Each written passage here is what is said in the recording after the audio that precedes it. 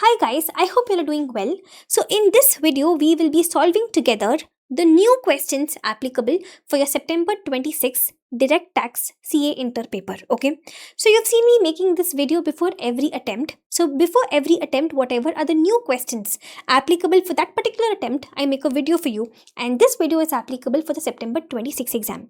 So this video will cover 4 resources: your September 26 RTP, both your mock test papers of September 26 and the May 26 question paper. So from these 4 resources, I picked 22 unique questions, and these 22 unique questions, I will be solving them for you here. Now, why am I calling them unique questions? These are basically the new questions, guys. Like, for example, in the mock test papers, we had some questions which were repetitive of earlier exams or earlier RTP questions, which we've already seen. So I did not do them. So I picked the new questions, the unique questions, the questions which had different adjustments, and those questions are what we're doing now. So with this, we will not be spending too much time. We will be ensuring that the time spent is going to be super effective, because these are your new questions with new adjustments, so automatically they become must do questions before your September 26 exams. Okay, and I've made sure that not even one of these questions I'm just discussing. I made sure each of these 22 questions I'm actually solving with you. So even you ensure you solve them with me. You need some kind of sums practice before you walk into the examination hall. So don't just sit and watch like when movie is going on. Keep your notebook with you, keep your calculator with you, and sit and solve with me. Okay, and the questions PDF and these classroom notes where I've done the workings, I'll upload both of them in my Telegram channel. You can download it from there. Alright, that's it, guys. It's going to be a 5 to 5.5 hours video. Ensure you watch it till the very end. Maybe watch it with a break, but ensure you watch it till the very end. And one more thing, what I've done is I've arranged these 22 questions chapter wise. So that way, in case you need help only in a specific chapter, you can also go to that particular chapter and watch questions of just that particular chapter also. Totally up to you. I'll put the timestamps accordingly in the description below. That's it, guys. The main video starts right after this. So starting off with the very first question, guys. Now this one is from our salaries head of income. So what I've done is we have 2 questions, okay. One is from our May 26 question paper. Another is from September 26 mock test paper. 2 salaries questions. I've combined them together into one question. So let's read the question and we'll work it out. The question says, Mr. Pratham, he is employed with a private sector company. So because he's working in a private sector company, I can conclude that Mr. Pratham, you are a non-government employee. Okay, so then the question says he's a manager, he's living in Dhanbad, Jharkhand. His monthly basic salary is 80,000. Then the question says company also maintains and runs an engineering college in Ranchi, Jharkhand, where his son is admitted to study mining engineering. Understood? The employer is running one college, an engineering college, and in that college, the assessee's son is studying. This will become a clear-cut case of education facility. I'll give you a revision of this provision when we come to the respective adjustment, okay? Then they've given us a lot of information. What are they asking us? They're asking us to compute total income. They're not asking us just for salaries. No, they're asking us for total income computation of Mr. Pratham, assuming he has opted out of the default regime. Opted out, guys. So therefore, as per the normal regime, we have to compute his total income. Okay, so let's get to work. Question number 1, we have to compute his total income. First, let's work on his salaries income. Okay, so the very first adjustment right over here, they had given us his basic salary. So the question says basic salary is 80,000 per month. 80,000 into 12 will be 9,60,000. Okay, then we have an education facility. Why education facility? Because his son, assessee's son, is studying in a school or a college which is owned or maintained by employer. But for now, we'll keep this pending. We'll wait for the respective adjustment, and that is where we will talk about it. Okay. Then comes the additional information. The first additional information, on 2nd September 25, he was transferred from Dhanbad to Jamshedpur, Jharkhand, where he was provided with a room in a prominent hotel as residence for his stay in Jamshedpur from 2nd September to 12th September 25. The rent of the hotel room was 4,500 per day. Important adjustment, listen to me. This is nothing but accommodation in a hotel, motel, or a guest house, guys. So we have learned that if assessee gets accommodation in a hotel or in a motel, and if it is for up to 15 days, and if it is because of his transfer from one place to another, like even over here, if you see, earlier he was staying in Dhanbad and now he's getting transferred to Jamshedpur, and he's getting accommodation from 2nd September to 12th September, which is definitely within 15 days. So he's getting a stay in a hotel. It is for not more than 15 days, and it is because of his transfer from one city to another city. In such case, his hotel accommodation will be a fully exempt perquisite. So we are having a hotel accommodation over here which is fully exempt. Why exempt? Because it is for not more than 15 days and it is on account of his transfer from one city to another city. This was a first adjustment, simple adjustment. Then comes the second adjustment over here. His employer sold a car to him. Employer sold a car, guys. So this will become a case of transfer of movable asset. Employer has sold a car to him when? On the 1st of August 25 for 2,50,000. So 2,50,000 is a consideration which employee is going to give to the employer. Company had purchased this car on the 1st of July 23 for 5 lakhs. So long back, employer has purchased the car for 5 lakh rupees. That car employer has sold to the employee now for 2,50,000 rupees. Car falls under the 15% block of assets in the books of the company. Transfer of movable asset, guys, if you remember, how have I taught you this adjustment? 3 line items. That's what I keep saying, right? 3 line items. So let's do that same thing now. So transfer of car, transfer of movable asset. Let's give reference to working note number 1. Let's do it in a usual manner. Transfer of car. Our hint, our memory tip over here is 3 line items. What are the 3 line items? We start with actual cost for the employer. Long back when the employer purchased the car, he purchased it for how much? Employer purchased it for 5 lakh rupees, right? Then from this we subtract normal wear and tear. When we come to normal wear and tear, we think about how many things? We think about 3 things. Thing number 1, how many years normal wear and tear will we get? We will get normal wear and tear only for the completed years for which the employer has used the asset for his business or profession. And the third thing that we check is what is going to be our method of depreciation and what is going to be the rate of depreciation. These are the 3 things that we check. So come on, let's do this thinking now one by one. How many years? See, be careful. Employer purchased this car on 1st July 23 and the car is sold to the employer on 1st August 2025. How long is this? So this is going to be 2 years and 1 month, guys. But any fraction we ignore, we take only completed years. So we'll take 2 completed years. Now for these 2 years, did the employer use the asset for his business or profession? Question doesn't say anything at all. We'll assume over here that the employer has used the asset for business or profession for these 2 years. Then comes the third thing, what method and what rate. See, if it is computer, electronic items, laptop, phone and all, it's going to be 50% WDV basis.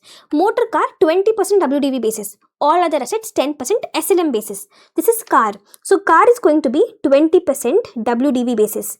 Please notice, they're trying to confuse you. They're saying that car fell under 15% block of assets. I don't care at what rate the employer is claiming depreciation. We will claim the normal wear and tear on the basis of the salaries head of income. As per salaries head of income for motor car, it is 20% WDV basis. That's what we're going to do now. Okay. So come on, guys. For these 2 years, we are going to claim depreciation on the basis of WDV at 20%. So let's do the calculation. For year 1, 5 lakh rupees into 20%, which is going to be 1 lakh rupees. Okay. Then comes year 2, WDV basis. So WDV is going to be 5 lakh minus 1 lakh. WDV will be 4 lakh. On this 4 lakh, 20%, that's going to be 80,000 rupees. Okay, so this is your normal wear and tear for 2 years. So your first line item is actual cost to the employer. Your second line item is normal wear and tear. Now comes your third line item, your final line item. You subtract whatever amount the employee has paid to the employer. That is whatever amount the employer has recovered from the employee, you subtract. How much has the employee recovered? How much has the employee paid to the employer over here? Question says employer sold the car for 2,50,000. So 2,50,000 is the amount which employee has paid to the employer. Now even the logic behind this, that why do we subtract this amount, even that you are aware of, basically whatever money the employee pays to the employer we subtract, because we are trying to find the net benefit which the employee has enjoyed. So if he is making payment, then to that extent he did not enjoy the benefit. So we subtract it, and that's how we find the net benefit. So what's the net amount, guys? What's going to be the taxable value of the perquisite? 70,000 rupees. This becomes the taxable value of the perquisite. Take it to your main answer. Okay, this was simple. Transfer of movable asset, 3 line items. Okay, what are the 3 line items? You start with cost to the employer, you subtract normal wear and tear, and you subtract whatever money employee has paid to the employer. When you come to normal wear and tear, you check 3 things. Number 1, how many completed years? Any fraction you ignore, and for those years, employer must have used the asset for his business or profession, and the method and the rate. Okay, now come to the third adjustment. The third adjustment says his employer entered into a staff group insurance scheme with a government insurance agency. During the year, employer paid 2,50,000 as premium on the life of Mr. Pratham. Staff group insurance scheme premium paid, it's going to be fully exempt. I've taught you only one premium paid by the employer will be taxable. Life insurance premium, guys. Apart from life insurance premium, any other premium if the employer is paying for the employee, like health insurance premium, personal accident policy premium, or your staff group insurance, all this is going to be exempt. So staff group insurance premium paid by the employer, this is going to be fully exempt. Okay, then comes a fourth adjustment. The annual fees of other students in the same college in which his son studies is 2 lakh rupees. Company provides education to his son free of cost. Do you remember this education facility point which we had kept pending earlier? They've given us information about this point. Now come on, I told you we'll do a proper revision of this adjustment and then we will proceed. Listen to me, guys. When it comes to education facility, okay, education facility means there's a school or there's a college, and the school or college is owned by the employer, owned or maintained by the employer.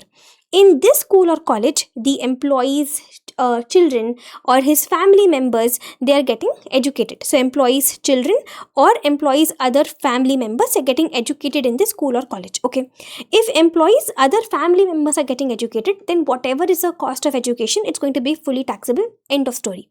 But if employees' children are getting educated in the school or college, then you will see what is the cost of education.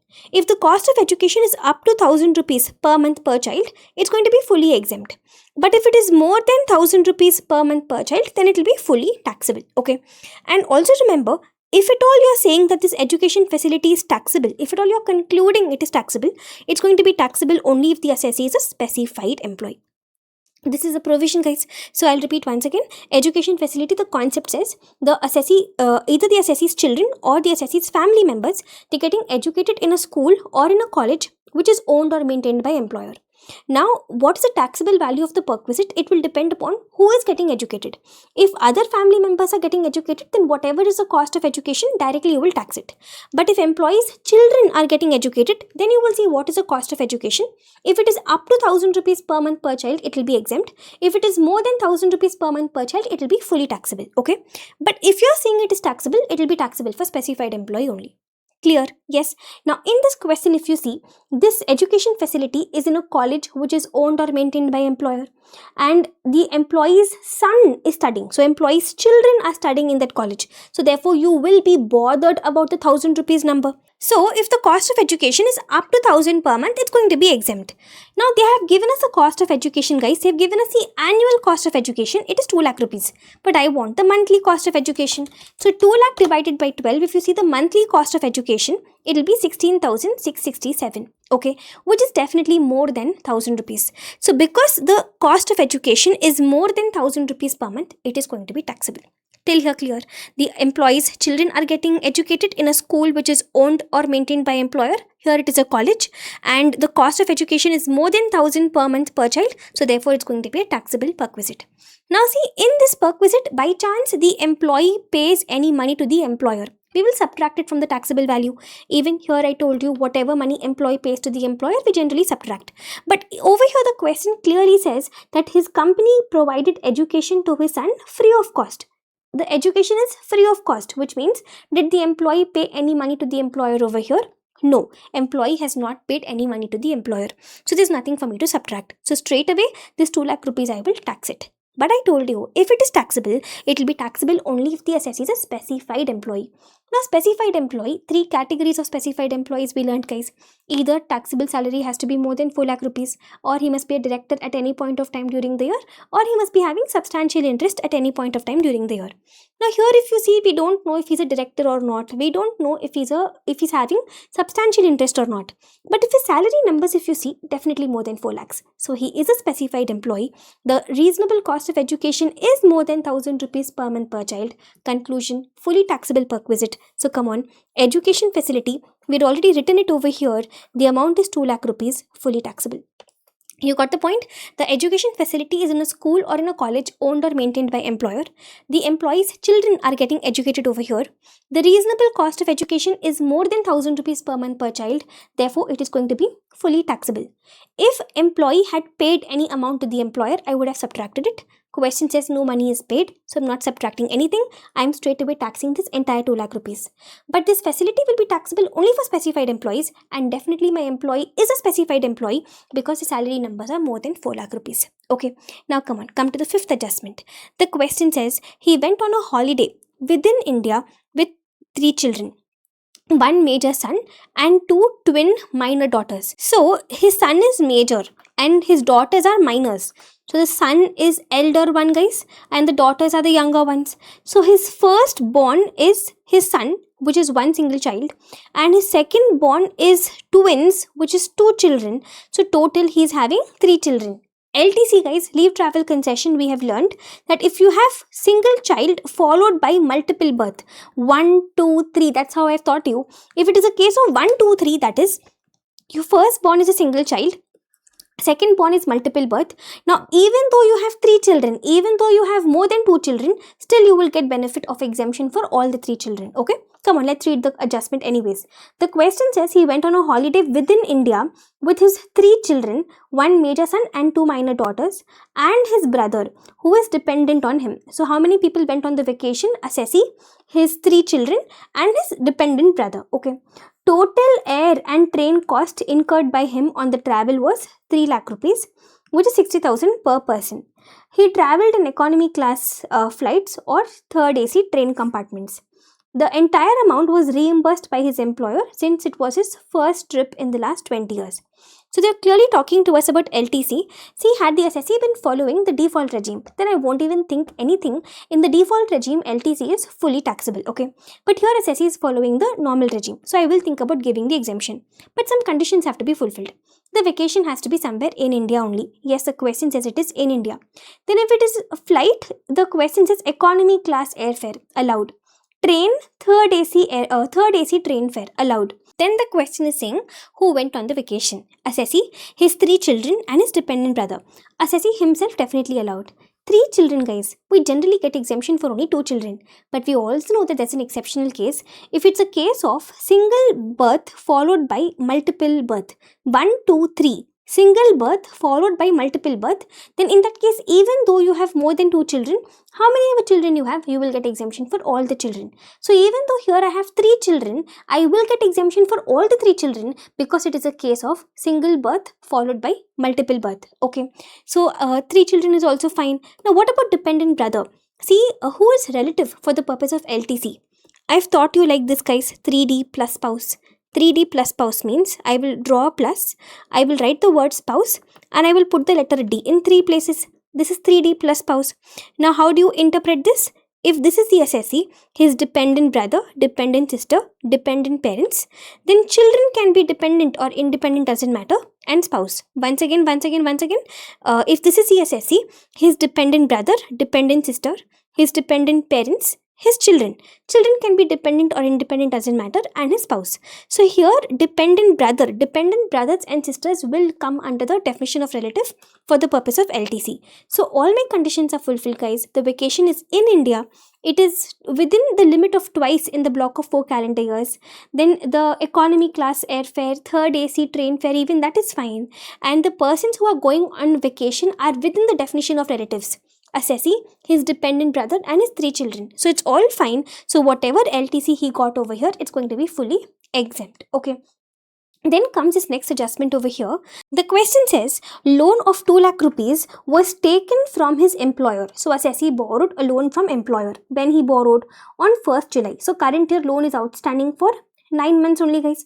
So the employee borrowed 2 lakh rupees loan from his employer for his brother's tuberculosis treatment. So the loan is borrowed for the purpose of medical treatment. The entire principal amount is unpaid on 31st March 26. Okay, loan is fully outstanding. We have not repaid the loan. Employer charges interest 5% on this loan. Got the point? Assessee has borrowed the loan from the employer for the purpose of medical treatment, and the loan amount is 2 lakh rupees, and on this loan employee has to pay 5% interest to the employer. He has no medical insurance for his brother.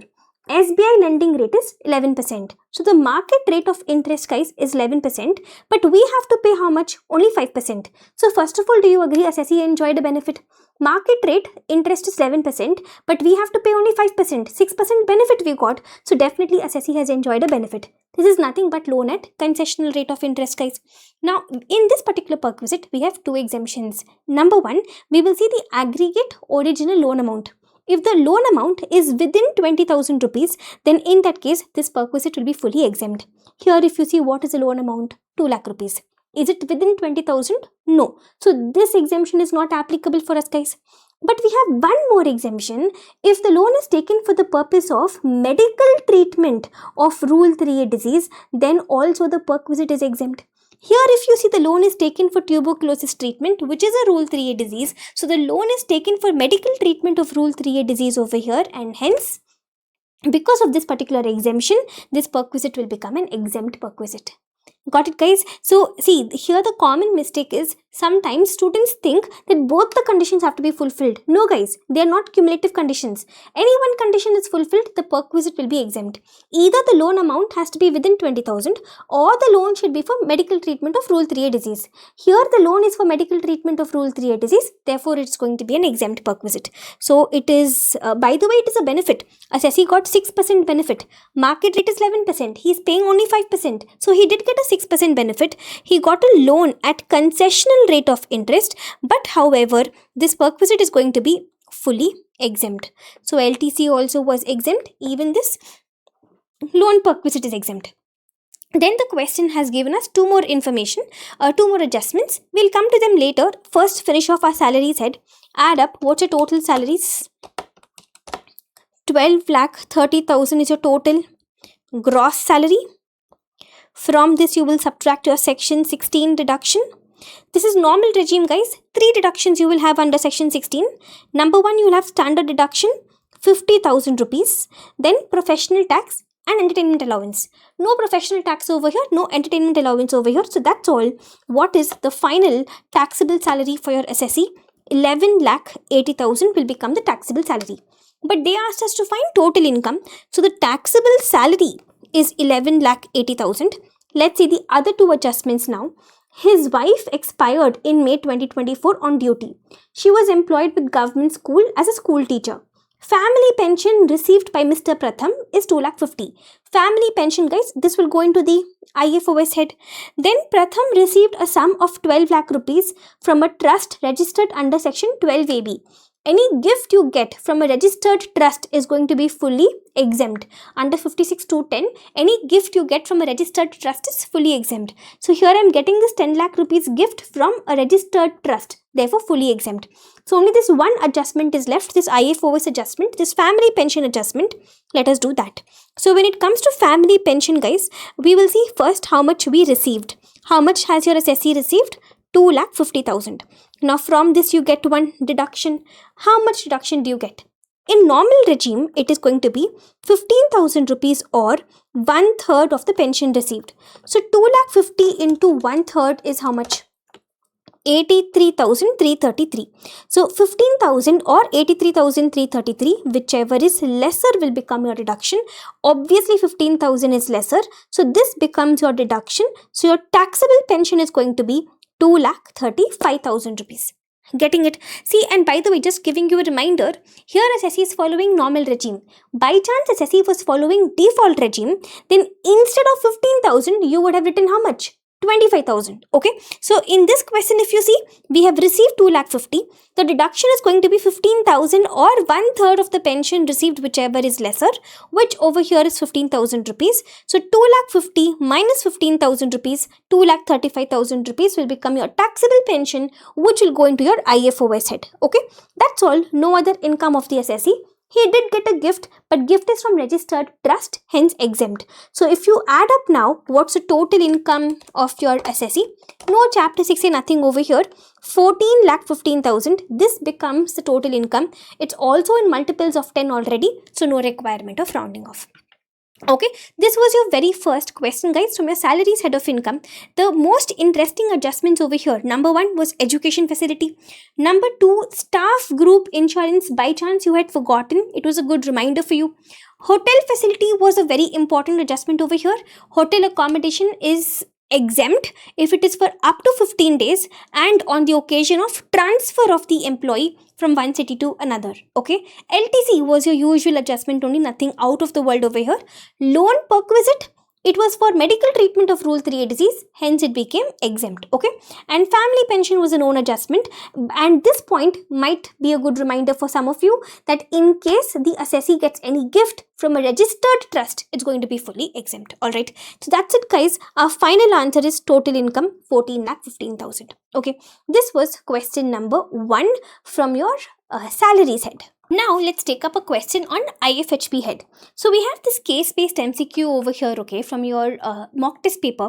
A very good question, guys, and a lot of adjustments will get revised for you. GAV computation, then your entire pre-construction interest gets revised over here. Very good question. It's a case-based MCQ. Let's read the question and then we will begin. The question says, Mr. Rohan owns a residential building situated in Pune.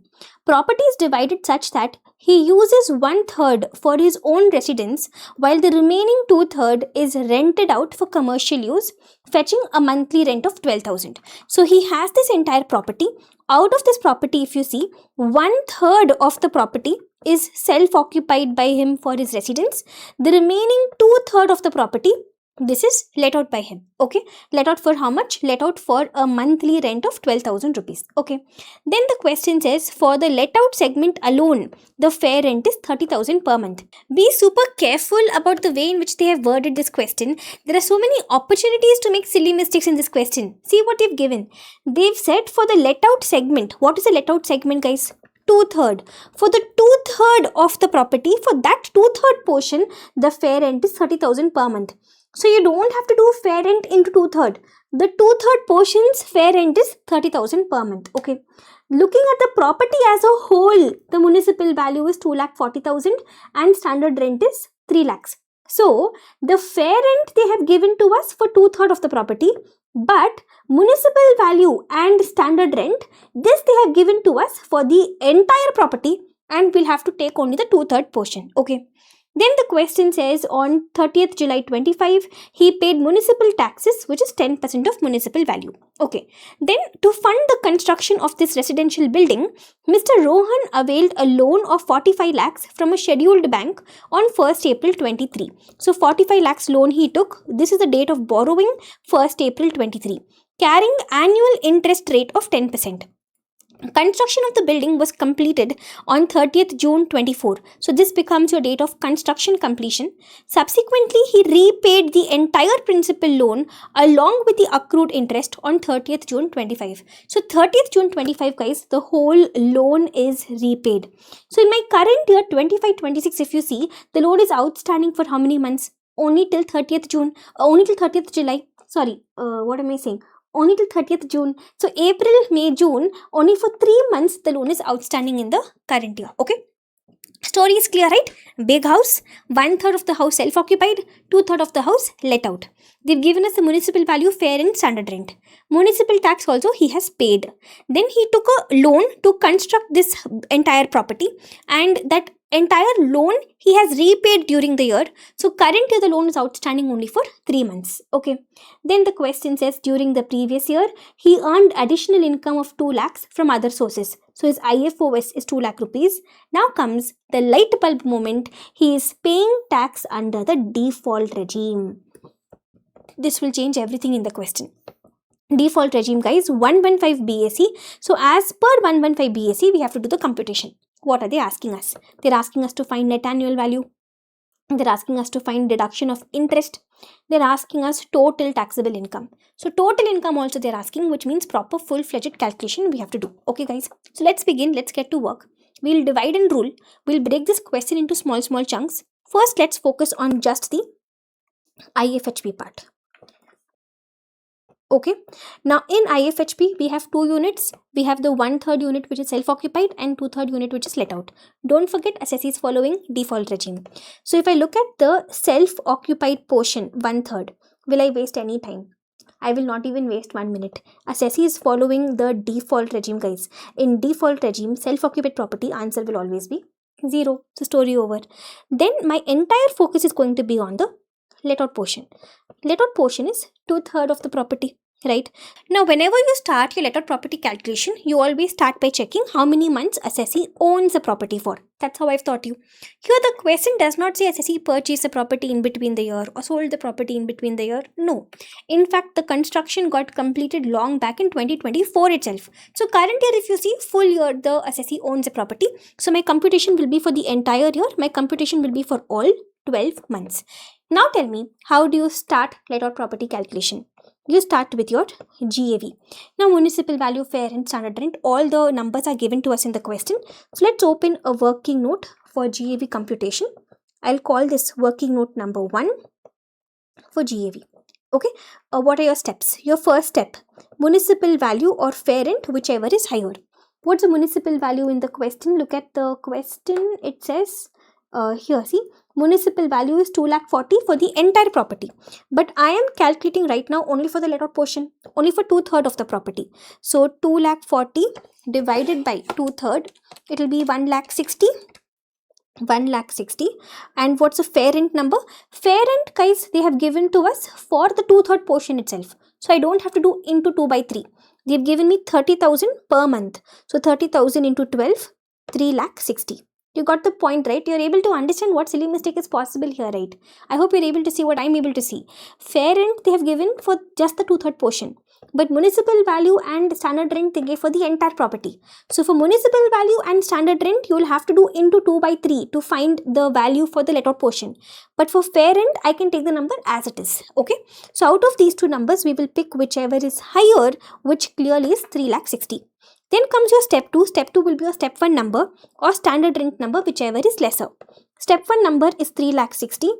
What's your standard rent in the question? Have a look. Standard rent is 3 lakh. 3 lakh is for the entire property. So I'll have to calculate only for 2/3 of the property for the let out portion alone, which is going to be 2 lakhs.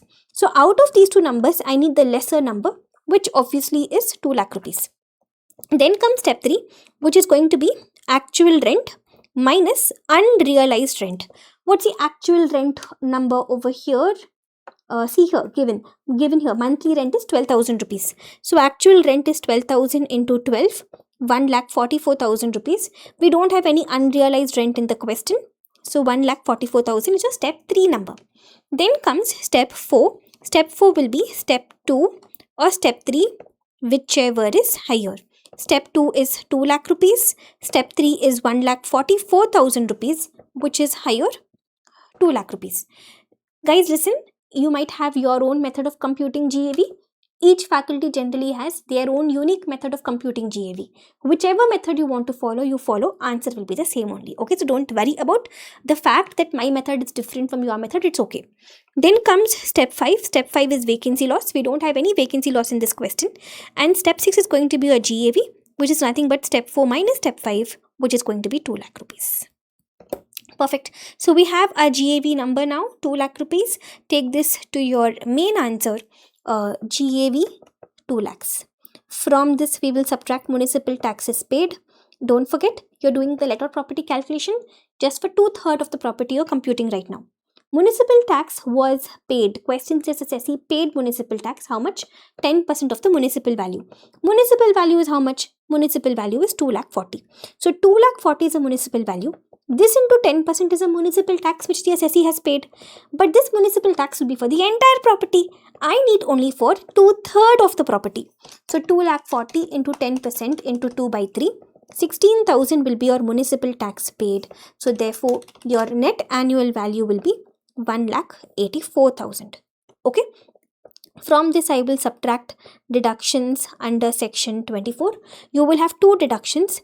Number one, you will have standard deduction, which is 30% of your NAV number. So 1,84,000 into 30%, which is 55,200. And then comes the main adjustment of this question, the interest adjustment. Interest, we will have to do one proper working note. You will understand why. I'll give reference to working note number 2. After working note number 1, I'll open working note number 2 for interest. Now listen to me. When it comes to interest, I've told you that as soon as you come to interest in your IFHP computation, immediately two bulbs should glow in your mind: pre-construction interest and current year interest. First, let's think about pre-construction interest. See, how will I know that I have pre-construction interest in this question? Two conditions have to be fulfilled. Condition number 1, the loan should be borrowed to purchase or construct the property. And condition number 2, the date of borrowing should be before the date of construction completion. So here, if you see in this question, was the loan borrowed to purchase or construct the property? Yes, to construct the property, we borrowed the loan. Then what's the date of borrowing? See, given here, date of borrowing is 1st April 23. Then what's your date of construction completion? Even that we have identified, 30th June 24. Tell me, is the date of borrowing before the date of construction completion? Yes, yes, yes. So both my conditions are fulfilled. Hence, welcome to pre-construction interest. Any tension? No tension. How do we start? Our usual steps, guys. We always start with our first step, date of construction completion. We already made a note over here. So just take the date from here, 30th June 2024. Then comes your step 2, which is preceding 31st March, which means just before 30th June 24, what's your last 31st March? 31st March 2024. This or date of repayment. We do have date of repayment in this question, guys. The question says assessee repaid the entire loan on 30th June 2025. So preceding 31st March, before the date of construction completion, or the date of repayment, whichever is earlier, which is earlier over here, 31st March 2024. Then comes your step 3, your most important step, which is your pre-construction period.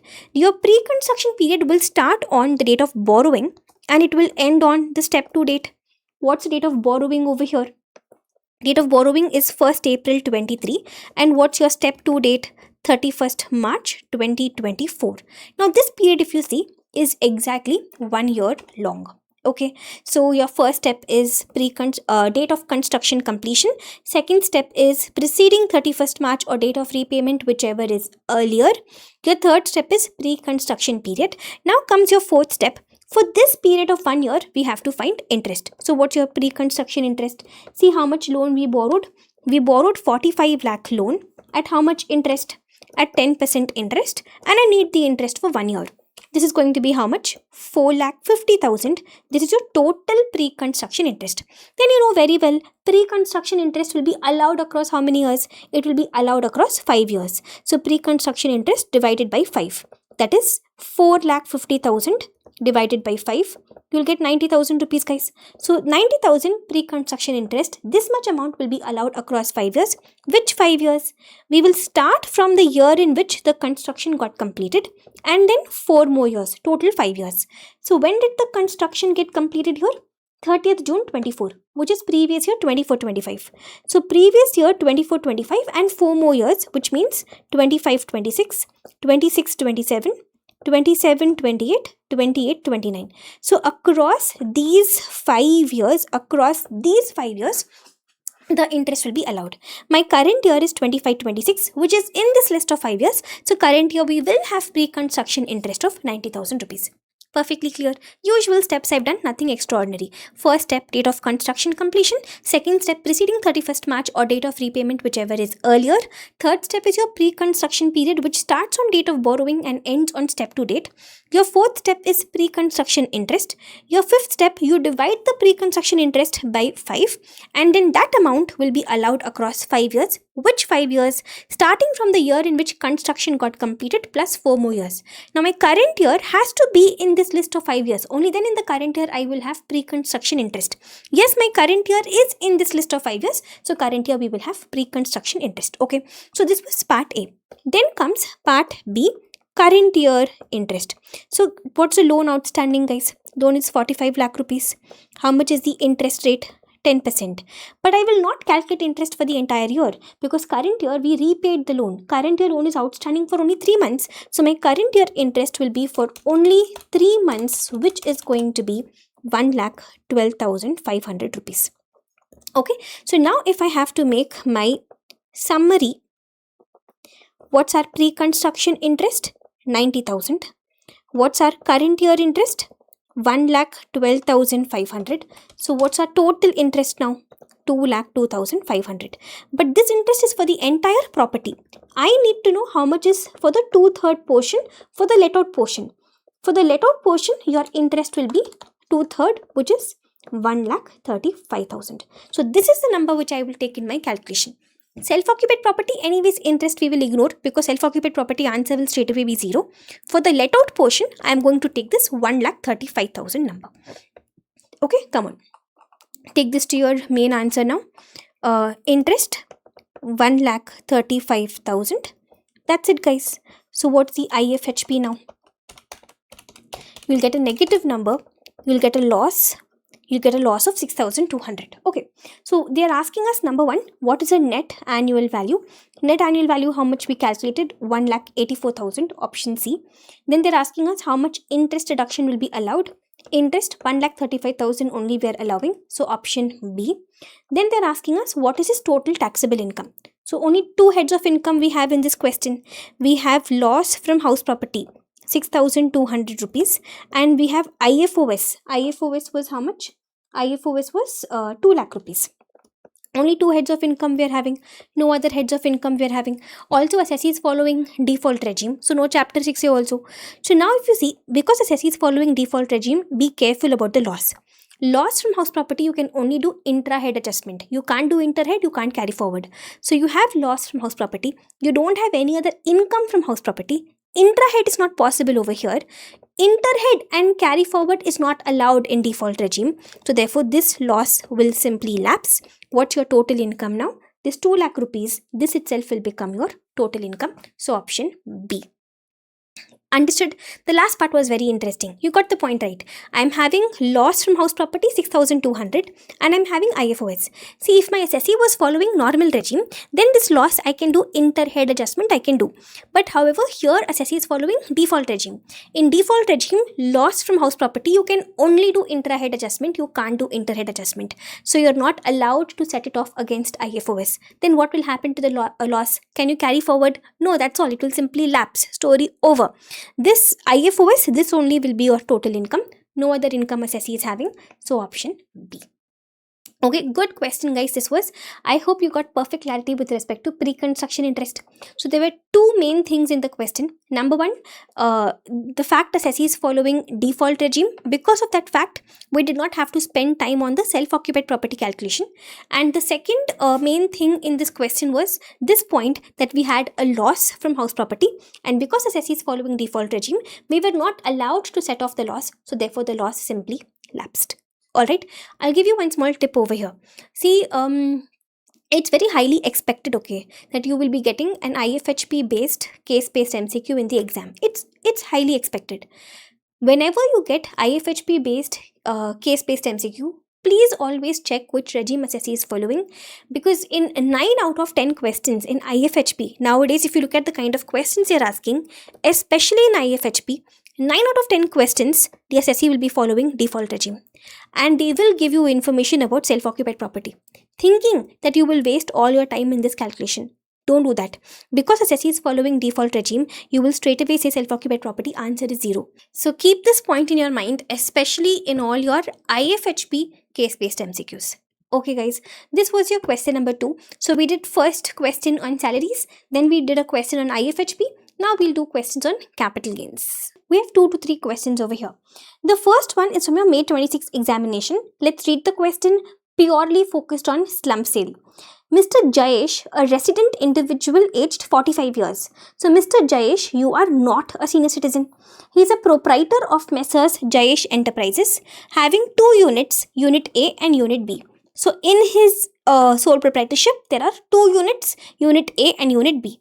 Total sales of Jayesh Enterprises for 3 preceding financial years was 12 crores for 25-26, 25 crores for 24-25 and 22 crores for 23-24.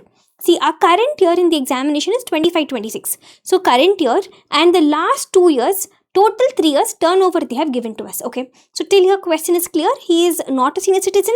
He is running this sole proprietorship concern in which there are 2 units and current year and last 2 years, total 3 years turnover they have given. Then he transferred Unit A to Messrs. Rose Limited by way of slump sale. He transferred on 12th Jan 26. So 12th Jan 26 will become my date of transfer. It was set up in October 2012. So this will become the date of acquisition. Mr. Jayesh paid professional fees and commission in connection with this transfer amounting to 20,000 and 35,000 respectively. So this will become our expense on transfer. So he has 2 units, Unit A and Unit B, but only Unit A only he is transferring. He is transferring it by way of slump sale on 12th Jan. October 2012 the unit was set up, and he is incurring expense on transfer. Professional fees and commission he is incurring 20,000 and 35,000, total 55,000 expense he is incurring.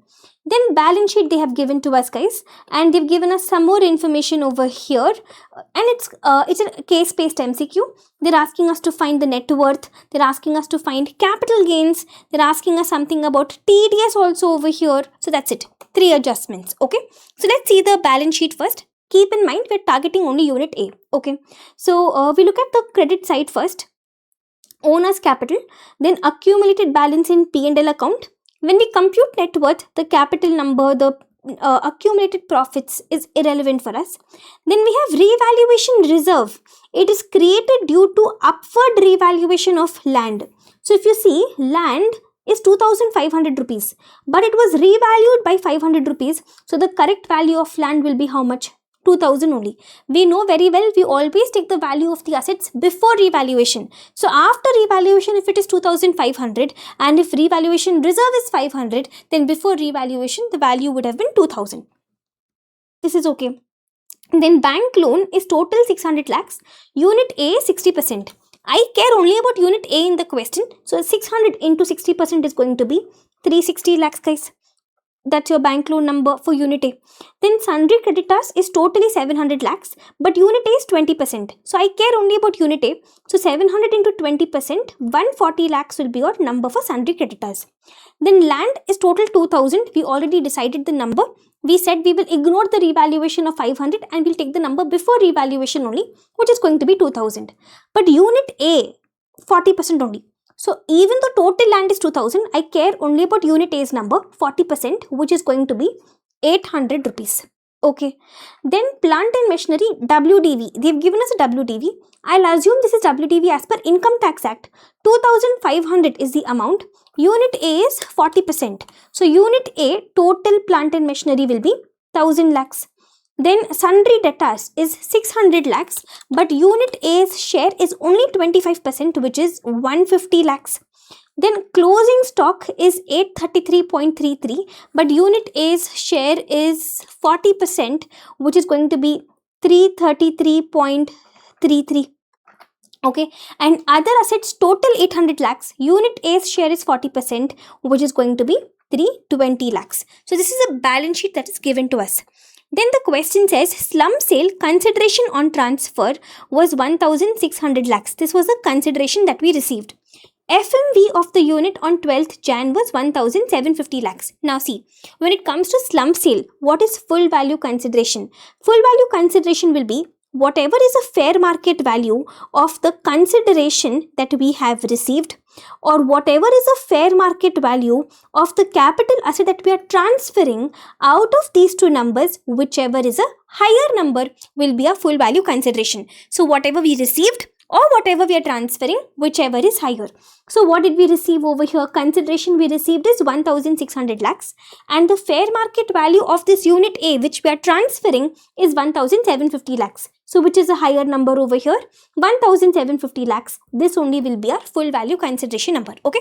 So FVC in slum sale cases will be what we are giving or what we are getting, whichever is higher. We are getting 1600 lakhs consideration. We are giving our capital asset, our unit A, which has fair market value of 1750 lakhs. So whichever is higher will be a full value consideration, which is over here 1750 lakhs. Okay.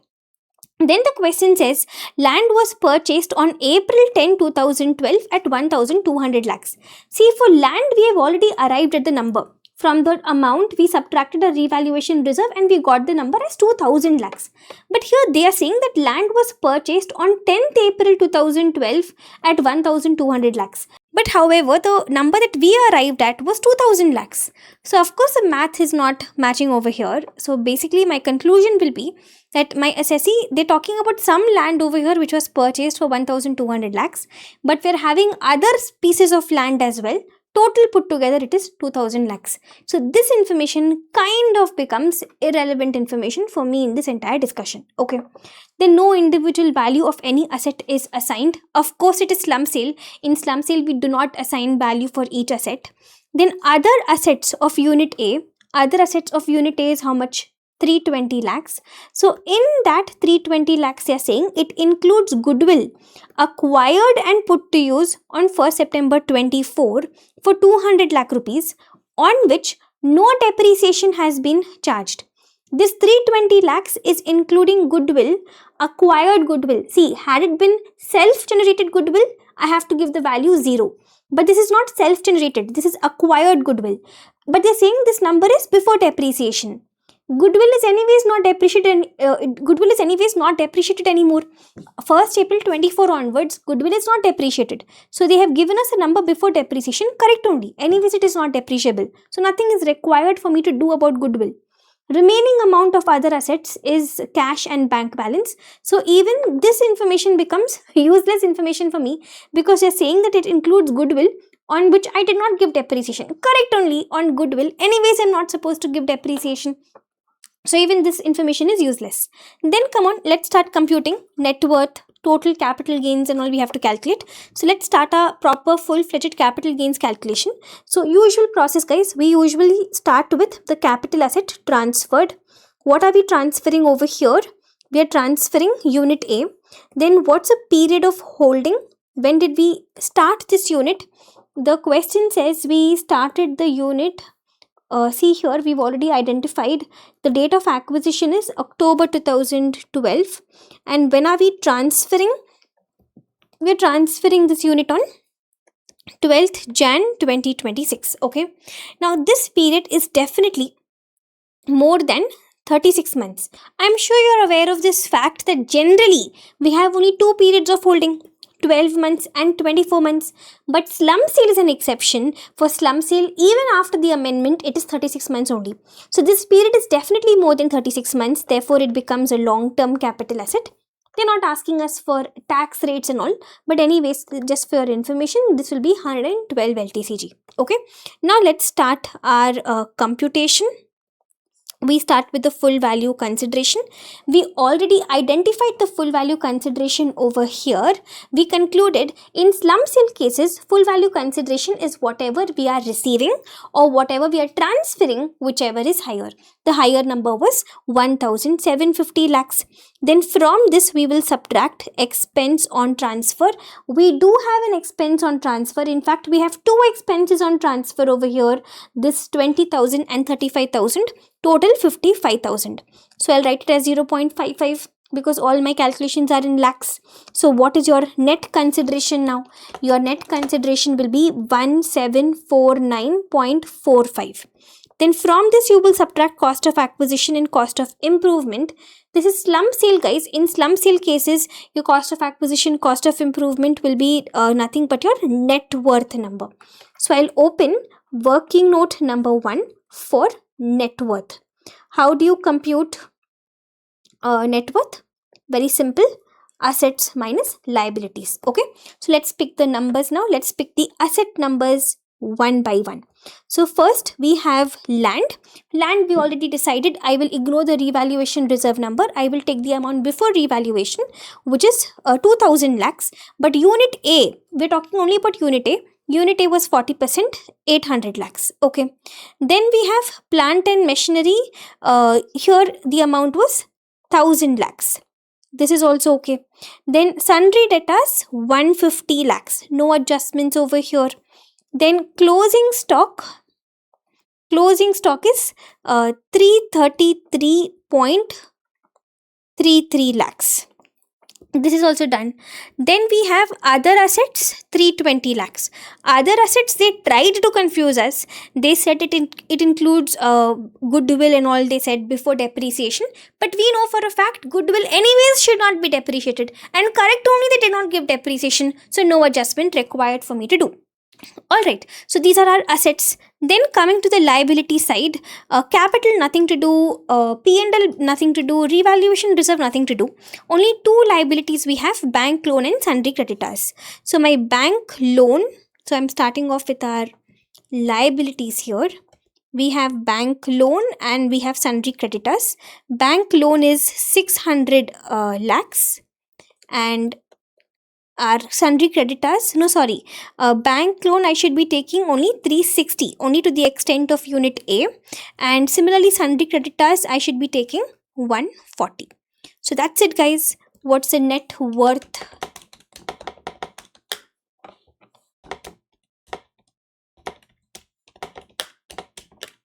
Net worth is 2103.33 lakhs.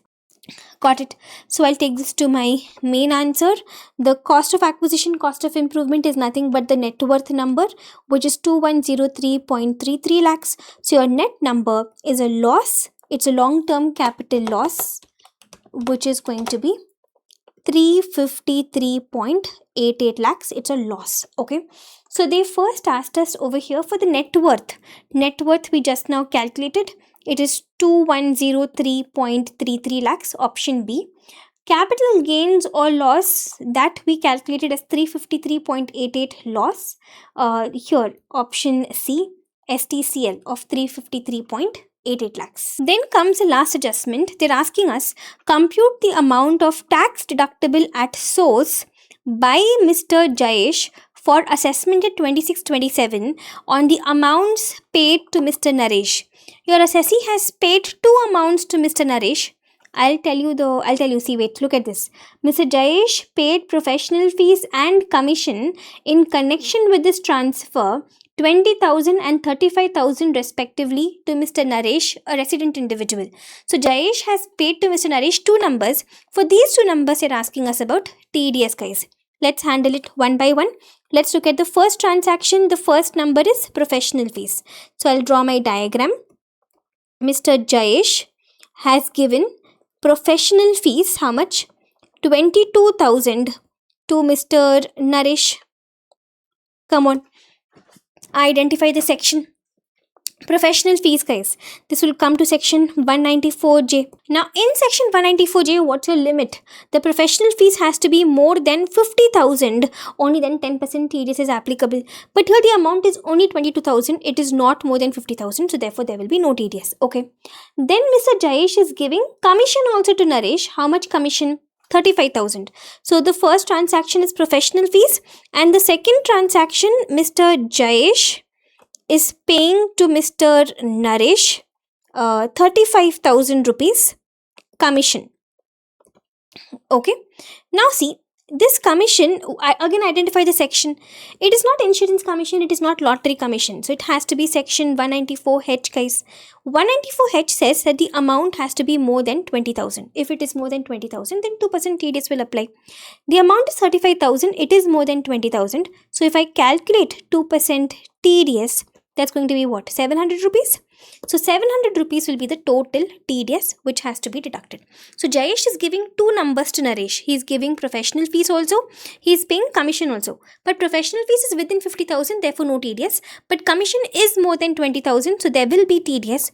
2% TDS in 194H, guys. So 700 rupees. So your answer will be option C.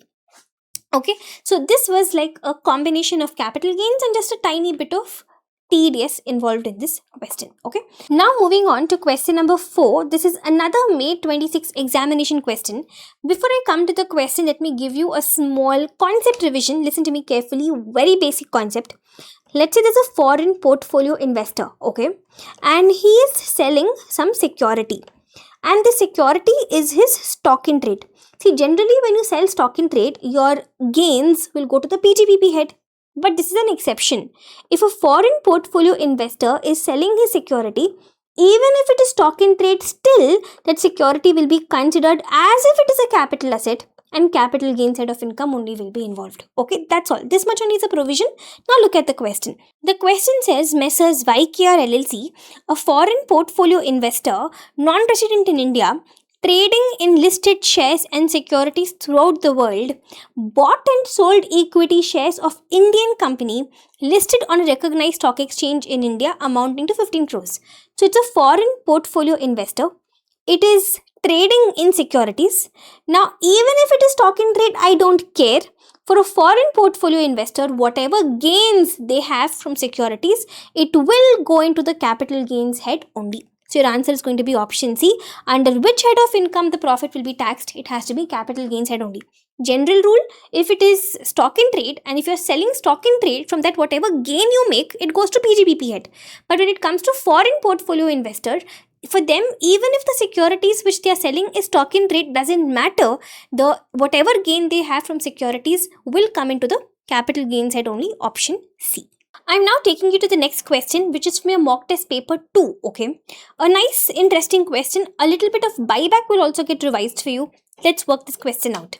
The question says Mr. Anshuman, a resident individual, is working in Paschim Limited and he earns salary of 90,000 rupees per month during the year. We've given us information. What are they asking us first of all?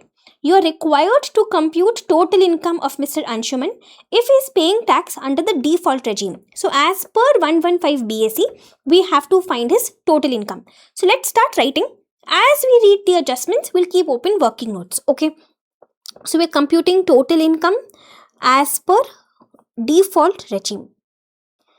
Number 1, the question says assessee is having salaries income. So income from salaries, what is the amount? 90,000 per month.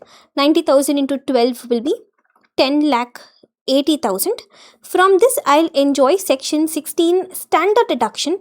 Default regime, guys, only one deduction you will get, standard deduction, that to 75,000. So 10,05,000, this will become your taxable salary. Then comes the next adjustment. He holds 20,000 equity shares of Beta Limited, an Indian listed company. So he's holding 20,000 listed shares purchased on 1st Jan 2016. So this is his date of acquisition. Purchased at 200 per share, this becomes his cost of acquisition. They were acquired through recognized stock exchange. STT was paid both at the time of acquisition and transfer. Both the times we have paid STT. Till your story is clear, he is having salaries income and then he bought these 20,000 listed shares. He bought them on 1st Jan 2016 for 200 rupees and he has paid STT at both the times. Okay. Then the question says in August 25, Mr. Anshuman transferred a plot in Haryana for 70 lakh rupees. So this information was about shares and now they're talking about a plot of land. So different transaction altogether. So this plot of land, when did he transfer? In August 2025, this is when he has transferred. This becomes your date of transfer. It's a plot of land in Haryana. He transferred for 70 lakhs. This becomes your full value consideration, which was acquired by him in May 2016.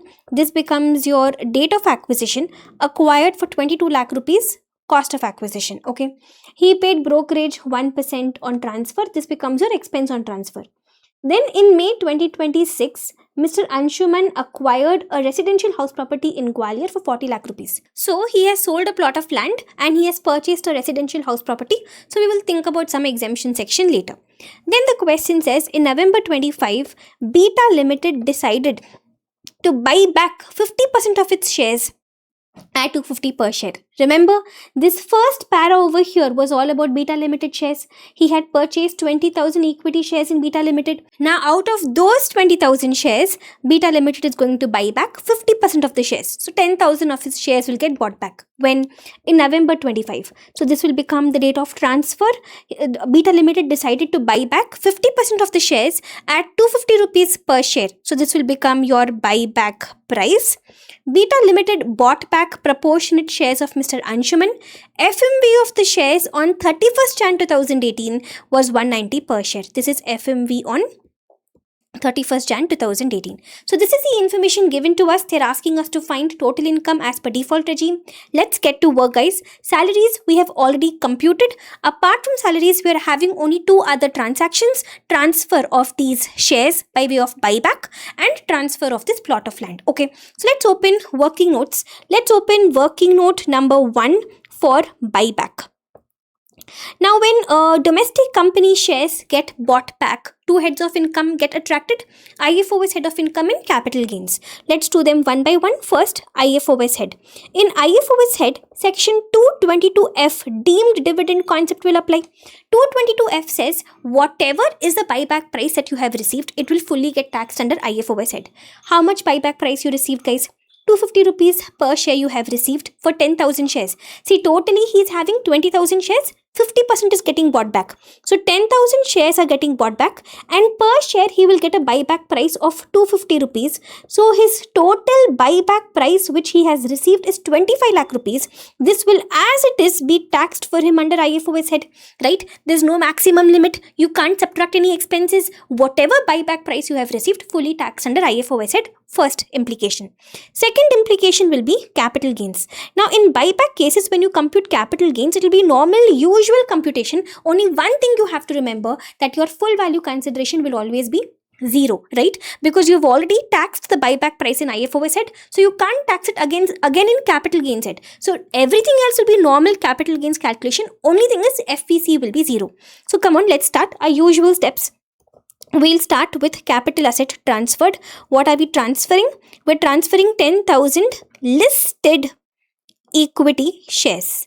Then what's your period of holding? When did the assessee buy these shares, guys? Look at the question. We've already identified the information here. See, date of acquisition is 1st January 2016. And when is he transferring the shares? When is the buyback happening? The buyback is happening in November 2025. Now, this period, if you see, is definitely more than how many months? What's your relevant period of holding? Listed securities, your relevant period of holding is 12 months. Now, this period is definitely more than 12 months. Therefore, it is long-term capital asset. Now, in long-term, which section will this be? Will this be 112 LTCG or will this be 112A LTCG? Come on, guys. Follow the steps. No jumping, no skipping steps. We always give first preference to 112A. By 112A will apply if it is listed equity shares and if we have paid STT both at the time of purchase and transfer. We've done that, guys. Question clearly says STT is paid at both the times. It is listed equity shares. It is long term. We have paid STT at both purchase and sale. So therefore, this will come under 112A, guys. Okay. Now come on. Let's start the computation of capital gains. First step, full value consideration. Buyback cases, full value consideration will always be 0. Why? Because we've already taxed the consideration in IFOS head, so we can't again tax it in capital gains. It will become unfair. It will become double taxation. So we will not put the full value consideration again over here. It will always be 0. Then comes expense on transfer. See, we had expense on transfer for plot of land, but for these shares we did not have any expense on transfer. So this itself is your net consideration. Then from this you will subtract your cost of acquisition, your cost of improvement and all. Here I always make you check 3 things. Number 1, tell me, is it long-term capital asset plus 112A plus date of acquisition on or before 31st Jan 2018? it is long-term capital asset, it is 112A, and the date of acquisition is before 31st Jan 2018. So what will happen now? The grandfather clause will apply, guys. I will show you the calculation. Totally 3 things I make you check. This is the first thing. Second, will I get indexation benefit? Transfer has happened after 23rd July 24, so therefore no indexation benefit. Third thing I make you check is the date of acquisition before 1st April 2001? Because if it is before 1st April 2001, then my cost of acquisition has to be revised, right?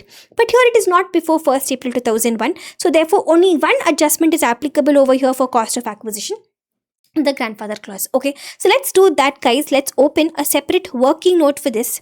So working note number 2, let us say working note number 2, cost of acquisition of listed shares. So what are we going to do over here? Grandfather clause. What is this grandfather clause? First of all, if it is long-term capital asset and if it comes under 112A and if the date of acquisition is on or before 31st Jan 2018, then our cost of acquisition number will get changed. The revised cost of acquisition number will be either actual cost of acquisition, which is point A, or point B. Point B will be FMV on 31st Jan 2018 or FVC. Out of these two numbers, we will take whichever is lesser number. Then out of A or B, we will pick whichever is higher. That will become your final cost of acquisition. Maybe you haven't learned it with the term grandfather clause, but this provision you would have learned that actual cost of acquisition, point A, point B will be FMV, FVC, whichever is lesser. Then out of point A, point B, you will pick whichever is higher. Come on, give me the numbers now. What's your actual cost of acquisition for these shares? See, we've already identified the number. Actual cost of acquisition is 200 rupees per share. Then what's the FMV on 31st Jan 2018? Given right over here, FMV is 190 per share. What's the FVC? FVC, we've already taken it as 0. So now tell me, let's finish the calculation. FMV or FVC, whichever is lesser. Which is lesser over here? 0. Then 200 or 0, whichever is higher. Which is higher? 200. So what's your final cost of acquisition now? 200 rupees per share into 10,000 shares. Your total cost of acquisition is going to be 20,000 rupees. 20 lakh rupees. Okay. Take this to your main answer now. Your cost of acquisition is 20 lakh rupees. You don't have any cost of improvement. So your net number is a negative 20 lakh rupees. This is going to be your LTCL. Okay. So take these numbers to your main answers. IFOS. We already have salaries head of income. Then we have IFOS head of income. I'll give reference to working note number 1. IFOS is 25 lakh rupees. And then we have LTCL. It's a loss. We always put the loss in the margin. So we have LTCL of 20 lakh rupees. Okay. So with this, the buyback adjustment is done. Now only one adjustment we are left with, which is a sale of plot. Okay. So for that, we'll open a separate working note altogether. Let's call it working note number 3. Working note number 3, transfer of plot. Usual steps, guys. We'll start with capital asset transferred. What are we transferring over here? We are transferring a plot of land. Then what's your period of holding? When did we buy this plot of land? What's the date of acquisition? Where is it? Here. Date of acquisition is May 2016. And when are we transferring this property? Date of transfer here. Date of transfer is August 2025. Now this period is definitely more than 24 months. Therefore, it will be long-term capital asset. And what kind of long-term will this be? 112 or 112A? It's a plot of land, guys. It's not listed equity shares. It's not listed units of equity-oriented mutual fund and all. So other long-term capital assets will go to section 112. Okay. Then we'll start our computation. What are your steps? Full value consideration. What's a full value consideration over here? See, when it comes to full value consideration, we generally think about 50C and 50CA. But 50C we can apply only if they give us the STV numbers and all. And 50CA is applicable for unlisted shares only. So none of those two sections are applicable over here. I'll take the full value consideration as it is, 70 lakh rupees. Then we subtract expense on transfer. We do have expense on transfer. It is given to us in the question. He paid brokerage 1% on transfer. So 70 lakh into 1%, 70,000. So 69,30,000, this will become his net consideration. From this, we subtract cost of acquisition, cost of improvement. I always make you check three things over here. First of all, tell me, is it long-term capital asset plus 112A plus date of acquisition on or before 31st Jan 2018? See, it is long-term capital asset, but it is not 112A. It is 112. So grandfather clause will not apply. Then tell me, will indexation benefit apply?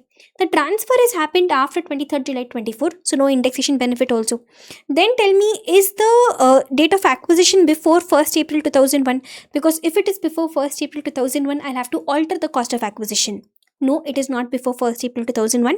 None of these adjustments are applicable over here. So therefore, I'll take the cost of acquisition as it is. What is the cost of acquisition? 22 lakh rupees. And we read the whole question. We did not have any cost of improvement. So what is the LTCG as of now? The LTCG is 47,30,000 rupees. Okay.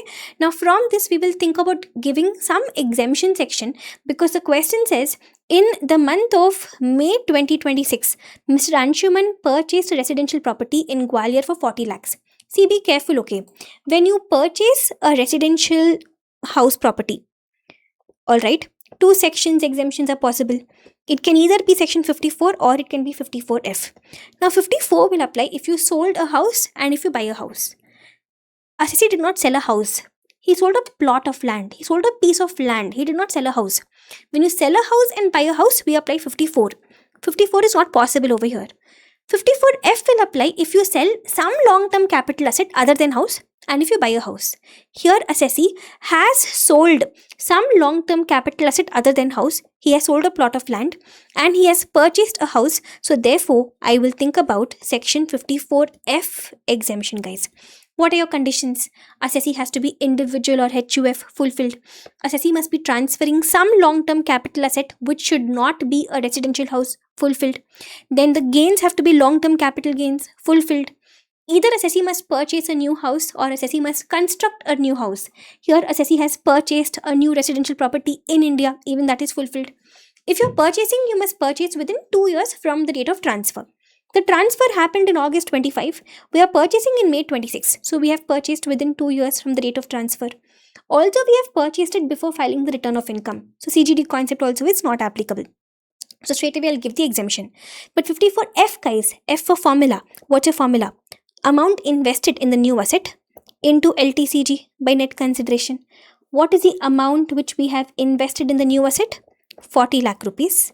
LTCG is 47,30,000 rupees. Net consideration is 69,30,000 rupees. So what is the amount now? You will get 27,30,159. This will be a 54F exemption. So what's your taxable LTCG now? 19,99,841 will become your taxable LTCG. Okay, take this to your main answer. So we have LTCG under section 112. Give reference to working note number 3. 19,99,841. Now we have LTCL. We can adjust this LTCL against LTCG. 20 lakh LTCL we have, but I will be able to adjust only 19,99,841. So my taxable LTCG will be 0. And how much LTCL will I still be left with? I will still be left with 159 rupees LTCL, which I am going to carry forward to the next year. Okay, so that's all, guys. What's the total income of my assessee now? 35,05,000. This will become the total income of your assessee. They did not ask for tax liability, so we'll close the answer over here. Alright, guys, so this was question number 5. What were your big learnings over here? Your first big learning was, of course, buyback. 2 implications, IFOS and capital gains. In capital gains, your full value consideration will be 0 always, so answer will always be a loss. First big thing. Second big thing was 54F, of course. Assessee sold a plot of land. Assessee sold some long-term capital asset other than house and purchased a house. So therefore, we gave section 54F exemption. But in 54F, the entire amount, we don't directly get the exemption. We have to apply the formula, okay? And we checked all our conditions in 54F. Did you notice? I did not blindly give the exemption. I checked my conditions. Assessee had purchased the new asset within 2 years from the date of transfer. Assessee had also purchased the new asset before filing income tax return. So capital gains deposit account, CGD concept, was also not applicable. So I simply applied the formula and I gave the exemption. And one more very interesting thing in this question was a grandfather clause, because it is long-term capital asset and 112A and acquired before 31st Jan 2018. That's why we applied the grandfather clause. Okay. So these were 3 questions, guys, from our capital gains head. Now we'll move on to one super solid question from IFOS head. So here I have a question in front of you. This one, it is from your May 26 examination question paper, okay? There are 2 adjustments in this question, simple adjustments, but there are some points over here where you might tend to make a silly mistake. So that's why I want to discuss this question with you. Let's read the question first. The question says, Mr. Avinash, he is a resident individual aged 45 years. So Mr. Avinash, first of all, you are not a senior citizen. He booked an apartment in Pune in the financial year 2021 for 50 lakh rupees. See, he booked an apartment. Date of booking is nothing but the date of agreement. So he booked the apartment in 2021. So 2021 becomes your date of agreement, guys. He booked it for 50 lakh rupees. So 50 lakh rupees is the consideration which he is going to pay for this apartment. Getting the story? He is not a senior citizen. He has booked an apartment for 50 lakh rupees in 2021. Then the question says he took possession of this apartment on 1st April 25. So 1st April 25 is the date of possession. This is the date on which he got the apartment finally. Then they have given us a stamp duty value numbers. The question says stamp duty value of the apartment as per municipal records on 1st April 25 was 75 lakh rupees. 1st April 25. What is 1st April 25? Date of possession. So they have given me the stamp duty value 75 lakhs. This is stamp duty value on which date? This is stamp duty value on the date of possession of the property. Okay. Then the question says on the date of booking it was 60 lakh rupees. Just now I told you date of booking is nothing but date of agreement. So on the date of booking, that is on the date of agreement, the STV is 60 lakh rupees. So 60 lakh rupees becomes STV on the date of agreement. Okay. Then the question says he has paid 5 lakh rupees by demand draft as down payment on the date of booking, which means some amount, 5 lakh rupees, some amount the buyer has paid to the seller on the date of booking. Date of booking is nothing but date of agreement. So some amount, 5 lakh rupees, buyer has paid to the seller on or before the date of agreement in demand draft. Now tell me, is demand draft a specified mode or not? See, we have totally 4 specified modes, guys. We have account payee check, we have account payee bank draft, we have ECS and any other electronic payment. These are our 4 specified modes. Now see, bank draft is nothing but demand draft. So when I say account payee bank draft, I can also call it as account payee demand draft. So here payment is made by demand draft. Demand draft is going to be specified mode. So guys, now why am I asking you this? Simple reason. You know very well, when they give you multiple STVs, we prefer to take STV on which date? We always prefer to take STV on the date of agreement. But I can take STV on the date of agreement only if some conditions are fulfilled. We can take STV on the date of agreement only if some consideration buyer has paid to the seller on or before the date of agreement in specified mode. Then only I can take STV on the date of agreement, guys. Here, buyer has paid some amount to the seller. He has paid 5 lakh rupees. He has paid on the date of booking. Date of booking is nothing but date of agreement. So, on or before the date of agreement, he has paid some amount to the seller in demand draft. And demand draft, I just told you, is a specified mode. Therefore, tell me, they have given me 2 STVs in the question, but which STV is going to be relevant for me? STV on the date of agreement only is going to be relevant for me. Okay, the 60 lakh rupees STV on the date of agreement, this is what will be relevant for me. The 75 lakh rupees on the date of possession, I am going to ignore it. Okay, so now listen, which head of income? Let's enter into the main discussion now. Which head of income? Assessee has purchased one apartment in Pune. He has paid 50 lakh rupees for the apartment. The stamp duty value is 60 lakh rupees. Which head of income? In case capital gains is coming to your mind, wait, listen to me. Always remember, whenever I sell a capital asset, that is when you think about the capital gains head. But when I buy a capital asset, it has to be the IFOS head. Here, my assessee is buying a flat, guys. So therefore, it has to be the IFOS head. Now, under IFOS, which concept is this going to be? This is simply a case of a situation where an asset worth 60 lakh rupees, you're paying only 50 lakh rupees. Inadequate consideration, guys. So this is going to be a case of immovable property which your assessee has purchased for inadequate consideration.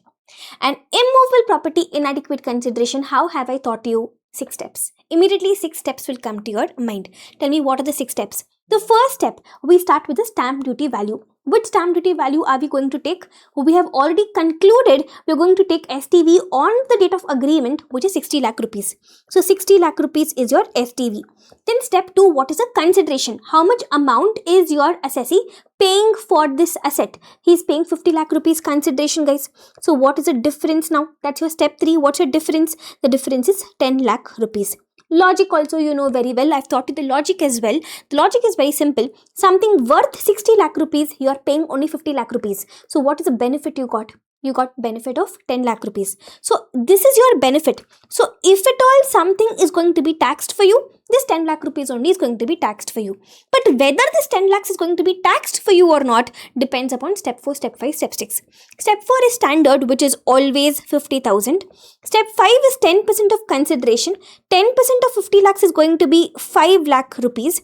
And your step 6 is step 4 or step 5, whichever is higher, which is 5 lakh rupees. Now this is nothing but 50,000 rupees or 10% of the consideration, whichever is higher. So whatever you generally read as a sentence, I've just put it in the form of steps so that it's easier for you to apply in the examination. It is nothing but 50,000 rupees or 10% of the consideration, whichever is higher. Now, what did I tell you?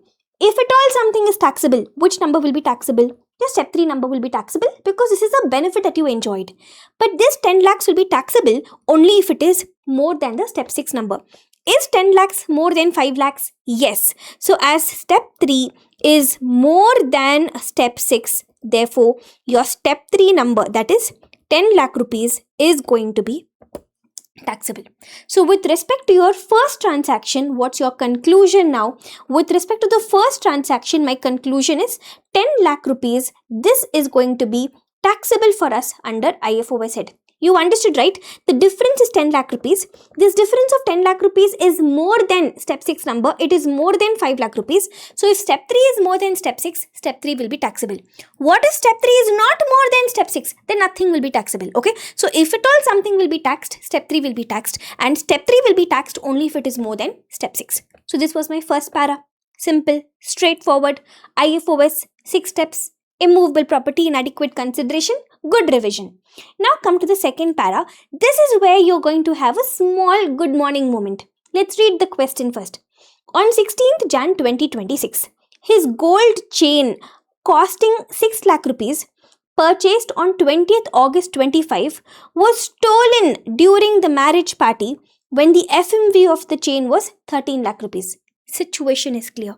Story is clear. He has a gold chain which he purchased for 6 lakh rupees in August 2025 only, and that gold chain got stolen. Okay, on 28th March 26 he received insurance claim of 4 lakh 50 towards this loss. So insurance compensation cases, guys, tell me what is immediately coming to your mind. I'm very sure there's one bulb blinking in your head which is saying capital gains. Generally, insurance compensation, we generally put this into the capital gains head, guys. But please remember, insurance compensation will go into capital gains only if number 1, your capital asset got destroyed, and number 2, the destruction should be because of either a fire or because of a war or because of a natural calamity, or the destruction should be because of some riot or some civil disturbance. Only if the destruction is because of any of these factors, then only the insurance compensation goes to capital gains head, guys. So here if you see, is a capital asset destroyed? Yes, gold chain. Gold chain is a capital asset, no doubt, no problem. But is the destruction because of fire, war, natural calamity, riot or civil disturbance? No, here the destruction is because of theft. The gold chain was stolen away. So there was a theft. The destruction is not because of these reasons. So because this condition is not fulfilled over here, there will be no capital gains implications. This was your good morning moment in this question. No capital gains implications. Then you will ask me that, ma'am, okay, fine, then let's put it under IFOS head. Wait, listen. See, when it comes to insurance compensation, okay, if you get insurance compensation relating to your stock in trade, that will go into PGBP head. If you get insurance compensation relating to a capital asset, and if the capital asset is destroyed because of these reasons, then that insurance compensation will go to capital gains head. But however, in this case, it is not relating to stock in trade, guys. It is relating to a capital asset, but because it is not because of any of these reasons, it will not go into capital gains head also. So naturally, you will think about putting it under IFOS head. But please remember, insurance compensation relating to a capital asset becomes a capital receipt. Now, capital receipts are generally not taxable under Income Tax Act. Capital receipts are taxed only if it is specifically mentioned in the Income Tax Act. Like for example, even gifts are capital receipts, but it is specifically mentioned under 56(2)(10) that gifts are supposed to be taxed under IFOS head. So that is why even though they are capital receipts, we still tax them. But other capital receipts, if it is not mentioned in the Income Tax Act, we don't tax it. So this insurance compensation over here, it is relating to a capital asset, but I can't put it into the capital gains head because the destruction is not because of these reasons. I can't put it under IFOS head also because it's a capital receipt, and capital receipts are generally not taxed under Income Tax head. So that's all, no tax implications. It will not go into PGBP head because it is not relating to stock and trade. It will not come into capital gains head because destruction is not because of these reasons. It will not come into IFOS head because it is a capital receipt. Crystal clear? Yes, guys. So this was your question number 6 from your IFOS head. Now come on, let's move on to the set off and carry forward chapter. Here I have 3 questions for you, and trust me when I say this, each of the 3 questions have a lot of learnings. Let's take them up one by one. Let's start with our M26 question paper first. Let's read the question and then we will work it out. The question says, Mr. Navyam, a resident individual aged 39 years. So your assessee is not a senior citizen. He gives you the following particulars about his income for the year 25-26. So they have given us a lot of information. What are they asking us? Compute gross total income of Mr. Navyam for assessment at 26-27. So they're not asking us for total income, only GTI they're asking us, which means I can ignore chapter 6A. Assuming he has opted for the default regime. So as per the default regime, we have to find his GTI. Okay. Then list out the losses to be carried forward to further assessment years, specifying assessment year up to which the loss can be carried forward. So majorly we have to compute GTI. As per the default regime, we have to compute GTI. Come on guys, let's start the game. Let's see the adjustments one by one and then we'll handle it. Before we start the adjustments, let me just give you a reminder. Every set off and carry forward question, I've taught you on a standard procedure. I've told you every set off and carry forward question, we keep putting the losses in the margin. We handle the losses at the end, right? Come on. So first of all, we have profit from chemical dealership business. So business income. Assessee is having some business income, which means I'll open our PGBP head. So under this, assessee's business income is how much? 2,73,000. Okay, done. Then income from speculative business. So this was normal business income. I leave some gap. We are also having some speculative business income, and that is 1,90,000. This is also done. Then loss from betting. See guys, if I have casual incomes like betting, lottery income and all, it will be taxed under IFOS head. From the same source, if you have a loss, you simply ignore the loss. Any loss from betting, any loss from gambling, you simply ignore. Then we have gross dividend from Indian companies. Dividend income, it will go into IFOS head. So I leave enough gap, okay, under PGBP, and then I'll open my next head of income, which is IFOS. Under IFOS, we have dividend income. The amount is, the amount is 1,47,000. Okay, so even this is done. Then the question says loss on maintenance of race horses. Come on, any loss which my assessee incurs from owning or maintaining race horses, this loss can be adjusted only against income from owning and maintaining race horses. So I'll put the loss in the margin. We'll continue reading the question. By chance we have income from the same activity, we'll adjust the loss. Okay, so I'll put it in the margin for now. Loss from owning and maintaining race horses. The amount is how much? The amount is 1,20,000. Done. Then comes my next adjustment. rental income computed as per the relevant provisions of Income Tax Act. Guys, they've used the word computed, which means this is my final IFHP number. Had they not put the word computed, then this would just be rent. From rent, I will subtract standard deduction under section 24, 30% I will subtract. But here they've put the word computed. This indicates to us they've given us a final IFHP number, 2,52,000.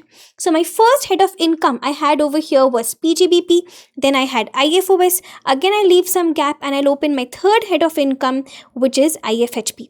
So we're having rental income, which means definitely it's a let out property. Let out property, my rental income is 2,52,000. Even this is sorted, guys.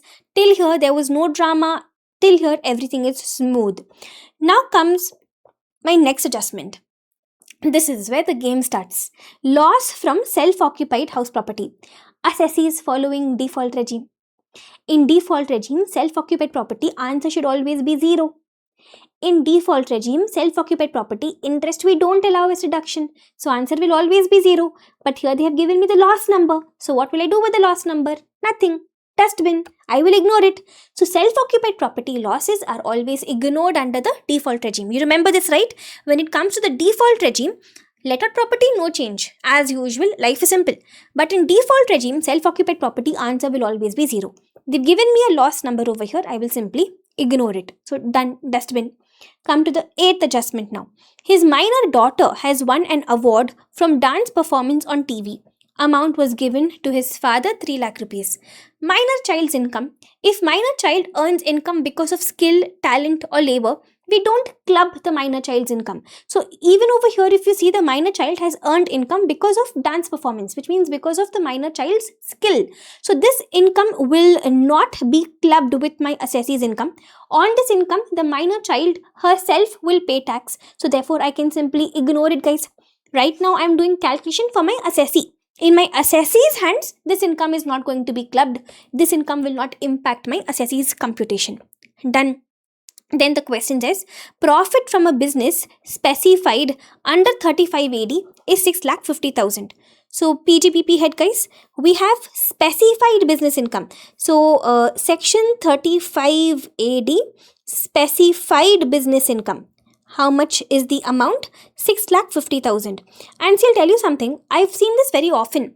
Students tend to get confused between specified business and speculative business. Totally different things, guys. Speculative business is a business where you don't get delivery of goods. Like for example, intraday trading of shares. That's going to be speculative business. Specified business is a 35 AD specified business. Cold storage, warehousing for storing sugar, warehousing for storing agricultural produce, your hotel, hospital, all that. So this is specified business, 35 AD specified business. Okay. This is also done. Then the question says, other details of unabsorbed depreciation and brought forward losses pertaining to different assessment years are given to you. So whatever information we had till here, all this was current year's information. Now they're giving me earlier years brought forward information. Number 1, we have unabsorbed depreciation. Unabsorbed depreciation, no time limit, guys. I don't care in which year this depreciation was incurred. It can be carried forward indefinitely. I'll put it in the margin.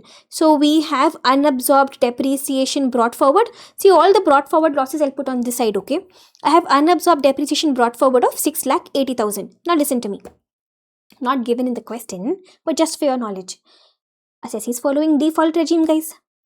In default regime, inside this unabsorbed depreciation, if there is unabsorbed additional depreciation, you will ignore it. Did you hear what I said? I'll repeat again. Inside this bucket of unabsorbed depreciation, there will be 2 types of depreciation, guys. Normal depreciation and additional depreciation. If assessee is following default regime, unabsorbed normal depreciation you can carry forward, you can adjust, do whatever you want to do. But unabsorbed additional depreciation, you're supposed to ignore. Okay, but here anyways they did not give any breakup like that. So I'll take the amount as it is. I'll treat it as if it is unabsorbed normal depreciation and I'll take the whole amount. Okay. Then, loss from happy stay business pertaining to assessment at 23-24, 2,10,000 rupees. So we have brought forward business loss. This loss was incurred in assessment at 23-24. Business loss will have a life of 8 years. We are well within the 8 years period. So we have brought forward business loss. How much is the amount? 2,10,000. I put this also in the margin. This is also done. Then we have loss from speculation business. See, speculative business loss has a life of only 4 years, okay? The first one was incurred in assessment year 22-23. It has a life of 4 years, which means it will be alive till assessment year 26-27. My current year is previous year 25-26, assessment year 26-27. So yes, current year, this loss is alive. Last year for the loss, in fact, brought forward speculative business loss 1,60,000. Fine, done. Then we have loss belonging to assessment year 2021. So assessment year 2021, we incurred the loss. Loss will have a life of only 4 years, which means it is going to be alive only till assessment year 24-25. And right now I am in the assessment year 26-27. So therefore we have already crossed 24-25. So therefore this 2,20,000 has already elapsed. So I will ignore this. Got the point? Speculative business loss, guys, it has a life of only 4 years. The first loss is still alive. We are within the 4 years period. But for the second loss, 4 years period has lapsed. So the loss also has lapsed. Okay. Then comes another good morning moment in the question. Loss from let out house property. By the way, don't forget all these adjustments we are reading right now. They are not current year adjustments. They are brought forward adjustments. Okay. Keep that in your mind and now read this.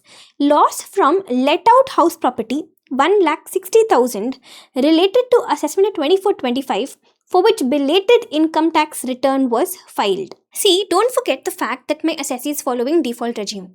If assessee is following default regime, the provision says that if you have any brought forward loss from self-occupied property, you're supposed to ignore it. Are you listening? If assessee follows the default regime, whatever brought forward loss we have from self-occupied property, that is what we're supposed to ignore. But here the brought forward loss is from let out property. This we can adjust. Of course, intra-head adjustment, we can do it. In case you still have any doubt with respect to this adjustment, I really insist, watch the YouTube video which I uploaded. Just a 10 minutes YouTube video it is, okay? And the entire loss from house property, this entire confusion which students are having, I've explained it in detail over there. So I'm not going too much in depth now because I've already covered it in that video. So for now, I'll just say this much, that whenever my assessee is following default regime, okay, you have any brought forward loss from self-occupied property, you will ignore it.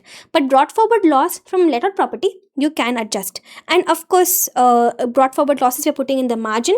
So we have brought forward loss from house property. This is 1,60,000. Question says this loss was incurred in assessment 24-25. Loss will have a life of 8 years. We are well within the 8 years period. The question says for 24-25 we filed belated return. When we generally file belated return, we can't carry forward losses, but loss from house property and unabsorbed depreciation, these two, even though we file the ITR late, we can still carry forward. So yes, we are within the 8 years period, and even though we file the belated return, no problem, we can still carry forward the loss. And current year, yes, assessee is following default regime. In default regime, if you have brought forward loss from self-occupied property, I will ignore it. But this is brought forward loss from let out property, so I will adjust it. Okay. And then finally, we have loss from business specified under 35 AD. 35 AD specified business loss we have. Please remember, again same thing, assessee is following default regime. When assessee is following default regime, any brought forward loss, see, probably what I'll do is I'll give you the list so that you don't get confused later. When assessee is following the default regime, okay, the following brought forward losses you ignore. Number 1. If you have any brought forward loss from self-occupied property, you ignore. Number 2, if you have any brought forward loss from a specified business which has claimed deduction under 35 AD, you will ignore. Then number 3, if you have any brought forward unabsorbed additional depreciation, even this you will ignore. Then number 4, if you have any brought forward unabsorbed contribution to outsiders, even this you will ignore. Contribution to outsiders for scientific research. Alright, now in this question, two of these points are tested. We had brought forward loss from self-occupied property, we ignored it, and now we are having brought forward loss from specified business, even this we will ignore. Okay, so that's it guys. Now we are done with the reading of the question. We just have to adjust these losses in the margin. Okay, let's go step by step. We always handle current year losses first. So we have loss from owning and maintaining racehorse. This can be adjusted only against income from owning and maintaining racehorses. We don't have any such income, so therefore this loss will simply be carried forward, and this loss will be carried forward only for 4 assessment years. Okay, so this loss is going to be carried forward, story over. Then unabsorbed depreciation brought forward. These are your brought forward losses. Unabsorbed depreciation we always adjust last. First, let's finish off this. So we have brought forward business loss, brought forward speculative business loss. I'll handle this one first. Brought forward speculative business loss, you can adjust only against speculative business income. You have speculative business income. So against this, I can adjust my brought forward speculative business loss. The amount is 1,60,000. So how much income am I still left with? 30,000 speculative income I'm still left with, and the speculative loss is fully adjusted. Then we have brought forward business loss of 2,10,000. This can be adjusted against any business income. I'll adjust it here itself. So we have brought forward business loss 2,10,000. So how much income is still left for you? 63,000. Business loss is fully adjusted. So now what is your business income that you are still left with? You still have a business income of totally 63,000 plus 30,000 plus 6,50,000. You still have 7,43,000 of business income. Against this, I'll adjust my unabsorbed depreciation. See, unabsorbed depreciation you can adjust against any income except salaries, and of course, you can't adjust against casual incomes. Here, I'll adjust it against business income itself. 6,80,000 is your unabsorbed depreciation. So finally, what is the net PGBP that you're left with? 63,000. So unabsorbed depreciation also fully adjusted. Then only one brought forward loss we are left with, brought forward loss from house property. We'll adjust that against our IFHP. Brought forward losses guys, you can do only intra-head adjustment. So brought forward loss from house property 1,60,000 only, right? Correct, 1,60,000. So I have fully adjusted this loss also. So give me the net numbers now. 92,000 is net IFHP. IFOS is same thing, 1,47,000, no adjustments over there. So that's it guys.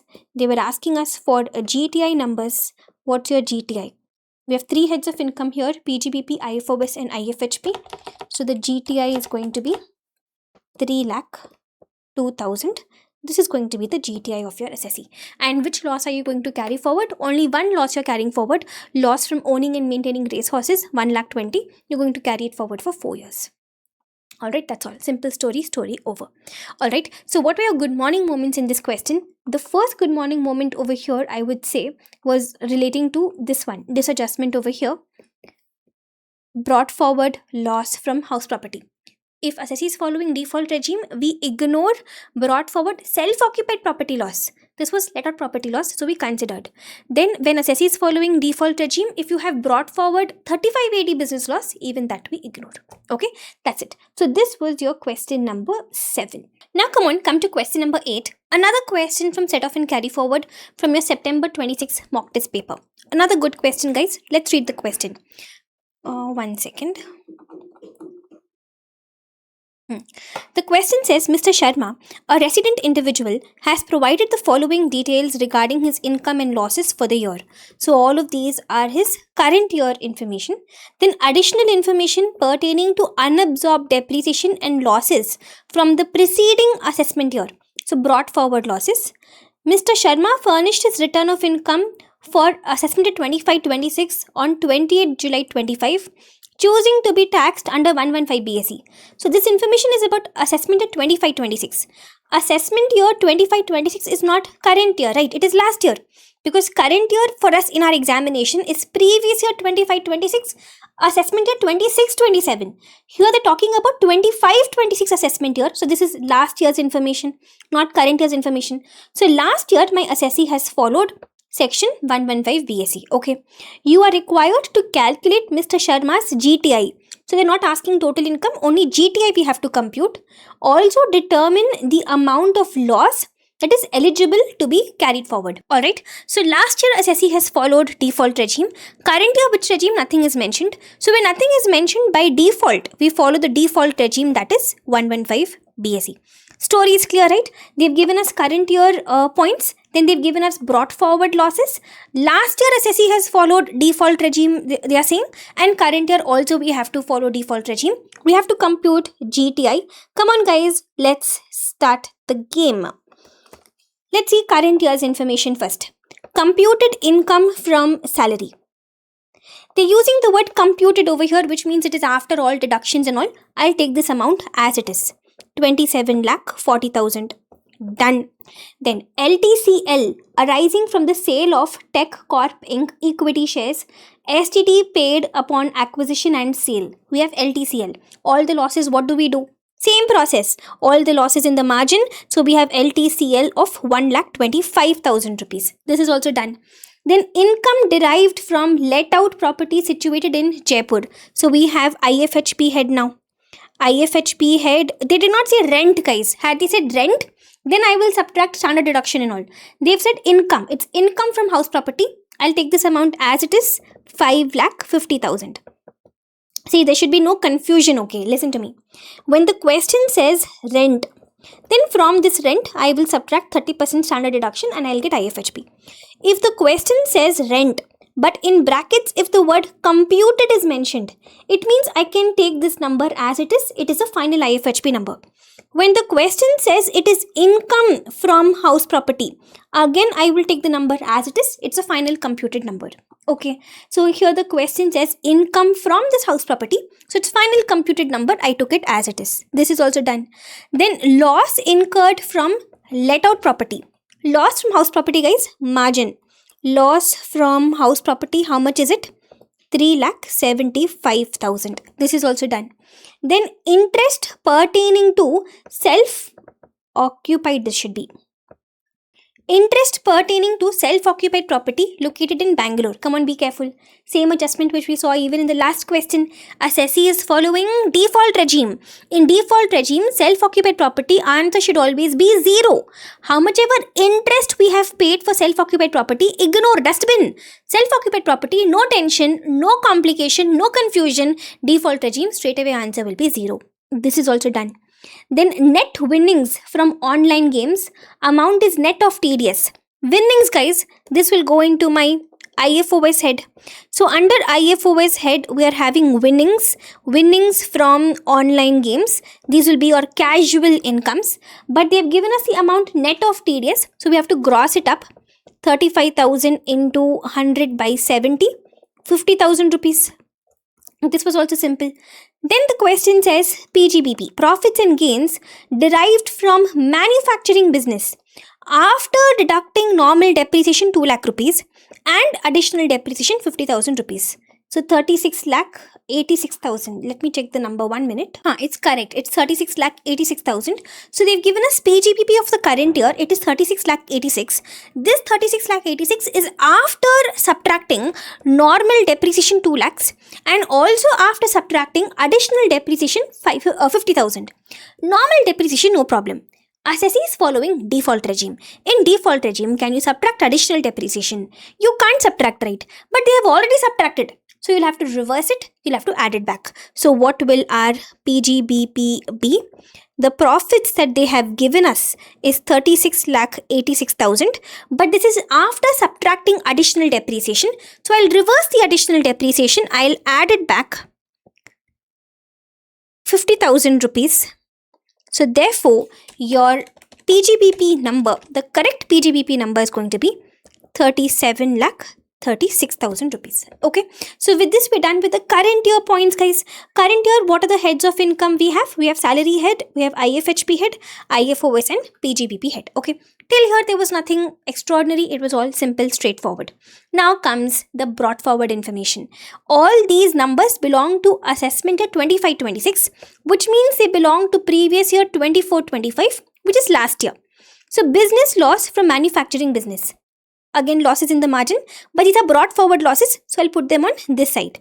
So we have brought forward business loss 5,35,000. Okay, done. Then we have normal depreciation that remains unabsorbed. So we have brought forward unabsorbed depreciation, which is 2,10,000. See, the question is clearly saying this is normal depreciation. Remember, in the last question only I told you, if assessee is following default regime, then 4 brought forward losses you ignore. What are the 4 brought forward things you ignore?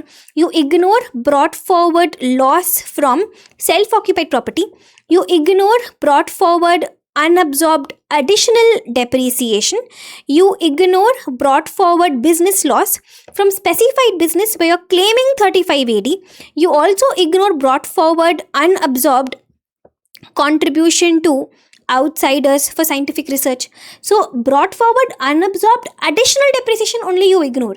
But here it is not additional depreciation, it is normal depreciation. Normal depreciation you can consider. I've written it over here in the margin. Then loss incurred from owning and maintaining race horses. So brought forward loss from owning and maintaining race horse amount is 1,50,000. And now comes the light bulb moment of this question, the most important adjustment. We have loss from let-out property situated in Agra. Brought forward loss. Now I want you to carefully listen to what I am going to tell you now. See, this is brought forward loss, guys. This loss from house property is relating to let-out property. When did we incur this loss? We incurred this loss last year. In previous year, 24-25, we incurred this loss. And in 24-25, question clearly says we are following the default regime. Now listen carefully. In 24-25, we incurred the loss of 2,10,000 rupees. At that time, in 24-25, you will say that we can do intra-head adjustment. But because assessee is following default regime, you will say assessee you can't do inter-head. You also can't carry forward the loss. This is what you will say. When will you say all this? In 24-25, last year you will say all this. So intra-head was not possible last year, let's say. Inter-head is not allowed. Carry forward is not allowed. Only intra-head is allowed. And intra-head you were not able to do. So what will happen to this loss? This loss will simply lapse. Right. So last year my assessee has followed default regime. And last year my assessee had loss from house property. This loss you can only do intra-head in the last year because default regime. You can't do inter-head, you can't carry forward. So therefore this loss has lapsed in 24-25 itself, it has lapsed. So if it has lapsed last year itself, then can you bring it forward to the current year? Can you adjust it in the current year? You can't. So this loss I will simply ignore. It has already lapsed in the last year. Now you will ask me, ma'am, why we did not do like this in the last question? Because even in the last question, if you see, we had brought forward loss from house property for 24-25. But in this question, they did not say that, it was that in 24-25 assessee followed default regime. Like that they did not say. So we did the calculation as if in 24-25 assessee followed a normal regime. If you follow normal regime, you can carry forward the losses. So that's why we were able to adjust it in the current year. But in this question, the question clearly says that in the last year assessee followed default regime. So because you follow default regime, last year itself the loss would have lapsed. So because the loss has lapsed last year itself, we can't bring forward the loss to the current year. So we'll ignore the loss. That's it, guys. Now we just have to do this adjustment. Let's start the game. We always adjust current year losses first. LTCL we can adjust only against LTCG. We read the whole question. We don't have any LTCG. So I can conclude at this stage that I'm going to carry forward this loss. No other option. Then loss from house property. Assessee is following default regime. You can only do intra-head adjustment. You do have income from house property. So against this, I'll adjust the loss from house property. The loss is 3,75,000. Fully, I will be able to adjust. So, how much income from house property am I still left with? 1,75,000 I'm still left with, and the loss is fully adjusted. So, with this, I'm done with my current year losses. Now, I'll come to the brought forward losses. Brought forward business loss, I can adjust against my business income. So, we have PGBP 37,36,000. Against this, we'll adjust the brought forward business loss. The amount is 5,35,000. We'll adjust it fully. So, how much will we be left with? 32,01,000. This much PGBP we will still be left with. This is fully exhausted now. brought forward unabsorbed depreciation weight, we always come to it in the last. Brought forward loss from owning and maintaining racehorses, this we can adjust only against income from owning and maintaining racehorses. We read the whole question, we don't have any such income, so this loss also no option, I will simply carry forward. Then we have brought forward unabsorbed depreciation, this we can adjust against any income except salaries. Also we can't adjust against casual incomes, so we can adjust against IFHP also, we can adjust against PGBP also. I'm indifferent, I can adjust it anywhere. I'll adjust it against PGBP itself over here. So brought forward unabsorbed depreciation 2,10,000. So what's your net PGBP now? 29,91,000. With this unabsorbed depreciation fully exhausted. So two losses you're going to carry forward, LTCL and loss from owning and maintaining racehorses. That's all. Give me the final GTI number now. They did not ask for total income, guys. So no chapter 6 and all. They just asked for gross total income. So your gross total income will be, add up please, 4 heads of income. Total is 59,56,000. This is going to be your gross total income. If you noticed, even in this question, the highlight, the most important adjustment, the most interesting adjustment was this loss from house property point. If you have any confusion with respect to setting off the loss from house property, please ensure you watch the 10 minutes video I was telling you about earlier. I'll also put a link to that in the description box below. That video will give you clarity like never before. Okay, so this was question number 8. Now one more set off and carry forward question we will do. Question number 9. Yes, we are doing a lot of set off and carry forward questions. We will also do a lot of return of income questions. We will also do a lot of TDS and TCS questions, because these three generally students are struggling a little bit, and these 3 chapters, set off and carry forward, TDS, TCS, return of income, these 3 chapters will actually help you build your score. Okay, so these 3 chapters I'm focusing a little more in this video. Come to question number 9 now. Question number 9, guys, is not only set off, it also has an interesting adjustment with respect to clubbing of income also. Let's read the question and we will work it out. A lot of adjustments are there in this question. The question says Mr. Rudra and his wife Mrs. Shivani are residents of India for 25-26. Mr. Rudra has explicitly chosen to file his return under default regime. So Mr. Rudra is following the default regime. Okay. Mrs. Shivani, his wife, has chosen to opt out of the default regime, which means Shivani is going to be following the normal regime. Got it? So Mr. Rudra will be following default regime and Shivani will be following normal regime. They have given us a lot of information. They have given us around 7 adjustments. Okay. What are they asking us? Compute total income of Mr. Rudra and Mrs. Shivani for the assessment year under their chosen tax regimes. Briefly explain the reasons. So we have 2 people over here. We have Mr. Rudra, who is following the default regime, and then we have Mrs. Shivani, who is following the normal regime, and we have to compute both their incomes. Okay, let's get to work, guys. Let's start question by adjustment. The first adjustment over here, Mr. Rudra is a working partner in Messrs. Dayal and Company partnership firm. Working partner.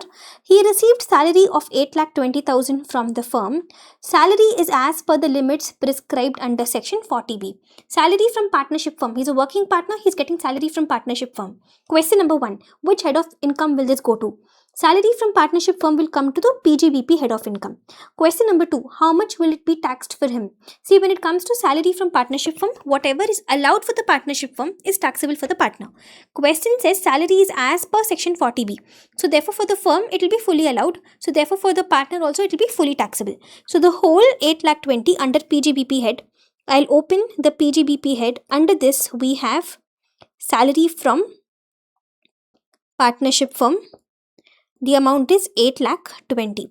No standard deduction, nothing, guys. We do all that only in the salaries head. This is PGBP head. So how much ever salary he got, I'm fully taxing it. You got the point? Whatever is allowed for the firm only will be taxed for the partner. Question says salary is as per section 40B. So for the firm, it will be fully allowed. So for the partner, it will be fully taxed. Okay, this was simple. Now come to the second adjustment. Details of other incomes or losses of Mr. Rudra is given to you. He is having brought forward loss of 1,96,000 from house at Delhi let out for the previous year 24-25. For this year, he opts out of the default regime, which means in 24-25 last year, he opted out, which means he had followed the normal regime, and in that year, he had loss from house property 1,96,000. Let's handle till here first. We'll go step by step. When did the assessee incur this loss? In 24-25 last year. In 24-25, when he incurred the loss, which regime was he following? He was following normal regime. When you follow normal regime, whatever loss from house property you have, you can do intra-head adjustment also. You can do inter-head adjustment also. And if you're not able to adjust, you can also carry forward. So therefore, can this loss be carried forward to the current year? Yes, it can be carried forward. Then comes my next question to you. Which regime are we following in the current year? In the current year, we are following default regime.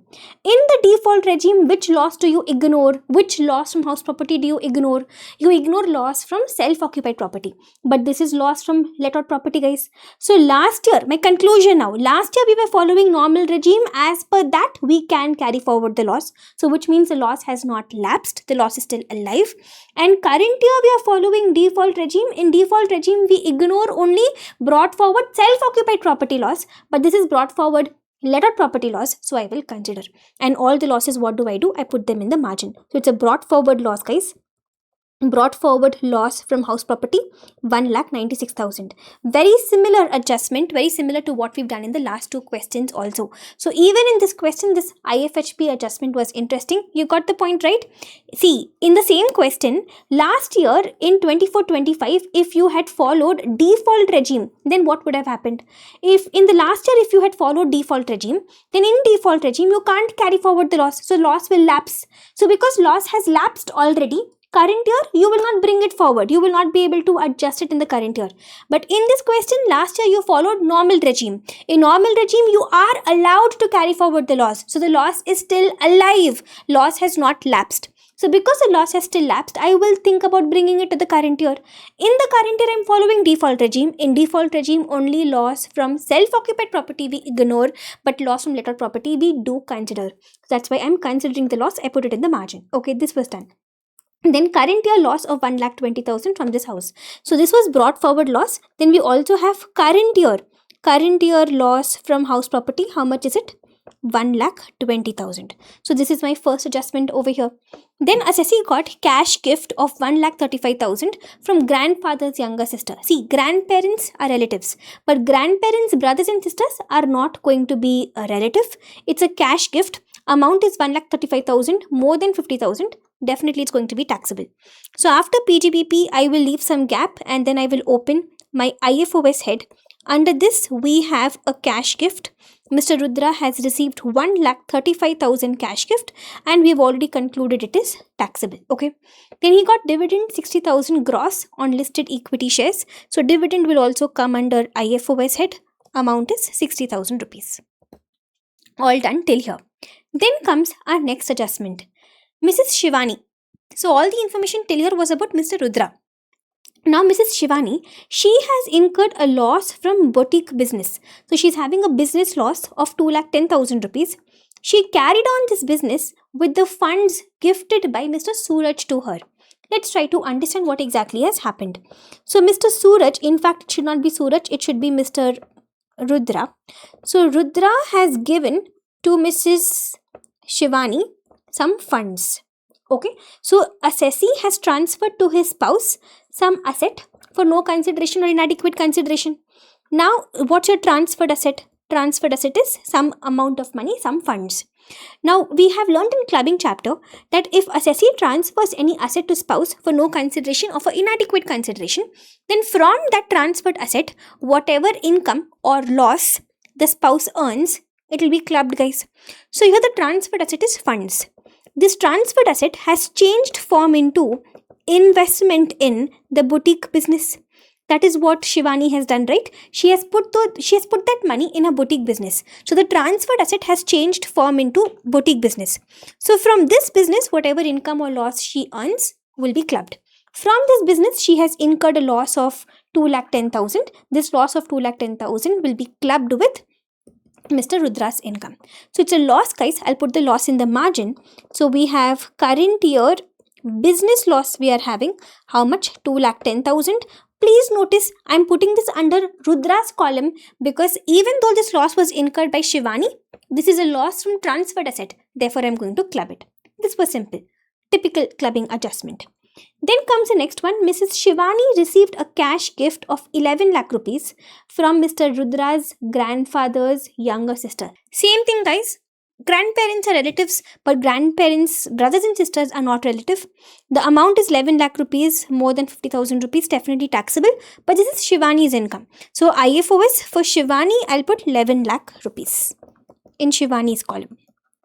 Okay, so this is also done. Then comes the fifth adjustment over here. Keep this adjustment pending. Come to the sixth one. On 15th May 25, Mr. Rudra gifted equity shares of 80 lakh rupees to his brother's wife, Mrs. K. So, if I have to draw my diagram, we have Mr. Rudra, then we have his brother, Mr. K, and Mr. K's wife is Mrs. K. So, Mr. Rudra gifted equity shares 80 lakh rupees to brother's wife, Mrs. K. So, he gave to Mrs. K, he gifted her equity shares worth 80 lakh rupees, guys. Then what happened? Mr. Rudra's brother gifted a commercial building located in Mumbai valued at 60 lakh rupees to Mr. Rudra's wife, Mrs. Shivani. So, Mr. K, Mr. Rudra's brother, he has given to Mrs. Shivani. Who is Mrs. Shivani? Rudra's wife. So, Mr. K has gifted to Mrs. Shivani a building. Now, what is the worth of this building? The worth of this building is 60 lakh rupees. As soon as I draw this diagram, does something come to your mind? Immediately, the cross transfer concept will come to your mind, guys, because you've drawn this diagram. Now see, once you identify it's a cross transfer, no tension. I've given you the sequence of thinking. Try to recall. In the sequence of thinking, if you remember, first of all, you identify the amount of cross transfer. Then the second step, you create the legal fiction. And in the third step, you apply your normal, usual clubbing provisions. So these are the three steps I've taught you in clubbing of income. In cross transfer cases, same three things you will do now. First, you will identify the amount. It is cross transfer to what extent? We have to identify the amount because two different amounts are involved over here. Like for example, Mr. K, he has given building worth 60 lakhs to Mrs. Shivani. But Mr. Rudra has given equity shares worth 80 lakhs to Mrs. K. So the amounts involved are different. So my first step is we have to identify that it is cross transfer to what extent. I've told you always pick the lesser number. 60 lakh, 80 lakh, which is lesser number, 60 lakhs. Why lesser number? Even for that you know the logic. What's the logic? I'll quickly give you a revision. Cross transfer means two transfers which are consideration for each other. So for 60 lakhs there is consideration, but for the balance 20 lakh there is no consideration. So it becomes cross transfer to the extent of 60 lakhs. This is my first step. Once I identify it's a cross transfer, second step I create a legal fiction. In reality, did Mr. Rudra gift anything to Mrs. Shivani?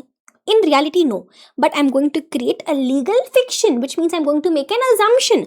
I'm going to assume, I'm going to treat it as if Mr. Rudra has given the gift to Mrs. Shivani. What did she get, guys? She got this building worth 60 lakh rupees.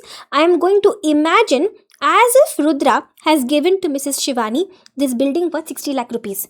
In reality, Mr. Rudra did not gift anything to Mrs. Shivani. We just create an assumption. We just create a legal fiction. We just imagine as if Mr. Rudra has gifted to Mrs. Shivani. Similarly, in reality, has Mr. K gifted anything to Mrs. K? In reality, he hasn't gifted anything. But we will create a legal fiction. We will create an assumption. We will treat as if Mr. K has given to Mrs. K the equity shares. But equity shares worth how much? She actually got equity shares worth 80 lakhs, but the cross transfer is only to the extent of 60 lakhs. So we will treat as if she got equity shares worth 60 lakhs from Mr. K. In reality, Mr. K did not give her anything, but you're just making a legal fiction over here, okay?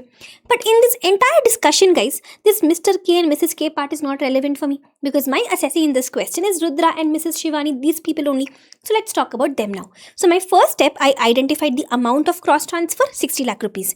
Then I created the legal fiction. I'm going to imagine as if Mr. Rudra has gifted this building to Mrs. Shivani.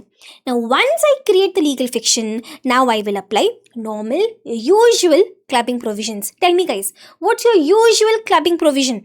Mr. Rudra has gifted building to Mrs. Shivani. Mr. Rudra has transferred an asset to his spouse for no consideration or for inadequate consideration. So come on, what's a transferred asset now? This transferred asset is this building worth 60 lakh rupees. So from this transferred asset, whatever income Mrs. Shivani earns, we will club the income. That's all, guys. So from this building, what income has she earned? She let out this building from 1st June. So she let it out for 10 months, yielding rent of 2 lakh rupees. So from this building, she got income, this rental income of 2 lakh rupees that I will club with Mr. Rudra's income. Okay, so come on, come back to your main answer. After my IFOS head, I'll open IFHP head.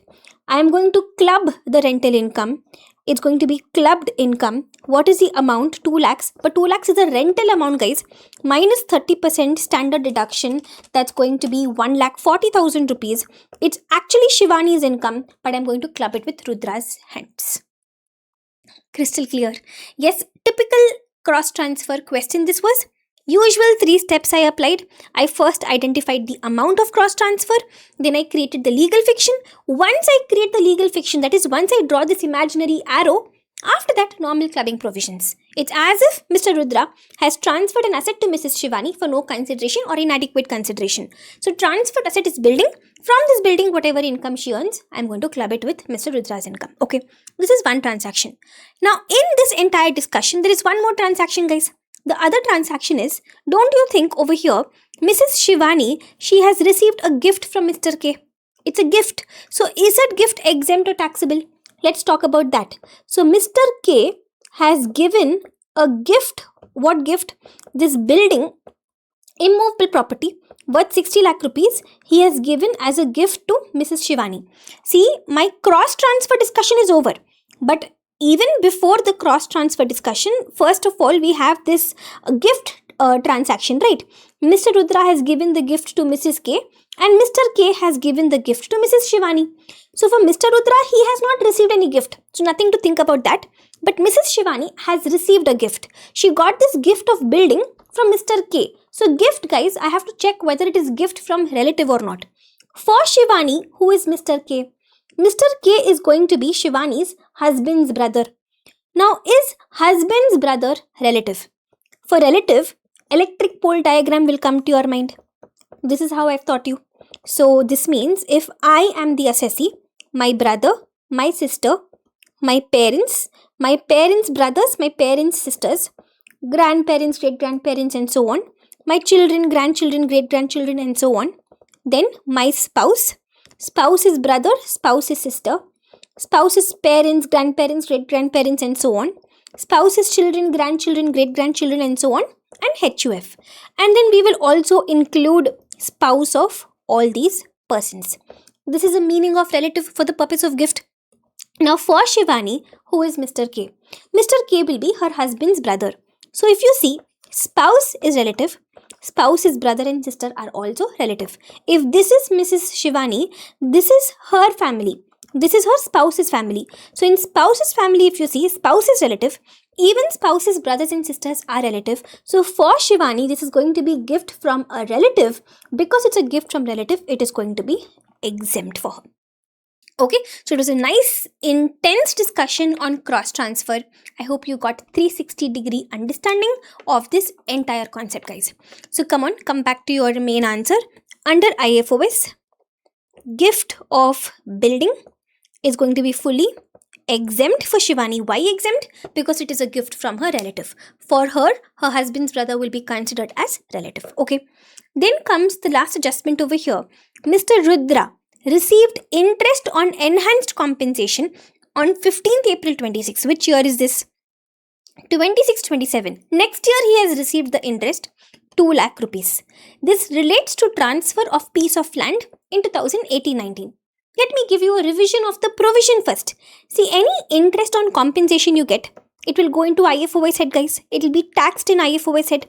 But you will get a flat 50% deduction. The balance 50% only will be taxed. But the most important point, it will be taxed on receipt basis, which means I don't care what method of accounting you are following.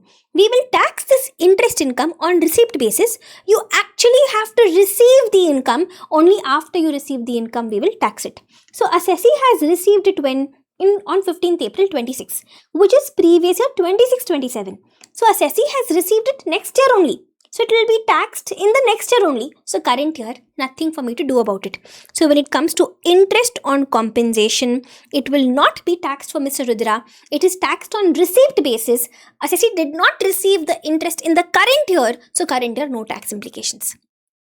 Okay guys, so till here what were your learnings? Tell me. I remember one adjustment is still left. I'll come to that. But before I come to that, what were your learnings till here? Your first big adjustment over here was loss from house property. Last year, assessee had followed normal regime. In normal regime, you can carry forward the loss. So which means the loss has not lapsed, loss is alive. Current year, we are following default regime. In default regime, we ignore loss from self-occupied property only. We don't ignore loss from lettered property. So therefore, we adjusted the loss, guys. First big learning. Then second big learning over here was, of course, this cross transfer adjustment. So when it comes to cross transfer, remember your steps. You first identify the amount of cross transfer. Then you create your deeming fiction. And then finally, you apply normal, usual clubbing provisions. In reality, Mr. Rudra did not give any gift to Mrs. Shivani, but we will imagine as if he has transferred this building to Mrs. Shivani. So once assessee transfers an asset to spouse for no consideration or inadequate consideration, from that asset whatever income the spouse earns, we simply club it. Okay, and then one more interesting part now was about this interest on enhanced compensation. It is taxed only on receipt basis. Assessee did not receive the interest in the current year, so current year I will not tax any amount of it. Okay, now come on guys, come to this pending adjustment over here. I've kept this pending because it is a slightly controversial adjustment. Listen to me. The question says Mr. Rudra holds 22% of equity shares carrying voting power in Rudra Tech Private Limited. So, let's take a fresh page. There is one entity, Rudra Tech Private Limited. In this entity, Mr. Rudra, he is having 22% equity shares. So definitely Rudra is having substantial interest, guys. At least 20% he's holding. Mrs. Shivani also holds 25% of the equity shares. So Rudra's wife Shivani, even she is holding 25% equity shares, which means Rudra is having substantial interest. Shivani is also having substantial interest. Both are having substantial interest. Mrs. Shivani is employed as an interior layout planner at Rudra Tech Private Limited at a monthly salary of 50,000. So, in addition to the fact that both are having substantial interest, in addition to that, this Shivani, she is employed in the same company, and from this company, how much salary she is getting? She is getting a salary of 50,000 rupees per month salary she is getting. But the question says she does not possess the required qualifications. So she is getting salary from this entity without any professional or technical qualifications or experience. Story is clear. Both are having substantial interest, but only one of them is employed in the entity. That one person is Shivani. She is the one who is employed in the entity, and she is employed without any professional or technical qualifications or experience. Keep this in the side. Come to the provision. What does the provision say? There are two provisions. In the first provision, if there is an entity, and in that entity, if the assessee is having substantial interest, and in that same entity, if the assessee's spouse is employed without any professional or technical qualifications or experience, and from that entity, if the assessee is getting salary income, then the salary income we club with the assessee's income, guys. This is the first provision. The assessee is having substantial interest in the entity. In the same entity, spouse is employed without qualifications or experience. Spouse gets salary from the entity. We club that salary with the assessee's income. This is one provision. Then there is one more provision which says if both have substantial interest and if both are employed in the entity and both are employed without professional or technical qualifications or experience, then in that case, both the salaries will be clubbed with that person's hand who has higher other income. I'll repeat the second provision once again. If both assessee and spouse, if both have substantial interest, and if both are employed in the entity without qualifications or experience, then whatever salary both of them are getting, it will be clubbed with that person's income who has higher other income. Now, in this situation, in this question, will this situation apply? See, both are having substantial interest, no doubt, but are both employed? No, guys. Only Shivani is employed. Rudra is not employed. Only one person is employed, other person is not employed. So technically speaking, this situation should not apply. We should apply this situation only. We should consider that Rudra is having substantial interest in the entity. In that same entity, his spouse Shivani is employed without qualifications or experience. She is getting salary income. Therefore, that salary income will be clubbed with Rudra's income. Technically, this is what we are supposed to apply. But however, this is an RTP question, and in the RTP question, the institute has applied this situation. So therefore, we have no choice now but change our interpretation accordingly. What will be the renewed interpretation? The renewed interpretation will be that if both have substantial interest, whether both are employed, whether both are not employed, doesn't matter. If both are having substantial interest, then whatever salary is earned without qualifications or experience will be clubbed with that person's hands who has higher other income. Getting it, guys? So my final conclusion is, when will you apply this situation? What's your criteria? Hereafter, only one criteria. Both should have substantial interest. So over here, Shivani, Rudra, both are having substantial interest. That's all. If both are having substantial interest and even one person is getting salary without qualifications or experience, the salary will be clubbed with whoever has higher other income. Okay, so now let's see Shivani or Rudra who is having higher other income. But before that, we have to adjust these losses first. So we always adjust current year losses first. So current year loss from house property, do you have any income from house property? Yes, we do have income from house property. So against this, we can adjust the loss from house property. 1,20,000. So the net IFHP will be 20,000 for Rudra. This is done. Then we have current year business loss 2,10,000. We can adjust it against this business income. So current year business loss 2,10,000. So what's your net number? Net number is 6,10,000. Even this is adjusted. Finally, we have brought forward loss from house property. Now, this brought forward loss from house property, we can adjust only against income from house property. Brought forward losses, guys, we have to stay intra-head only.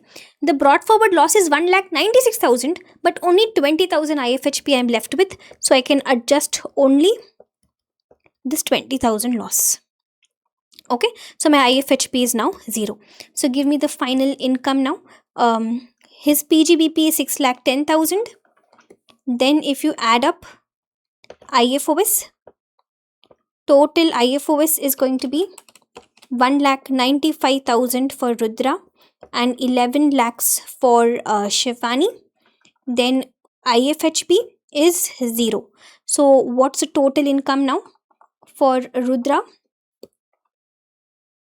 It is, be careful guys with the number, 6,10,000 plus 1,95,000 plus 0. That's going to be 8,05,000 for Rudra, 11 lakhs for Shivani. So of course, who has higher other income? Shivani has higher other income. So therefore, the salaries will be clubbed with Shivani's hands. How much is the salary? A monthly salary is 50,000 rupees. So salary 50,000 into 12, and she's following normal regime. So 50,000 standard deduction you will get. So 5,50,000 will be clubbed with Shivani's income. So the total income of the assessees will be 8,05,000 for Rudra and 11 lakh plus 5,50,000, 16,50,000 for Shivani. Alright, so this was your question number 9. We also had a changed interpretation through this question. I'll just give you one final revision, one final conclusion about that new interpretation that we made. So generally what happens is, if there is an entity, and in that entity, if the assessee is having substantial interest, and in the same entity, if the spouse is employed without professional or technical qualifications or experience, and from that entity, if the spouse is getting salary, then this salary will be clubbed with the assessee's income. There is no change in this interpretation. This interpretation is the same even now. Now comes the second situation. In the second situation, both are having substantial interest in the entity, both husband and wife, and minimum one of them is employed in the entity without any professional or technical qualifications or experience. Earlier we used to say both have to be employed, but now we are saying minimum one, either spouse or assessee or both of them. So minimum one of them has to be employed in the entity without professional technical qualifications or experience. If these conditions are fulfilled, then the salary income will be clubbed with that person's income who has higher other income. Alright. In fact, to be honest, it's going to be pretty interesting to see how ICAI changes the interpretation in the study material. Because even in the study material, if you see, our original interpretation, that only is mentioned. They have mentioned that both are having substantial interest and both are employed without qualifications and experience. Then we club the salary with that person who has higher other income.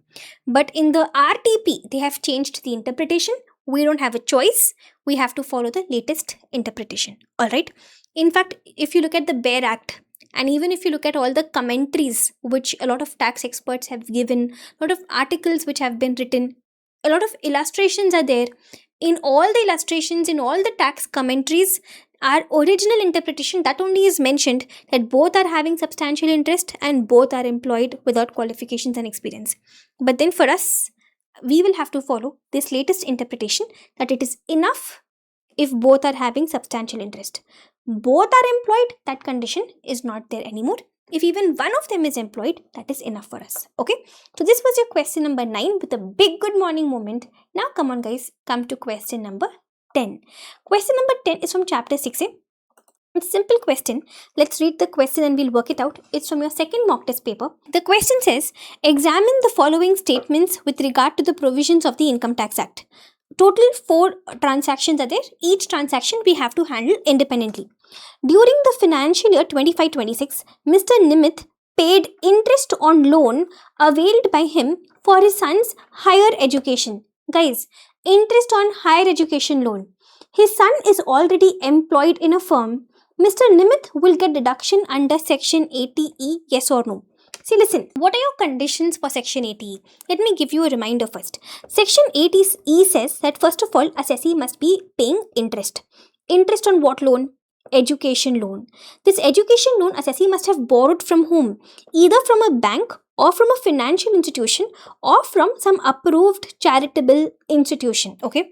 Then the education has to be higher education, which means not school education. It should be after school education. Then this interest will be allowed on payment basis, which means assessee actually has to make the payment of interest. Then only this interest will be allowed under section 80E. Okay.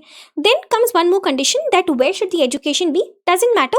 Education can be in India or it can be outside India. And then lastly, who is a student over here, for whose education have we borrowed the loan? The student can be assessee himself or his spouse or his children or any other person for whom the assessee is the guardian. This is the section. Okay.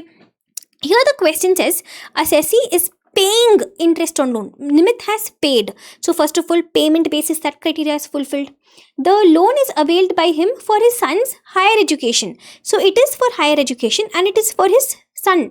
Children will include son. Son is already employed in a firm. Doesn't matter. This is going to become irrelevant information. Then the question says Nimith will get deduction under 80E or not. See, it is interest. It is an education loan. They did not say who the lender is. I'll assume that the lender is one of these persons. And where is the education doesn't matter. It can be in or outside India. So all my conditions are fulfilled. Therefore, 80E can be availed by my assessee. There's no limit. Whatever amount he has paid, he can enjoy section 80E. So this statement is definitely going to be a correct statement, assessee can enjoy ATE. Here they're trying to twist it by saying that the son is already employed in a firm. Doesn't matter. The fact that the son is not financially dependent on my assessee, that is irrelevant. The provision says the student can be assessee, spouse, or children, or any other person for whom assessee is a guardian. So children can be dependent or independent, it doesn't matter. The ATE deduction can be availed with respect to interest on education loan. Okay, this was your first subdivision. Then comes the second subdivision. Subscription to notified bonds of NABARD would qualify for deduction under ATC.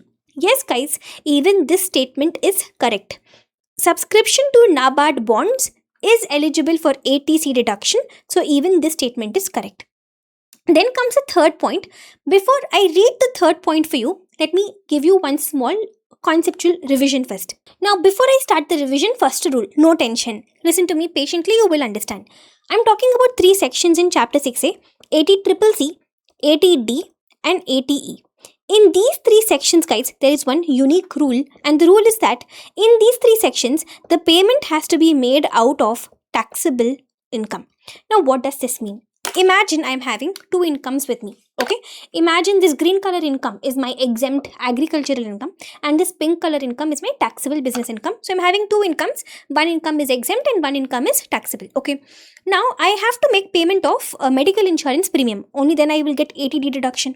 So I have to make payment of premium, but if I want to make premium, first of all I need money in my hands. So yes guys, I have 2 types of money in my hands, and from this money I'm going to take and I'm going to make payment of medical insurance premium.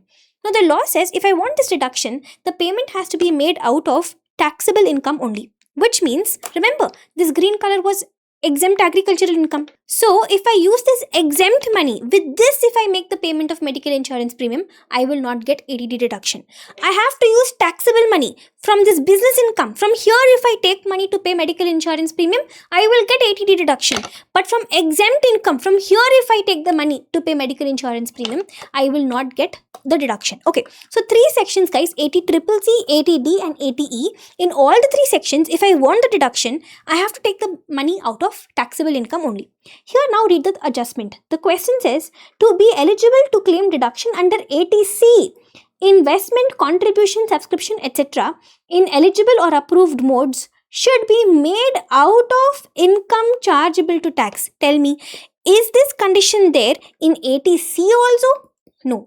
This condition is only in 3 sections, C, D, E, triple C, D and E. Easy to remember, triple C, D, E, C, D, E. But is this condition there in ATC? No. ATC, you can make the payment of life insurance premium from taxable income also, from exempt income also. Nobody cares. We care about the source, that from where did you take the money, from which income did you take the money. We care about that only in these 3 sections. Other sections we don't care. So in ATC, is there any condition that we must make the payment out of taxable income only? No, there is no such condition. So therefore this statement is going to be incorrect. Okay, then comes my last situation, 4th situation. Mrs. Leela, widow of Mr. Harish, who was an employee of ABC Limited, received 7 lakh rupees on 1st May 25, amount standing to the credit of Mr. Harish in his NPS account, in respect of which deduction has been allowed under ATCCD to Mr. Harish in earlier years. Such amount received by her as nominee on closure of the account is deemed to be her income for assessment at 26-27. Understand the situation first. There's an NPS account. Okay, National Pension Scheme. Now, if this account gets closed on account of death of the assessee died, because of that, this account got closed. In this case, from this in this account, whatever money was accumulated all these years, this money can be withdrawn by the nominee, guys. So the nominee is withdrawing the money from NPS after closing the NPS. And why did the account get closed? Because of death of the assessee. In this case, whatever money the nominee withdraws will be fully exempt. It will basically be deemed as if it is not her income. We will treat it as if it is not her income and it will not be taxable for the nominee. But here the question is saying that when the nominee is withdrawing the money upon closure of the account, it's going to be deemed to be her income. This is going to be incorrect. We will treat it as if it is not her income. We will not tax it for her. We will exempt it for the nominee. It will be deemed as if it is not her income. But here they are saying it will be deemed to be her income, definitely this is an incorrect statement. Alright, so out of your 4 adjustments over here, if you see, ATE was perfectly correct. NABARD ATC was also perfectly correct.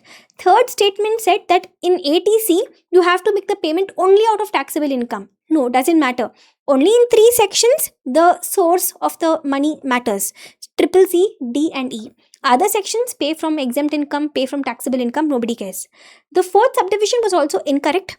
If the account is closed because of the death of the assessee, and after the closure of the account, if the nominee withdraws the money from NPS, it's going to be fully exempt in nominee's hands. For nominee, it will be deemed as if it is not even her income. So therefore, the statement given over here was incorrect. Okay, this was your question number 10 from chapter 6A.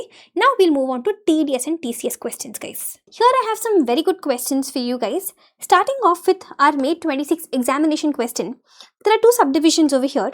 Messrs. Stylo Enterprises, an Indian partnership firm, deals in branded handbags and wristwatches. It opened a showroom at Luxury Mall in Delhi in April 25. Mr. X, a resident Bollywood star, purchased a handbag of a brand worth 12 lakh rupees from Messrs. Stylo Enterprises for his wife. So here if you see, Stylo Enterprises, a partnership firm, this becomes a seller. What are they selling? They are selling a handbag to whom? To Mr. X. Mr. X is a Bollywood star, okay? And this is sold for how much? This is sold for 12 lakh rupees, okay? Then the question says, he also purchased a wristwatch of a brand worth 9,22,000 rupees on 15th Jan 26 for his son as birthday gift. So same Mr. X, he has made 2 purchases. Number 1, he purchased a handbag for 12 lakh rupees. And number 2, he has purchased a wristwatch, and this watch is for 9,22,000 rupees, okay? So we have to identify TDS or TCS, whichever implications are applicable. See, first of all, we're talking about goods over here. So when we're talking about sale or purchase of goods, we have 3 sections, guys. We have 2 sections in TCS and we have 1 section in TDS. Now, what is the sequence which I've taught you? The golden sequence, the goods sequence. When it comes to goods, we always first try section 206C1F, 206C1, basically the 2 TCS sections. Only if this is not applicable, then only we come to TDS section 194Q, guys. This is a sequence of thinking. So here if you see, if I think 206C1 will definitely not apply, because 206C1 applies to alcohol, timber, tendu leaves, other forest produce, minerals, scrap. Handbag and wristwatch will not be covered in 206C1. But however, 206C1F, this applies not only to motor vehicle, it also applies to notified goods, guys. And I've brought the list of notified goods for you over here. If you look at this list of notified goods, we have wristwatch, we have a wristwatch over here, we have a handbag also here, handbags also over here. So wristwatch and handbag, both of these will become notified goods which will fit under 206C1F. So we will apply this section first. Only if the section is not applicable, then only we will come to 194Q. I hope you remember the sequence, guys. We always first try these 2 TCS sections. Only if these 2 are not applicable, then only we come to 194Q. So 206C1 is anyways not applicable because this is handbag and wristwatch not covered by 206C1. But 206C1F covers motor vehicle and notified goods. Both of these are notified goods. So clearly 206C1F will apply. So come on, guys, let's think about the conditions now. 206C1F, totally 4 conditions I taught you over here. Condition number 1, the seller should be an R hijack seller, which means if the seller is individual or HUF, his preceding previous year turnover has to be more than 1 crore, preceding previous year gross receipt has to be more than 50 lakhs. But here, seller is not individual or HUF, seller is partnership firm only. So, R hijack condition will not apply, guys. This condition is fulfilled. R hijack point is nothing but preceding previous year turnover should be more than 1 crore, preceding previous year gross receipt should be more than 50 lakhs. This will apply only if seller is individual or HUF. Here seller is partnership firm, so this condition and all will not apply. So fulfilled. Condition number 2, the buyer has to be end consumer. The buyer has to be a retail buyer, which means the buyer should not be reselling the goods. He should be buying the goods for himself. Here, this condition is fulfilled, guys. Mr. X is not going to resell the goods. Like he bought the handbag for his wife. He bought the wristwatch for his son. So it is for his own personal consumption. He is not going to resell the goods. So even this condition is fulfilled. The third condition is that the goods should be either be motor vehicles or the goods should be notified goods. Here it is not motor vehicle, but both handbag and wristwatch both come under notified goods. Third condition is fulfilled. Fourth condition is that the selling price per unit, the selling price has to be more than 10 lakh rupees. For handbag, if you see, the selling price is 12 lakh rupees, which is more than 10 lakh rupees. But for wristwatch, it is only 9 lakh 22,000. Is it more than 10 lakh rupees? No. See, this is where most of the students made a mistake in the examination. You are not supposed to look at the aggregate. No, it is selling price per item, selling price per unit. So selling price per unit should be more than 10 lakh rupees. For handbag, it is more than 10 lakh rupees. So for handbag, this condition will be fulfilled. Whereas for the watch, this condition is not fulfilled. So when it comes to this handbag transaction, all my 4 conditions are fulfilled. 206C1F TCS will apply. So for the handbag, 12 lakhs is the selling price of the handbag, which is more than 10 lakhs. All the conditions are fulfilled. 1% TCS, which is going to be 12,000 rupees, guys. This TCS will be collected at the time of receipt. Whereas when it comes to the wristwatch, here the first 3 conditions are fulfilled, but the selling price is not more than 10 lakh, it is less than 10 lakhs. So therefore, section 206C1F TCS will not apply for wristwatch. So because 206C1F is not applicable, you will come to 194Q. Now 194Q also will not apply over here. Simple reason, in 194Q, the total purchase has to be more than 50 lakh rupees. Here it is not more than 50 lakh rupees. So 194Q also will not apply. So for the handbag, section 206C1F TCS, 12,000 rupees will be collected. For the watch, no TDS implications, no TCS implications, nothing, no tax implications. Got it? So this was your question number 11, the first subdivision. You understood, right? I hope you got a revision of the goods sequence. Whenever we buy or sell goods in TDS and TCS, this sequence should always come to your mind, guys. You always first try TCS. Only if TCS is not applicable, you come to 194Q. Here it is notified goods. It will come under 206C1F. In 206C1F, each item, the selling price has to be more than 10 lakhs. For handbag, it was more than 10 lakhs. So we did apply the TCS section. But for wristwatch, we were not able to do so. Okay, wristwatch, no TDS, no TCS, nothing. Alright. Now come to the second subdivision over here. The second subdivision says Messrs. Robo Limited, an Indian company, made payment of 3 lakh rupees to Mrs. Sandhya, a resident individual, on 12th April for the supply of New Year diaries manufactured as per the specifications of Messrs. Robo Limited. Getting the situation? Robo Limited, see, they have made payment of 3 lakh rupees to Mrs. Sandhya. Why have they made this payment? To supply diaries. For the diaries, specifications have been given by Robo Limited. However, no material was supplied by Robo Limited to Mrs. Sandhya for the production of these diaries. See, when the payer or when the giver, when this person gives to the job worker both material and specifications, okay, then in that case, the transaction becomes a works contract and 194C will apply, right? Like for example, over here, diaries have to be supplied. So if Robo Limited gives to Sandhya diaries also and specifications also, both, then it becomes a works contract and 194C will apply. But in this question, guys, specifications were given. Robo Limited gave Sandhya specifications, but material was not supplied. So because material was not supplied, this will not be a works contract. This will simply be a contract of sale. It's not a works contract. So therefore 194C will not apply. There will be no tax implications.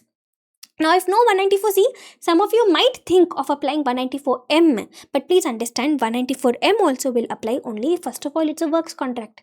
It is not even a works contract, it's just a contract of sale. No 194C, no 194M, there will be no tax implications. Getting it right? You can call it a works contract only if I supply material and specifications. I'll give you one example. Let's say I have this calculator, okay? And in this calculator on top over here, I want my logo to be printed. So I go to a job worker and I give him the calculator and I give him specifications. This is my logo. This is where it should be printed. So I'm giving him the material and the specifications. Then that will be a works contract. But if I ask the job worker, you itself buy the calculator. Just put my logo and give it to me. In that case, I did not supply the material. I just gave specifications. That will not be works contract. So you can call it a works contract only and only if I give both material and specifications. Here, Robo Limited gave specifications but did not give material. Therefore, no works contract, just a contract of sale, no TDS, no TCS, nothing. Okay, this was your question number 11. Now come on guys, come to question number 12. This is from your September 26 RTP. The question says, examine the applicability of TDS and compute the amount of TDS which should be deducted. Okay. First transaction. Mr. Vivek, a resident individual. I'll keep drawing my diagram simultaneously. So we have Mr. Vivek. He's a resident individual engaged in the business of electrical goods. He has turnover of 18 crores in 24-25. So his preceding previous year turnover is 18 crores. During the previous year 25-26, he purchased goods. So Vivek is the buyer. He purchased goods from Zenith Traders. So this Zenith Traders becomes the seller in the ordinary course of business. Details of the purchases are given to you. Total put together, if you see, 24 lakh plus 31 lakh plus 29 lakhs, the total is 84 lakhs. Seller's account was credited on the respective date of purchase. Entire payment was made on 15th March. Turnover of Zenith Traders during previous year 24-25 was 15 crores. So the seller's preceding previous year turnover is 15 crores.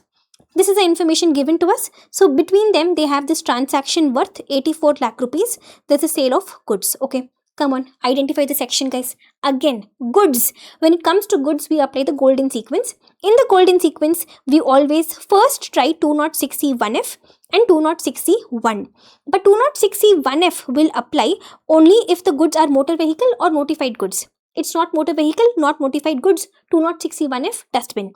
206C1 will apply only for atoms, that is alcoholic liquor, timber, tendu leaves, other forest produce, minerals and scrap. It is none of that. 206C1 also will not apply. Therefore, now you will come to section 194Q. In 194Q, what are your conditions? Come on, tell me one by one. The first condition in 194Q is that the buyer should be a person whose preceding previous year turnover is more than 10 crore. Buyer is Mr. Vivek. His preceding previous year turnover is more than 10 crore. First condition fulfilled. Then no other TDS should apply, no other TCS should apply. Yes, we have already checked, other sections are not applicable. Third condition is that the aggregate purchase between these two parties should be more than 50 lakh rupees. Yes, it is 84 lakh rupees. It is more than 50 lakh rupees. So guys, all my three conditions are fulfilled. Therefore, welcome to section 194Q. What does 194Q say? Your TDS rate will be 0.1%. 0.1% of the excess above 50 lakh rupees. Okay. So there are three transactions. Let's see them one by one. The first transaction happened on 15th May 25. 24 lakh rupees only. 24 lakh rupees only, guys. It is within 50 lakhs. So on this date, there will be no TDS. Second transaction happened on 22nd August 25. This was 31 lakh rupees. So now if you see, the total is 55 lakhs, which is more than 50 lakhs. So we have crossed 50 lakhs. Once you cross 50 lakhs, there will be TDS. Total is 55 lakhs, which is more than 50 lakhs. So what is the excess? The excess is 5 lakhs. On that 0.1%, so 500 rupees will be your TDS. TDS is 0.1% of the excess above 50 lakhs. Okay. Now that you have crossed 50 lakhs, now every transaction there will be TDS. So your next transaction is 18th November 25. The amount is 29 lakh rupees. So 29 lakh into 0.1%, 2,900. So that's all. 3,400 will be the total tax which is deducted over here under section 194Q. Easy, guys. So you first check your conditions. All my conditions were fulfilled. So whatever is the amount in excess of 50 lakhs, on the excess 0.1% TDS. Okay, this was your first subdivision. Then comes the second subdivision. Second subdivision is about ABC Technologies Limited paid 42,000 sitting fees to director Mrs. Kavita on 10th Jan 2026. Sitting fees, guys. Sitting fees to director. Which section? Director's fees comes to section 194J. In 194J, actually you have a limit. The limit is it should be more than 50,000. Professional fees more than 50,000. Technical fees more than 50,000. So you actually have a limit of 50,000 in 194J, but for director's fees there is no limit. Whatever is the amount, on that amount straight away 10% TDS. So 4,200 will be your TDS under section 194J. Got it?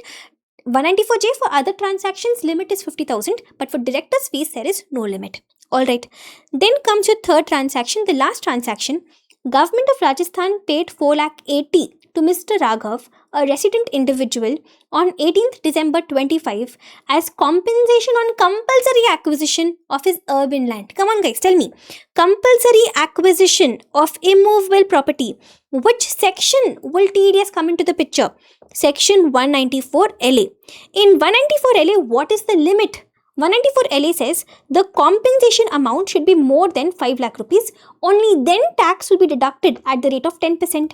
But here if you see compensation is only 4 lakh 80, is it more than 5 lakhs? No. So therefore there will be no TDS. Okay. So my first transaction was 194Q, second was 194J, and third was 194 LA. Now come to this 13th question. This is from your first mock test paper of September 2026. So come on, let's read the question. The question says, examine the applicability of TDS or TCS. On 1st November 25, Mr. Karthik made a payment of 12 lakh rupees to Messrs. Global Travels for a 1-week holiday package to Dubai intended for his family, which includes his wife and 22-year-old twin children during the final week of November. Let's handle it till here. See, what exactly is this question all about? Are you getting the hint? 1 week holiday package to Dubai. Holiday package, tour package to Dubai, foreign, overseas. So this is nothing but your overseas tour package. So overseas tour package will come under TCS. Do you remember the section? Section 206C 1G, guys. Okay. Now what does 206C 1G say? This section says, we will see what is the amount that you're spending on this tour package. Like here, your assessee has spent 12 lakh rupees. Now, there will be TCS collected on this 12 lakh rupees, but on a slab rate basis. Slab rate basis means on the first 10 lakhs up to 10 lakh rupees, the TCS will be at the rate of 5%. So, 5% of 10 lakh will be 50,000 rupees, guys. Then on the amount in excess of 10 lakhs, how much is in excess of 10 lakhs over here? 2 lakhs, right? So, on that 2 lakhs is going to be 20% TCS. So, it will be like on slab rate. First 10 lakhs, 5% TCS. Above 10 lakh, 20% TCS. Okay. So, 20% of 2 lakhs will be 40,000 rupees. So, total 90,000 rupees TCS will be collected under 206C1G with respect to this overseas tour package of 12 lakh rupees. So, you will have to pay 12 lakh rupees for the tour package and you'll have to pay 90,000 rupees in the name of TCS. This TCS will be collected at the time of receipt or debit, whichever is earlier. Okay, this was the first transaction. Then come on, let's move on. Let's read the second part of the question. The second part of the question says, further, on 28th March 2026, Mr. Karthik, under liberalized remittance scheme, under LRS, he remitted 10 lakh rupees from his personal savings via SBI. This remittance was a 50th birthday gift for his sister who currently resides in Paris. What is this transaction now? Here also, if you see, they've given you a hint. They're saying assessee has remitted money under LRS to his sister who is living in Paris. So, overseas remittance, guys, this is going to be a case of overseas remittance. Even this will fall under the same section, section 206C1G. Do you remember learning? Yes, 206C1G has two limbs. The first limb is overseas remittance under liberalized remittance scheme. The second limb is overseas tour package. So, overseas tour package we've already seen over here. Overseas remittance, let me give you a super quick revision. Very simple section, guys. Overseas remittance, this particular limb under this, the section says that if you're going to send money up to 10 lakh rupees, there will be no TCS. If you're going to make a remittance of more than 10 lakh rupees, then I will see the purpose, that why are you remitting the money. If you're remitting the money for education purpose or for medical purpose, then TCS at the rate of 5% will be collected from you, but 5% of the excess, okay? And if you're sending the money for any other purpose, then 20% of the excess will be collected for you. Here, up to 10 lakh, no TCS only. Only on the remittance above 10 lakhs, there will be TCS. What rate will depend upon the purpose. And one more thing this section says, that if you're remitting for the if you're remitting out of section 80E education loan, if the remittance is out of education loan, then there will be no TCS. Okay, this is your left, right and center of 206C1G with respect to overseas remittance. Now, in this question, if you see, assessee has remitted how much? 10 lakhs only, which means it is within 10 lakhs. Up to 10 lakhs, no TCS at all. Why are you remitting the money? I don't care. First 10 lakhs, no TCS at all. Assessee has remitted exactly 10 lakhs, guys. Not more than 10 lakhs, so therefore no TCS. Okay. So for the first transaction, which was overseas tour package, we said 90,000 TCS will be collected. For the second transaction, which is overseas remittance, we are saying no TCS will be collected because it is within 10 lakh rupees. Okay, this was your question number 13. Now come on, let's come to our return of income discussion. With respect to return of income, I've intentionally brought in a lot of questions over here, okay? Because simple reason, very often you all tend to compromise in this chapter. So I tried to bring in as many questions as possible with the hope that one of the adjustments that we discuss now pops into your question paper, okay? So let's begin. Let's start with question number 14, May 26 examination question. The question is saying mention the due dates or the time limit in these 4 situations. So what's the first one over here? Filing of updated return of the income as per subsection 8A of section 139 in case of a partnership firm. So tell me, what is the due date for updated return? What is the number of months that you have learned? Updated return, the time limit is going to be 48 months. But 48 months from when? 48 months from the end of assessment year. So updated return time limit is 48 months from the end of the assessment year. Okay. Then comes the second one, income tax return under section 139 subsection 1 in respect of a non-working partner, which means sleeping partner. So sleeping partner 139 1 date they're asking, the partner is a partner of a firm whose accounts are required to be audited under Income Tax Act. Listen to me. They're asking us section 139 1 date for the sleeping partner of a firm whose accounts have to be audited. Understand very carefully. If for the partnership firm audit is applicable, then that partnership firm's 139 1 date will be 31st October, guys. 31st October 2026 in our case. And that particular partnership firm's partners, whether the partners are active partners or sleeping partner doesn't matter. That particular firm's partners, for them also, the 139 1 date will be 31st October 26. Getting it? If I have a partnership firm or LLP for which audit is applicable, then for that firm, the 139 1 date will be 31st October. And that firm's partners, whether active partner, whether sleeping partner, for them also the 139 1 date will become 31st October. So your answer is 31st October. Okay, this was the second one. Then comes our third subdivision, filing revised return under section 139 subsection 5 in case of an Indian company. So what is your time limit, or what is your last date to file revised return?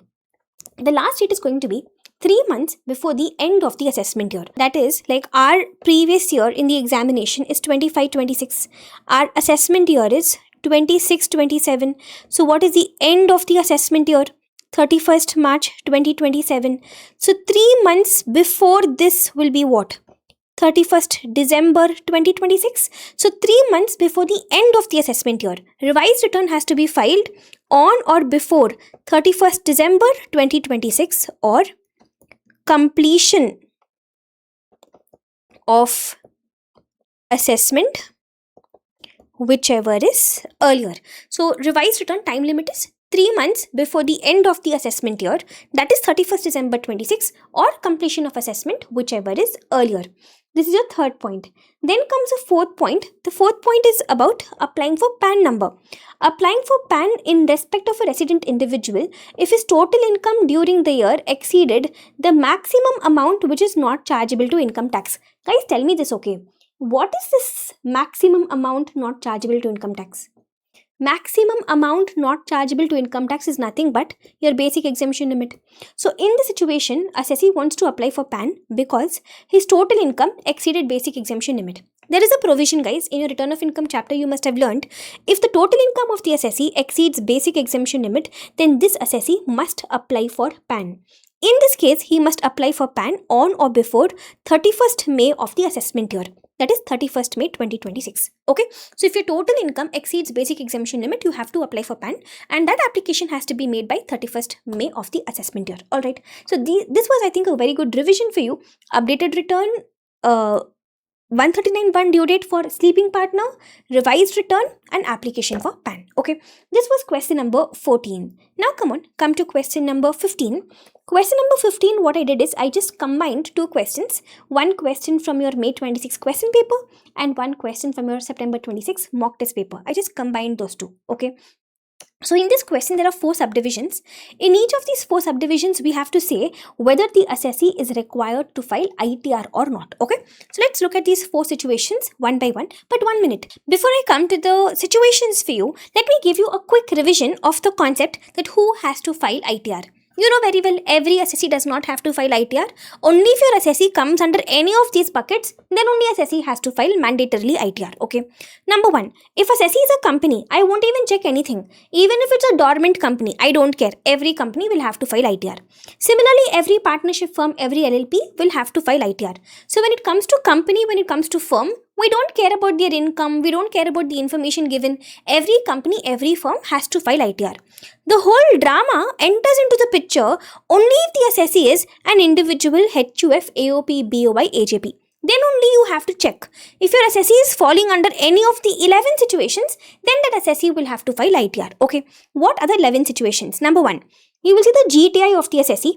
Add back 54 series exemption. If it's more than basic exemption limit, this assessee has to file ITR.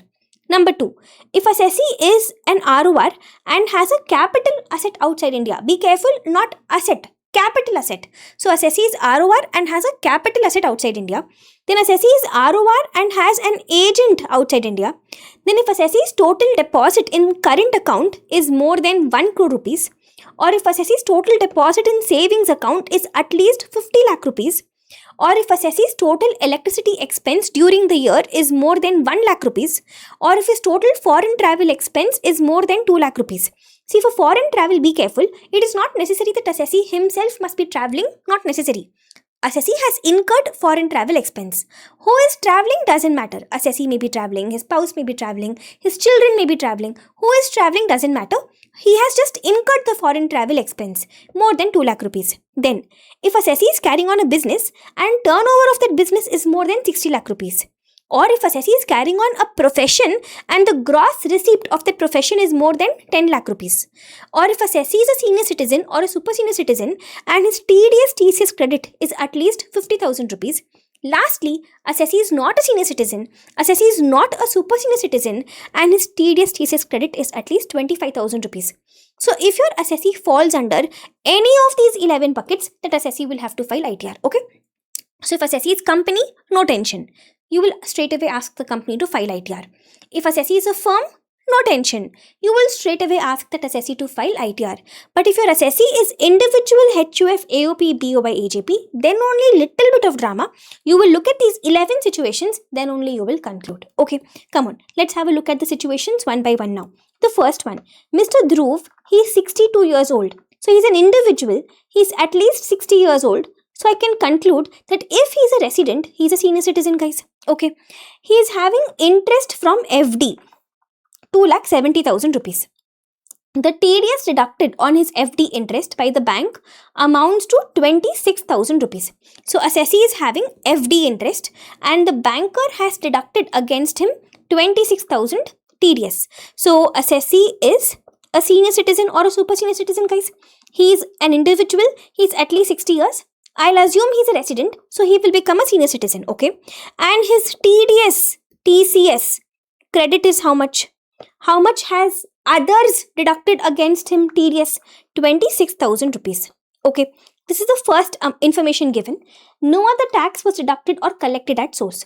So if I stop over here with this much information, tell me, should this assessee file ITR? See, we will definitely talk about this situation. He is a senior citizen or a super senior citizen. Now, if his TDS TCS credit is at least 50,000, then only he has to file ITR. But it's only 26,000, guys. Is it at least 50,000? No. So therefore, on this basis, ITR is not required.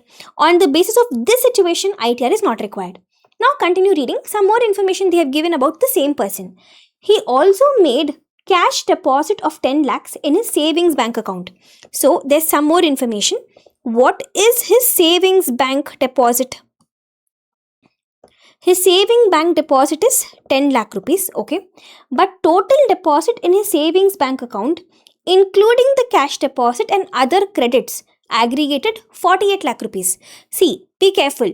He has done a cash deposit of 10 lakhs, but there are other deposits also. Total deposits, including this 10 lakh cash deposit, total deposit is 48 lakhs. So the total saving bank deposit is 48 lakhs. So saving bank account deposit, guys, we will look at this point. If his total savings account deposit is at least 50 lakhs, then only we will ask him to file ITR. Is it at least 50 lakhs? No, it's only 48 lakhs. It is within 50 lakhs. So on this reason, on the basis of this reason also, ITR is not required. So is this assessee required to file ITR finally? No, guys, he's not coming under any of these situations. They've given us information about two situations over here, and none of the two situations are fulfilled. So in this case, Mr. Dhruv, he need not file his ITR. Got it. Now moving on to the second situation. In the second situation, the question says Dr. Nirav, aged 50 years, which means he is not a senior citizen. He is a renowned heart surgeon, which means he is a doctor. So he is carrying on a profession.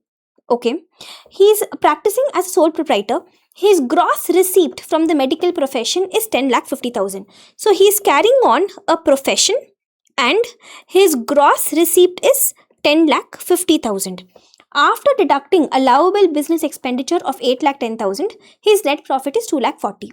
During the year, he has earned 10,000 as interest from savings bank account, assuming he has opted for default regime. So there is two set of information given over here. He is carrying on a profession and his gross receipt is 10,50,000. This is the first point given.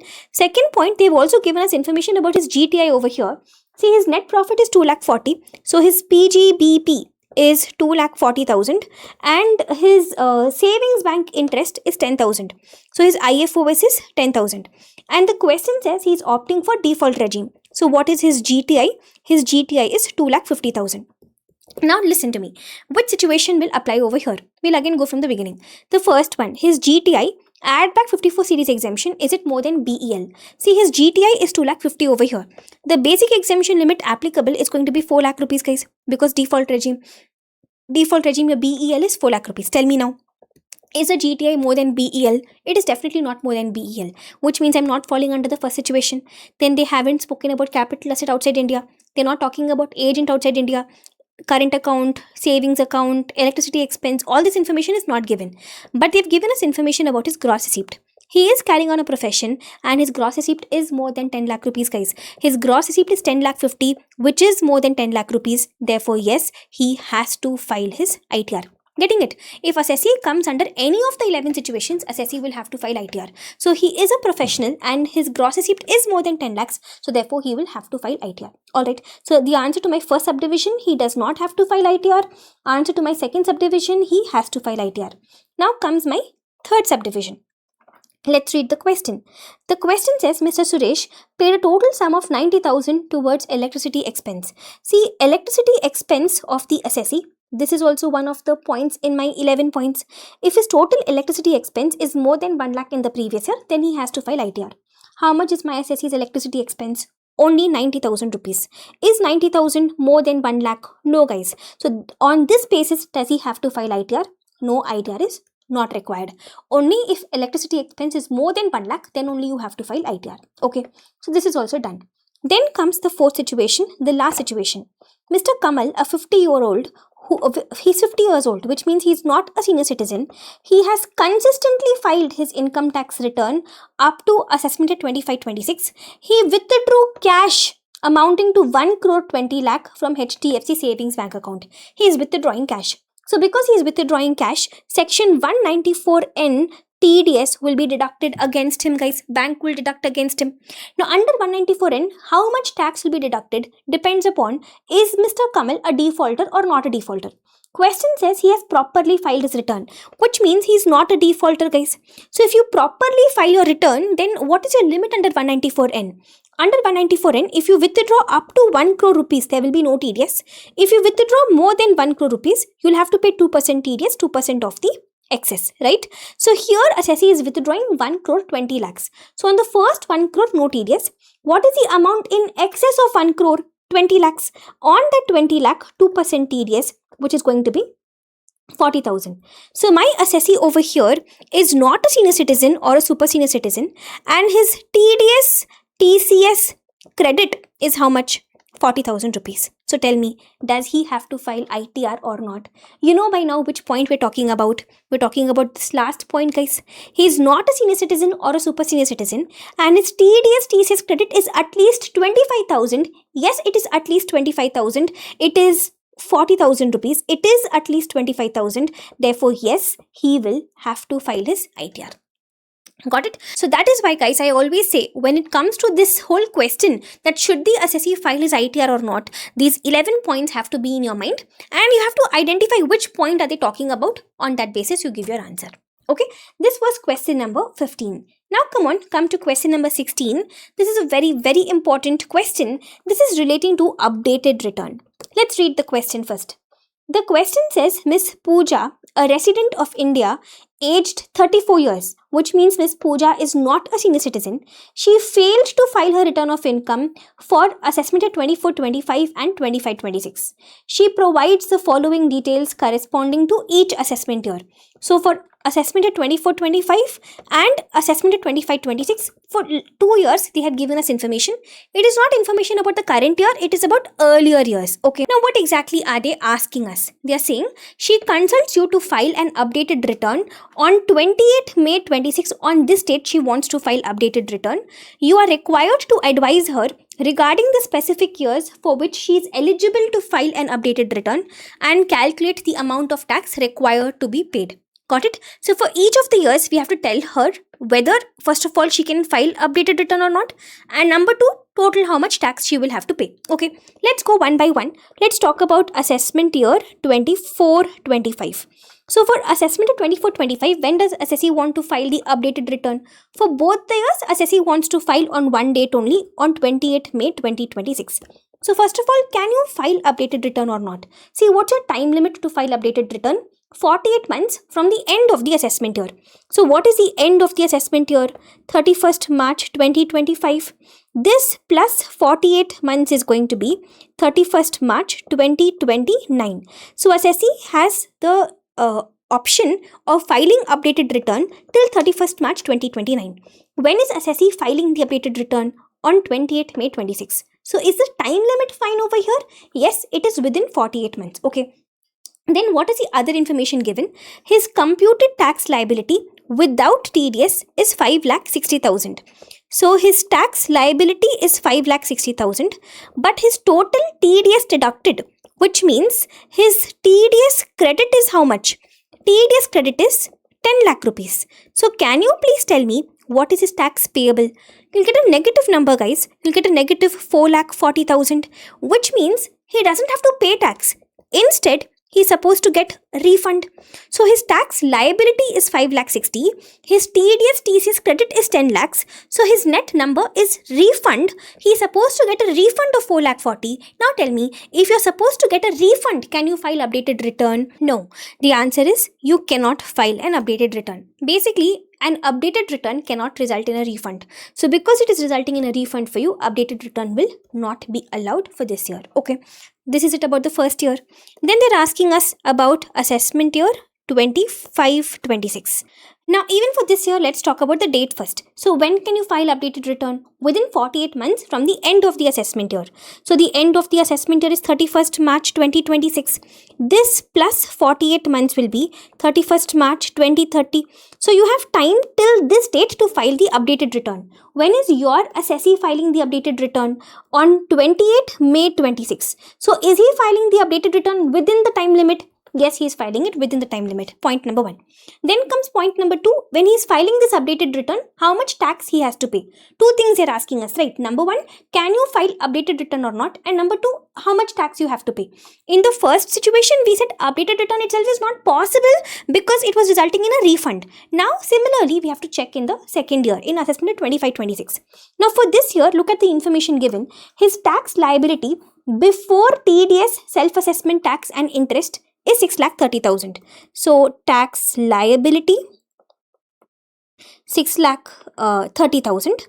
Then total TDS deducted. This will become your TDS credit. So from tax liability, we will subtract our TDS credit 2 lakh rupees. Okay, this is also done. Then his applicable interest under 234 ABC. So in addition to tax, assessee also has to pay section 234 ABC interest, which is totally 90,000 rupees. Okay. Then assessee has already paid self-assessment tax. Self-assessment tax already deposited. See, understand the logic. You actually have to pay 6,30,000 tax, but you have TDS credit of 2 lakhs. So to this extent, you don't have to pay again. Similarly, tax you have already remitted to the government 1 lakh rupees. So to this extent, of course, you don't have to pay tax again. So self-assessment tax already paid. How much has your assessee already paid to the government? 1 lakh rupees. So what is the tax payable now? 6,30,000 minus 2 lakh minus 1 lakh, 3,30,000 will become the tax payable for this assessee. So now if I have to conclude, for assessment at 25-26, there's no refund and all. You have to pay tax. So first of all, updated return is possible. You're filing on 28 May 26, which is within the time limit. Great. Now, how much tax has to be paid? You have to pay tax payable, we just now calculated, 3,30,000. Then you will have to pay interest. How much interest? 234 ABC interest. Even that information was given to us over here, 90,000. Then for assessment at 25-26, assessee is filing the return on 28 May 2026, guys. Do you agree assessee is filing his ITR late?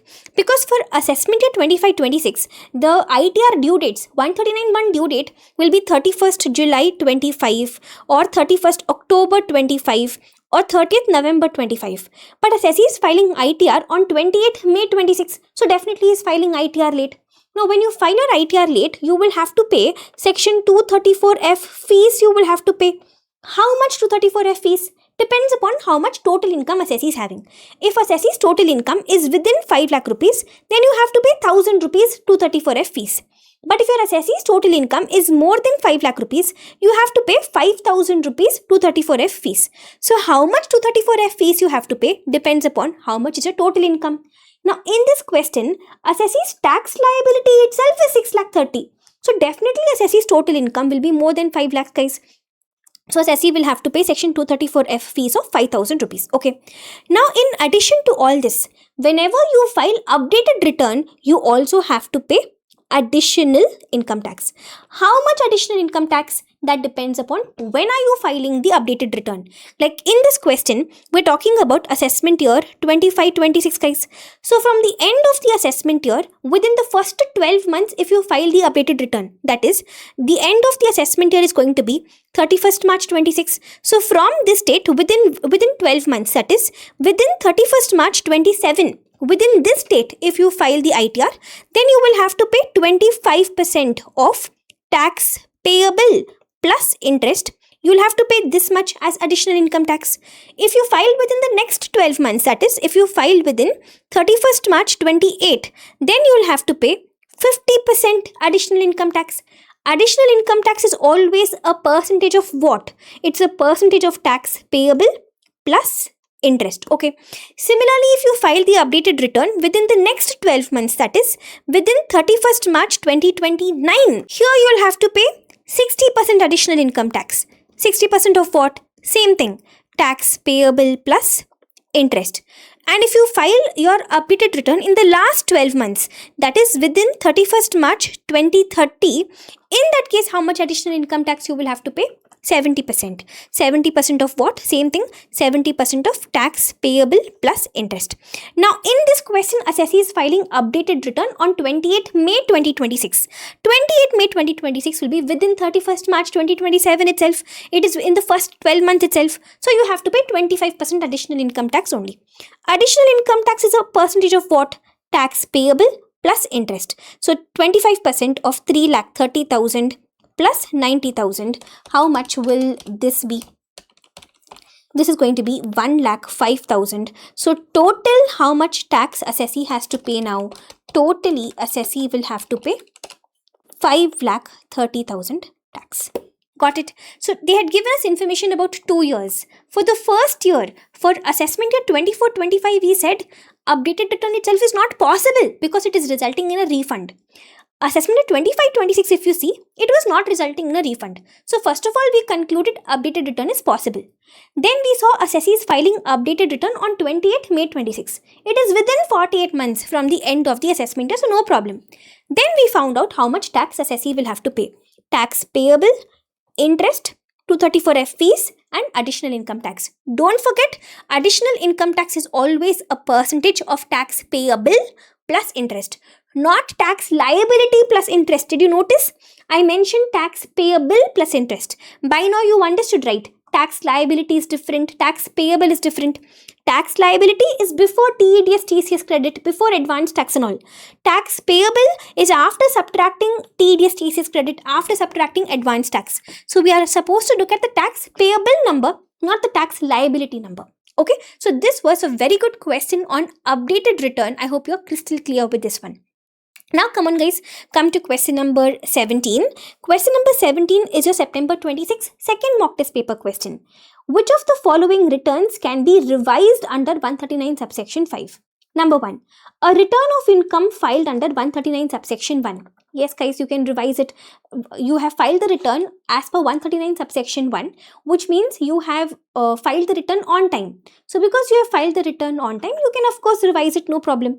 Even belated return can be revised guys. So whether you file your return on time or whether you file a return late, you can revise it. What about return of loss? Even a return of loss can be revised. Whether it's a return of income, whether it is a return of loss, both you can revise. So all the three can be revised. So your answer is going to be option D. Now coming to one final question from the return of income discussion, question number 18. This is from your second mock test paper. State with reasons whether the following statements are correct or incorrect. The first one, return of income of LLP could be verified by any partner.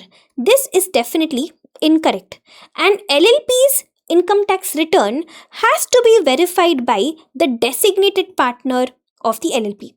Only if the designated partner is unable to verify, only then we go to any other partner. Otherwise, the first preference is always to the designated partner. So this statement is incorrect. Done. Then comes the second subdivision. Time limit for filing return of income under 139 subsection 1 in case of Mr. Naresh having total turnover 160 lakhs, out of which 100 lakhs was received in cash for the year ended 31st March 26. Whether or not declaring presumptive income under 44 AD is 31st October 26. First, interpret the question correctly.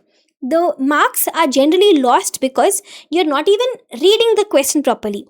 Read this once again. What exactly are they asking you? Time limit to file return under 139 subsection 1. So the question is about 139(1) due date. Who is your assessee? Mr. Naresh. His turnover is 160 lakhs. The statement is saying that whether or not he is declaring presumptive income under 44 AD, which means whether he is following 44 AD, whether he is not following 44 AD, irrespective of that, his ITR due date will be 31st October 2026. Correct or not? Let me tell you the provision first, then you yourself tell me whether the statement is correct or incorrect. The provision goes like this. If assessee is following 44 AD, which means if assessee is declaring PGBP as per section 44 AD, then in that case, assessee does not have to get tax audit done. So if he does not have to get tax audit done, then his ITR due date will be 31st July 26. But however, if 44 AD is applicable for him, but still the PGBP which he is declaring is less than 44 AD, it is not as per 44 AD, which means if he is not following 44 AD, then in that case consequences will come into the picture. And one of the consequences is he will have to get his audit done. So if audit is applicable, then his 139(1) date will be 31st October 26. But the question is saying whether 44 AD he is following, whether he is not following, his ITR due date will be 31st October. So this statement is definitely incorrect. His ITR due date will change. If he is declaring his PGBP as per 44 AD, then he'll get a benefit. The benefit is he does not have to get tax audit done. If tax audit is not applicable for him, then his 139(1) date will be 31st July. But however, if 44 AD is applicable for him, see his turnover is 1 crore 60 lakhs. It is within 2 crore, it is within 3 crore. Definitely 44 AD is applicable for him. So if 44 AD is applicable for him, but still the PGBP which he is declaring, if it is less than 44 AD PGBP, which means if he is not following 44 AD, then in that case consequences will come into the picture, and one of the consequences, he has to get tax audit done. So if tax audit is applicable for him, automatically his 139(1) due date will become 31st October. So ITR date will change. So the statement given over here is incorrect. Okay. This was your question number 18. So with this, we are done with the return of income discussion as well. Now come on guys, I want to discuss with you two total income questions. One from your May 26 examination and the other is from your RTP. Okay, two good questions. Let's do them one by one. Let's look at this question number 19 first. A very good question. There's some interesting adjustments over here. Let's read the question. The question says Mr. Prakash, a resident individual age 64 years. So he's a resident and he's at least 60 years. So Mr. Prakash, you become a senior citizen. He is in the business of manufacturing tires. Come on guys, as soon as you see manufacturing, one bulb glows in your mind. What does that bulb say? Additional depreciation. He prepares his accounts on mercantile basis, accrual basis of accounting he is following. His statement of P&L account showed a net profit of 1 crore 20 lakhs. This is his net profit after debiting or crediting the following items. So all this is already debited or credited and his net profit number is 1 crore 20 lakh. All this information they have given, additional information they have given. What are they asking? Compute total income and tax liability of Mr. Prakash under both the regimes. So normal regime also, default regime also, both the regimes we have to compute total income and tax. Suggest the one which is more beneficial for him, assuming he has never opted for default regime since the relevant assessment year. Which means in the earlier years, if you see, he has never followed the default regime. So in all the earlier years, he has followed the normal regime only. What about your current year? What about previous year 25-26? Current year you have to do as per both the regimes and you have to say which is better. Able to interpret it correctly? Earlier years till now he has never followed default regime. He has always followed normal regime only. Current year we have to suggest to him which is better. Okay, come on guys, let's get to work. Our first focus is going to be purely on the basis of normal regime. So as per the normal regime, I am going to first work on the total income computation. Then we will come to default regime. Okay, they've given me the net profit number. So of course my SSE will have PGBP. I'll give reference to working note number 1. I'll open my working note number 1 for PGBP. The net profit number is given to us, which means we will follow the indirect method, which is nothing but your 5-step approach. Let's make our 5 steps first. We start with net profit as per P&L account. Then we add expenses debited but not allowed. I leave some gap. Then we add incomes not credited but taxable. Then we subtract expenses not debited but allowed. And finally, we subtract incomes credited but not taxable. So these are our usual 5 steps, guys. Now come on, let's look at the information. They've given us a net profit number. The net profit is 1 crore 20 lakhs. This 1 crore 20 lakhs is after debiting and crediting all these things. Let's see these adjustments one by one. The first adjustment, depreciation as per books is 10 lakh rupees. We have already debited this. I'll reverse this on the basis of the other information given. We'll recalculate depreciation. So depreciation as per books, I'm going to reverse it. It's already debited in the P&L. How will you reverse a debit? By crediting it. You will add it back. So I'll add back this depreciation. Then on the basis of information given, I'll freshly calculate depreciation and I'll allow it. Okay. Then the question says interest paid on loan taken from a scheduled bank to buy pollution control equipment. See point 3 in additional information, which means this adjustment and the third point in the additional information, both of these points are interconnected. So, assessee has paid interest on a loan. The loan is taken from scheduled bank. How much loan? 8,52,000 loan. It's carrying 10% interest. This loan was taken on the 1st June 25. The question says entire interest was debited to the P&L account. So, what is the total interest? 8,52,000, 10% for 10 months. Loan was borrowed on 1st June. Entire interest has been debited to P&L account. Now we'll immediately go and read the third point in the additional information because both are interconnected. The third point says he imported an air pollution control equipment falling under the 15% block. See, generally air pollution control equipment carries 40% depreciation. But the question itself is saying that this is falling under the 15% block, which means okay, 15% block, which was previously used outside India, which means this is second hand, guys. It was used outside India already by somebody else, so it's second hand. It is assessee has purchased this at a cost of 10 lakh rupees on 1st June 25. For this purpose, he took a loan from a scheduled bank, 8 lakh 52,000. Remember, we read this point in the earlier adjustment. Interest rate 10% on 1st June 25. Equipment was delivered on 15 September and it was put to use on 1st October. So let's do one thing.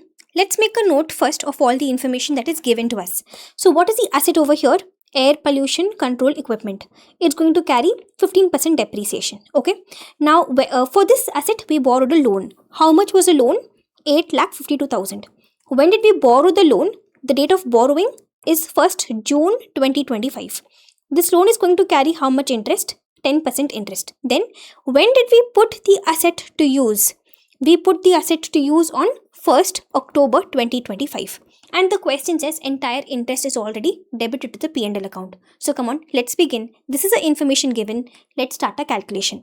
So what I'll do is I'll open a separate working note number 2 for this air pollution control equipment. Okay. So two steps in my answer. First will be focused on the interest part. Second will be the depreciation calculation. So first part, see. Let's talk about the interest. We know very well that whatever interest assessee incurs till the asset is put to use, that interest will be capitalized. It will be added to the block. So when did the assessee borrow the loan? 1st June 25. When did the assessee put the asset to use? On 1st October 25. So before putting the asset to use, that is for this period, whatever interest assessee has incurred, it will get capitalized. It will get added to the block. How many months is this? June, July, August, September. 4 months. I will not count October because 1st October asset is put to use.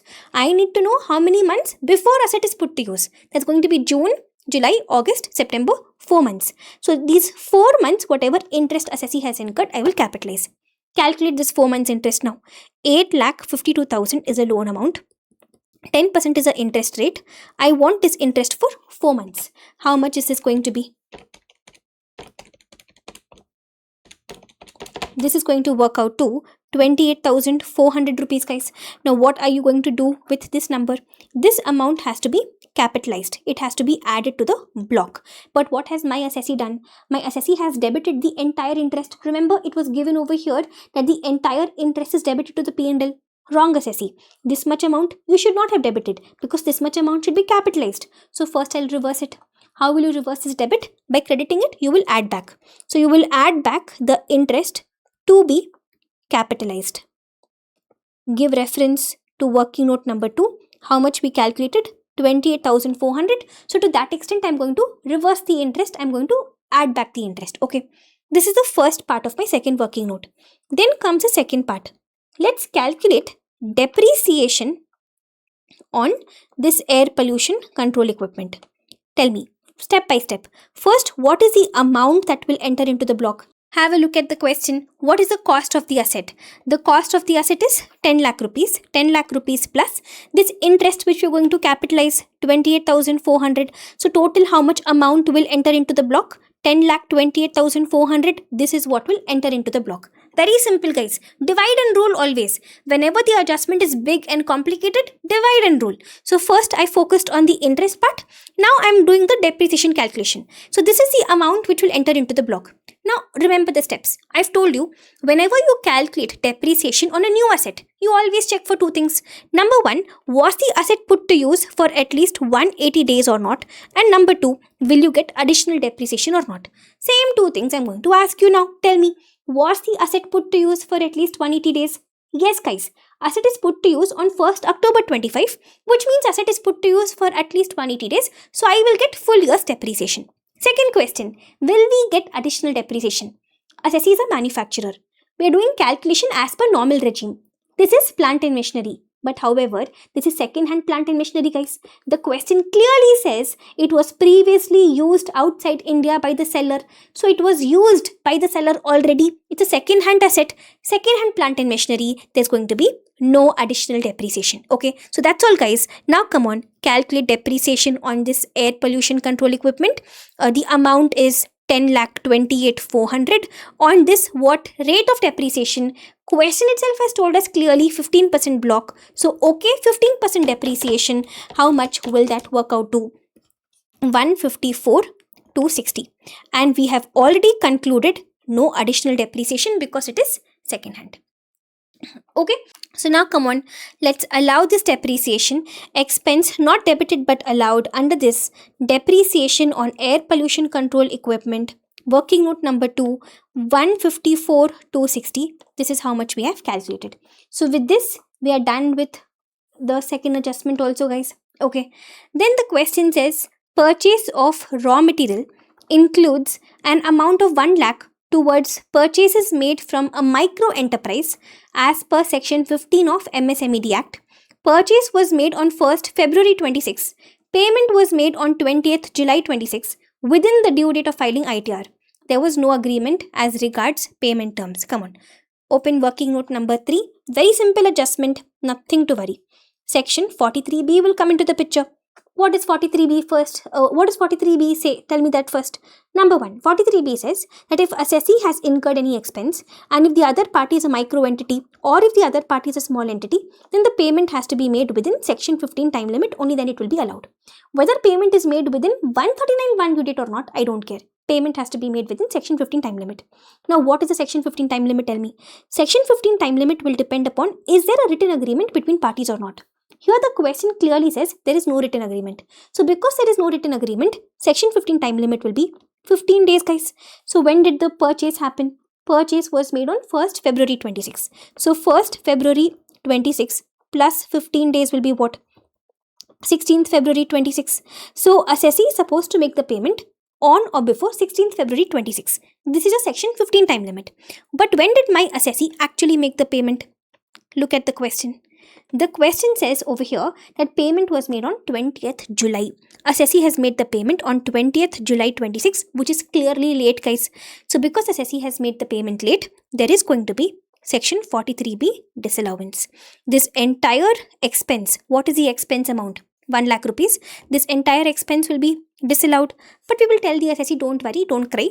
Later, whenever you make the payment in that year, it will be allowed again for you. It's a reversible disallowance. When are you making the payment again? On 20th July 26, which is previous year 26-27. In 26-27, we will reverse the disallowance for you. We will allow it again for you. But for now, in my current year, 43B, 1 lakh rupees will be disallowed. Okay. So come on, come back to your main answer. So under section 43B, I am going to disallow 1 lakh rupees. Give reference to working note number 3. This was simple. Then comes the next point. Don't forget, whatever we are seeing over here, all these items are already debited, already credited. Okay. Come to the fourth adjustment now. Interest of 2,50,000 on enhanced compensation on compulsory acquisition of his factory building by the government based on court order. Then the question says, however, he actually received the amount in his bank account on 20th May 2026. We already know this adjustment, guys. We've seen this in the past in one of the questions as well. See, tell me carefully. Interest on compensation, it will go into which head? It will go into IFOS head. It will be taxed on what basis? It will be taxed on receipt basis. And how much deduction will you get? You'll get flat 50% deduction. So the balance 50% only will be taxed. This is the concept. First of all, this amount is already credited in the P&L account. So how will you reverse the credit? By debiting it, you will subtract it. So first I will subtract it, guys. So it's an income which is credited to P&L, but it is not taxable. Interest on compensation, 2,50,000. I'll first remove it from P&L. Then ideally, I should take it to which head?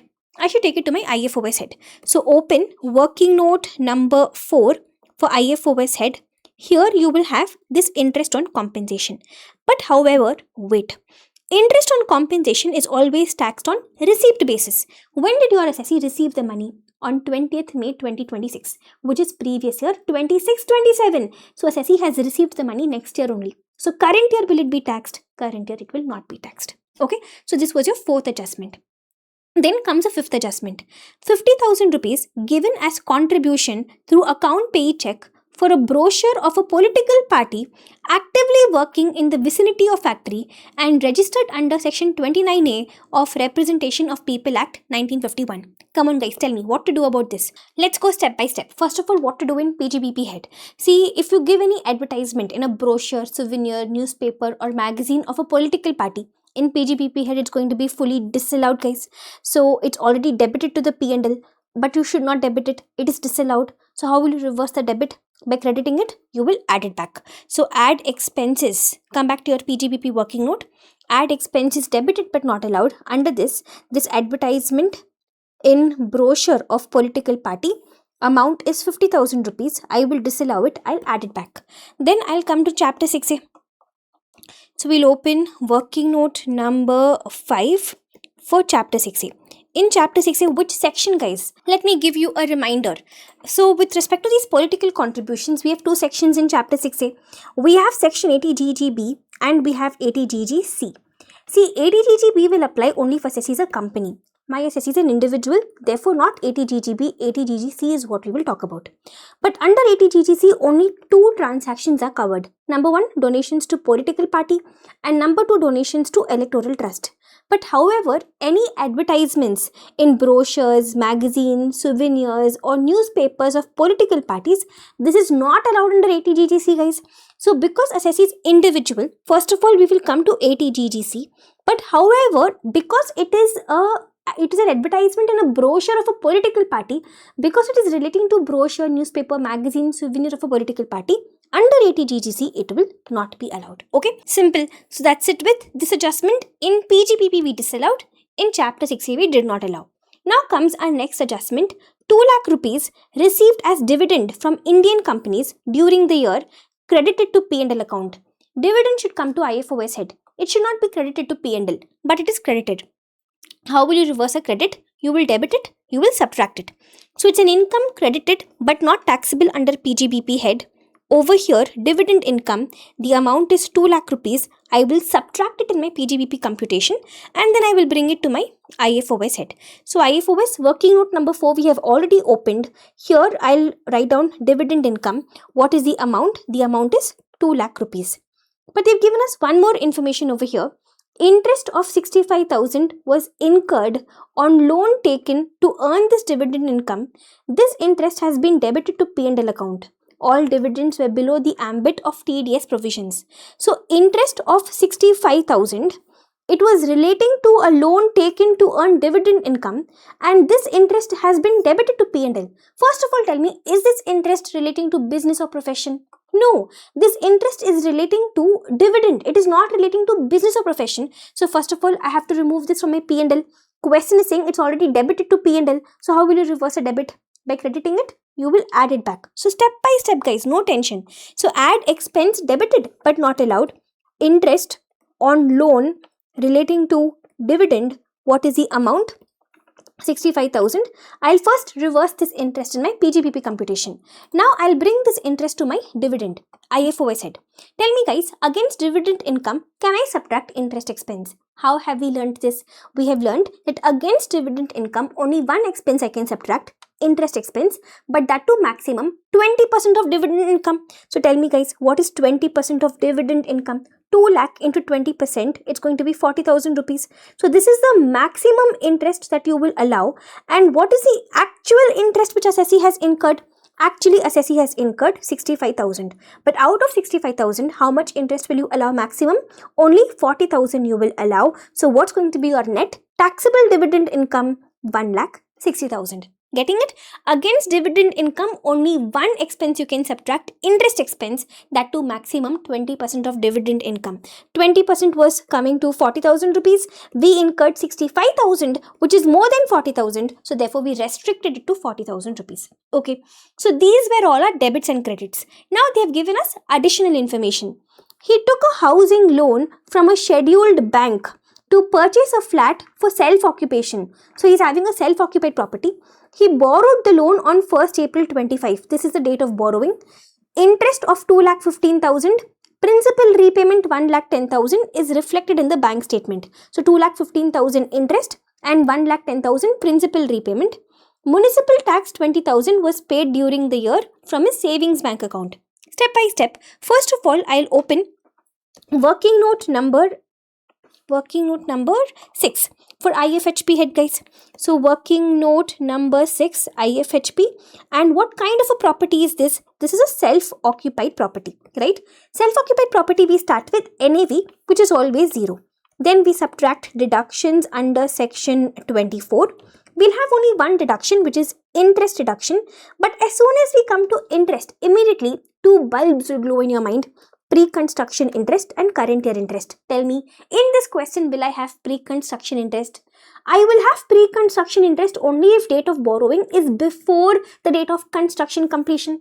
See, I know the date of borrowing over here, but we've read the whole question. They have not given us the date of construction completion. So no question of pre-construction interest. I will have only current year interest. What is the current year interest? 2,15,000, guys. But self-occupied property, maximum how much interest will be allowed? 2 lakh interest only will be allowed. Loan is borrowed on or after 1st April 1999. Loan is borrowed for purchase or construction of the property. I'll assume purchase or construction was completed within 5 years from the end of the year of borrowing. All my 3 conditions are fulfilled. 2 lakh limit will apply. We are incurring interest 2,15,000, but how much will we allow in IFHP? For self-occupied property, we will allow maximum 2 lakh only. So for the self-occupied property, what's your net number? You're having a loss. You're having a loss of 2 lakh rupees. Now, what do you do with losses, guys? Losses you always put in the margin. So come to your main answer. Loss from house property, 2 lakhs. I've put it in the margin. We'll handle it later. So this is it about the interest part. But what about the principal repayment? Principal repayment will go to your chapter 6A. Section 80C. So come to your chapter 6A working note. Over here, section 80C. Now, I always tell you, when it comes to principal repayment, don't blindly put the number into 80C. Check your conditions. 3 conditions, guys. Condition number 1, the loan should be relating to purchase or construction of property. Condition 2, the loan should be relating to a residential house property which is assessed under IFHP.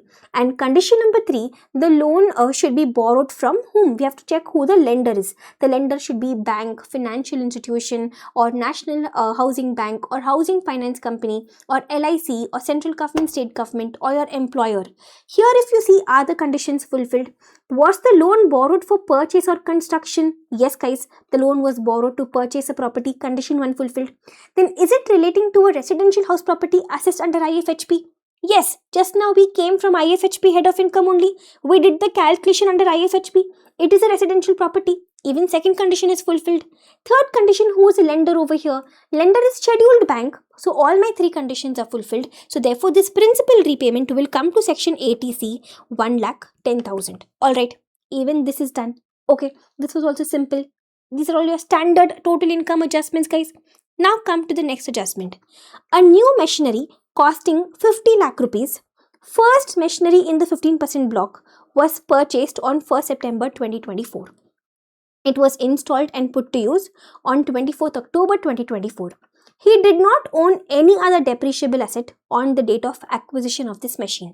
See, guys, the question says that this machine was the first machine in his 15% block. Okay. And this machine was purchased by him in September 24, which is last year, previous year 24-25. It was put to use on 24th October 2024, which is last year, previous year 24-25. Whatever depreciation assessee had debited to the P&L, remember, we had already reversed it. So whatever is a depreciation that is allowed under section 32, even for the air pollution control equipment, if you remember, we freshly calculated and we allowed. Same way, we will do that for the machinery. This point also, we will properly calculate what is the depreciation allowed for this machinery and we will allow that amount. Whatever was already debited to the P&L, we have already reversed, if you remember. So the correct depreciation we will calculate and we will allow that. Okay. So let's open a new working note. Working note number 7, depreciation relating to my machinery. Now be careful. When was this machinery purchased and put to use? Last year, guys, in 24-25. So on 1st September 2024, we purchased the machine. We purchased it for how much? For 50 lakh rupees. Okay, and we put it to use on 24th October 24. So my first question to you is, for previous year 24-25, how much depreciation will you get? See, last year, not current year, last year.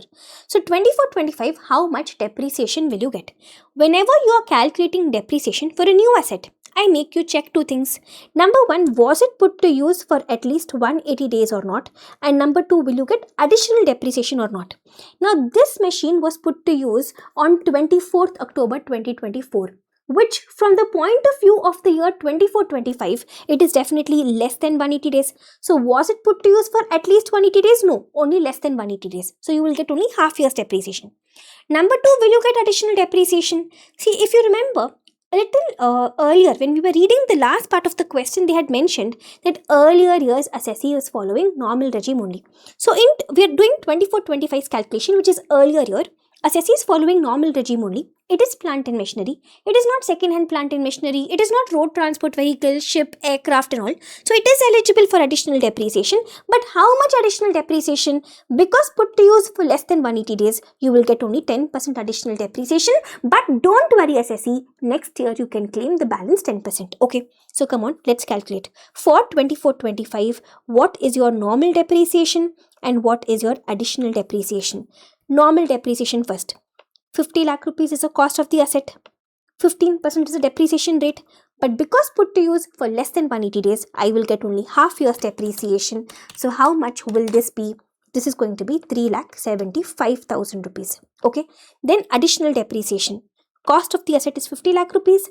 Actually, additional depreciation is 20%, but because asset is put to use for less than 180 days, we already concluded assessee will enjoy only 10% additional depreciation, which will be 5 lakh rupees. Okay, this is 24-25's calculation, last year's calculation. So now tell me, for my current year, what is the opening WDV? On 1st April 2025, what will the opening WDV be? It's going to be 41,25,000, guys. Now on this current year's depreciation, I will calculate now. So for my current year 25-26, what is going to be your depreciation? How much normal depreciation will you get? How much additional depreciation will you get? See, what's your normal depreciation? 41,25,000 into 15%. Okay, that's going to be 6,18,750. Then you will get additional depreciation. No, you yourself had said that, ma'am, we put the asset to use for less than 180 days. So in 24-25, you enjoyed only 10%.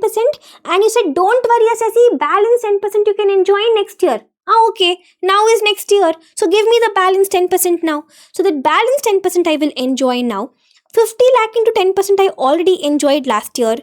The balance 10%, 50 lakh into 10%, which is 5 lakhs, I will enjoy now in my current year. So now tell me, guys, what's the total depreciation for the assessee in the current year? Two numbers, these two numbers, total depreciation for the current year, for previous year 25-26 is going to be 618,750 plus 5 lakhs, which is going to be 11,18,750. Now this is what I will allow in my PGBP computation. So in PGBP, under less expenses not debited but allowed, depreciation on machinery 11,18,750. Give reference to the working note. What's your working note number? Working note 7.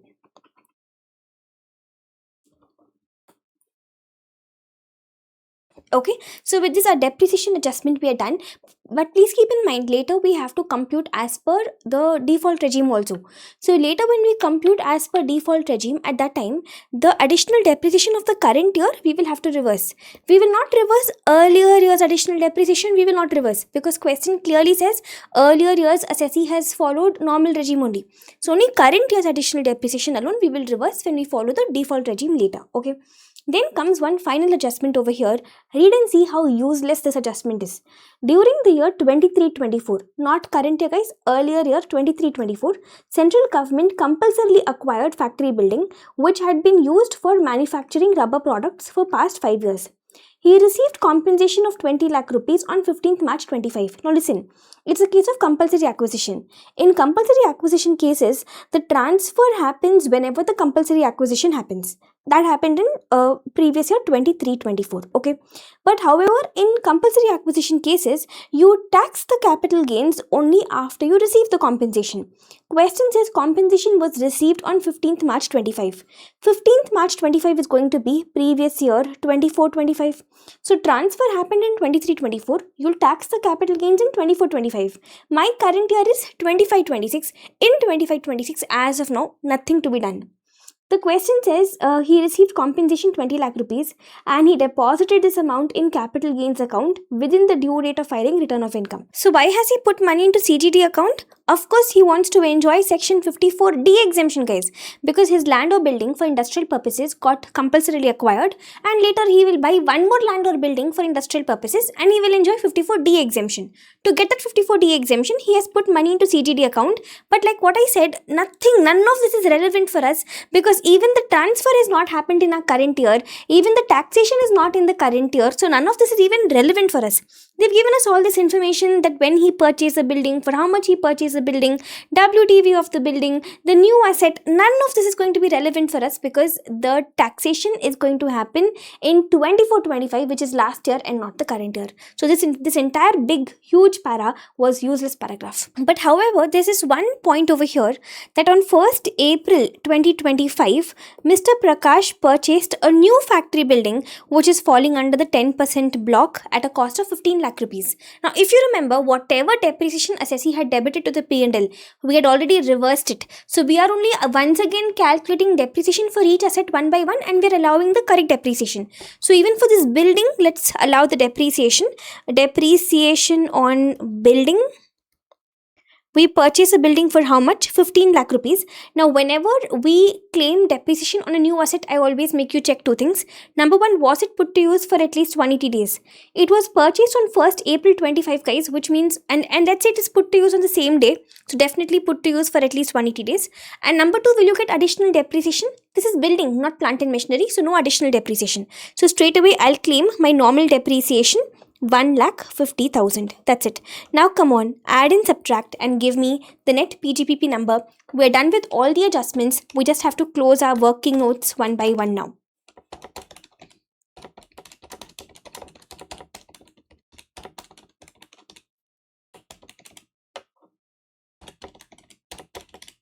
You will get 1,13,70,390 as your PGPP. Take this to your main answer. 1,13,70,390. Then what are the other working notes? Working note number 2 was anyways depreciation. Working note 3 was 43B. IFOS, if you see, working note 4, total IFOS is 1,60,000. Let's take it to our main answer. IFOS working note 4, 1,60,000. Okay, then we have working note 5, chapter 6A. Only one number we have in chapter 6A, 1,10,000. We'll handle this later. And IFHP is anyways a negative number. We've already put it in our margin. So tell me now, loss from house property, where do we adjust? Assessees following normal regime, you will first try intra-head. Intra-head is not possible here. I don't have any income from house property. Therefore, I will do inter-head over here.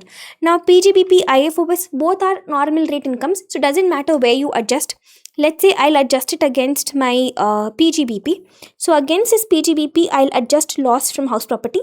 Inter-head adjustment, you can do maximum 2 lakhs. Here it is 2 lakhs only. So, this 2 lakhs fully I can adjust.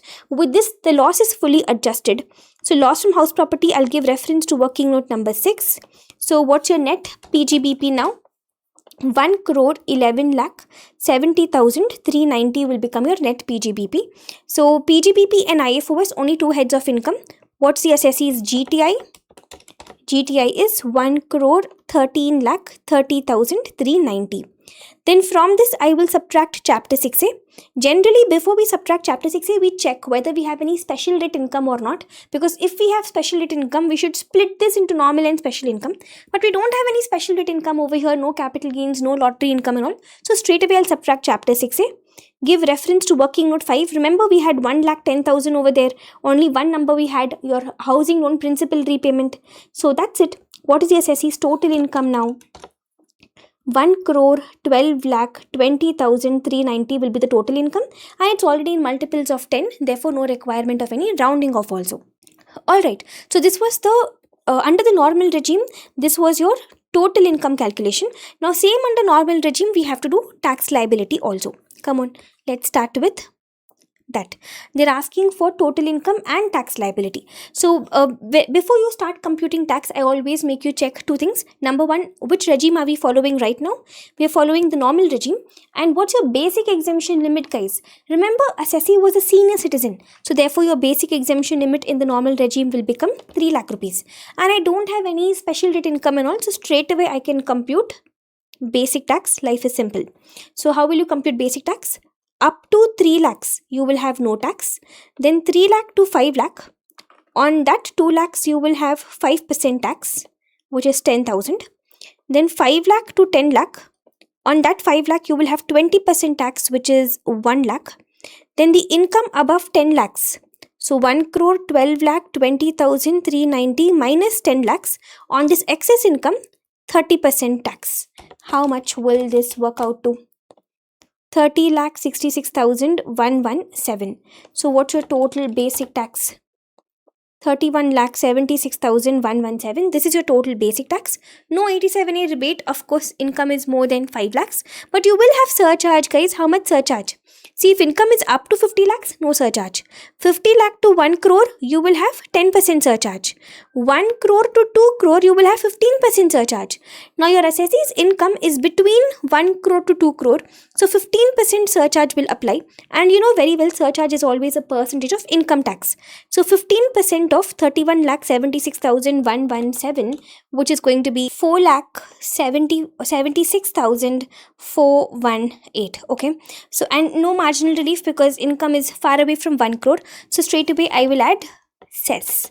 So, give me your final tax liability now. Add cess at 4%, which is 146,101.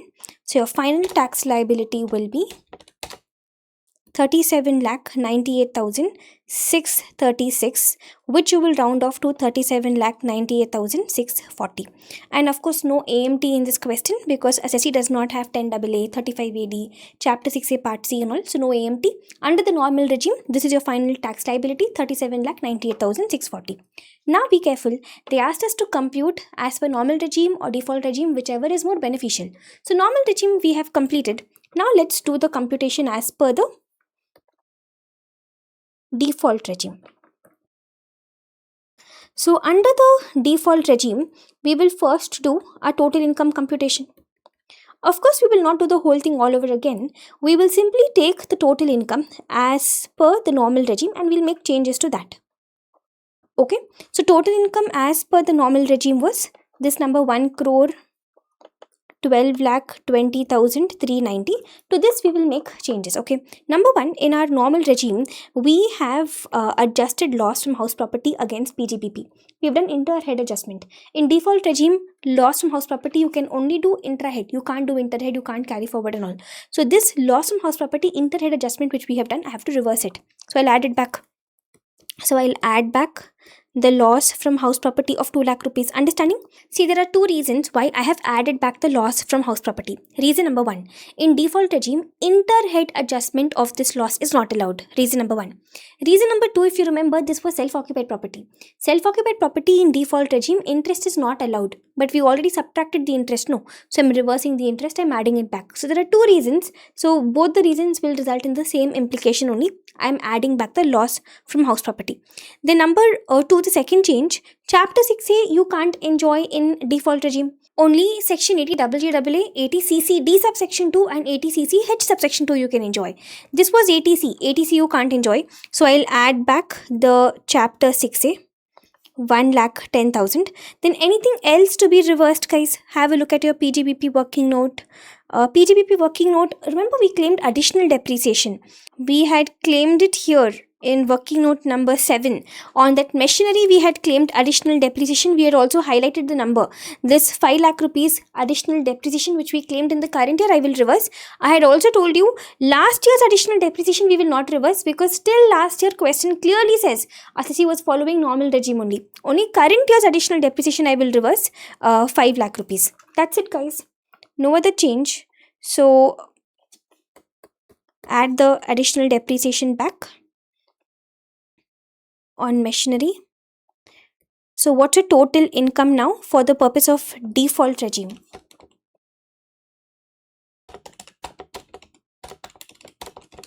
You will get 1,20,30,390. Already in multiples of 10, no requirement of rounding off also. Now on this total income, let's find the tax liability as per the default regime. So whenever you compute tax, I always make you check two things. Number one, which regime are we following? This time we are following the default regime, and in default regime, what's your basic exemption limit? Basic exemption limit is 4 lakh rupees. So come on, let's compute the, and no special rate income. So straight away I'll compute basic tax. Up to 4 lakh, no tax. Then 4 lakh to 8 lakh, 5% tax, 20,000. 8 lakh to 12 lakh, 10% tax, 40,000. 12 lakh to 16 lakh, 15% tax, 60,000. 16 lakh to 20 lakh, 20% tax, 80,000. 20 lakh to 24 lakh, 25% tax, 1 lakh. And the income in excess of 24 lakhs. So 1 crore 20 lakh 30,390.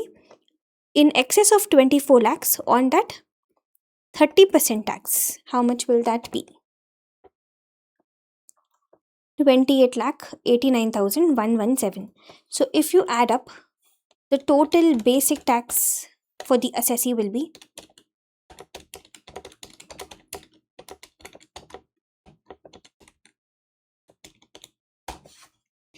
31,89,117.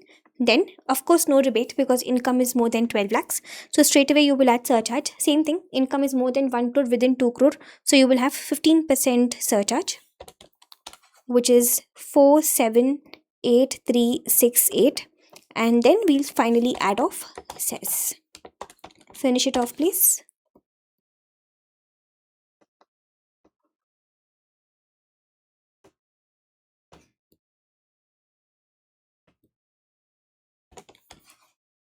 $146,699 will be your cess.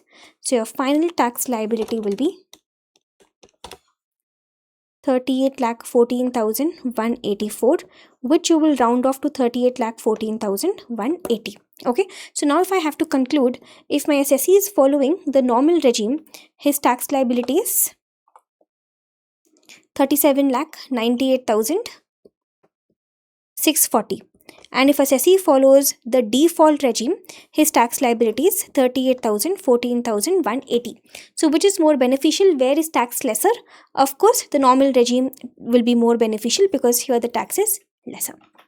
Okay, an amazing question, especially that last useless para that they had given to us might have been a light bulb moment for many of you. Apart from that, I would say even the depreciation adjustments were very interesting over here. We had to capitalize the interest for the air pollution control equipment. We had to claim additional depreciation of the last year in this machinery discussion. Then even that building depreciation we had. So I think it was in this entire question, the major focus was on calculation of depreciation. Okay, that's it, guys. We will close this question over here, and now we will come to this next question, question number 20. This is a combination of two questions, your September 26 RTP and your first mock test paper. Okay, I've combined these two questions into one question, and we'll work this out next. Let me take a fresh page.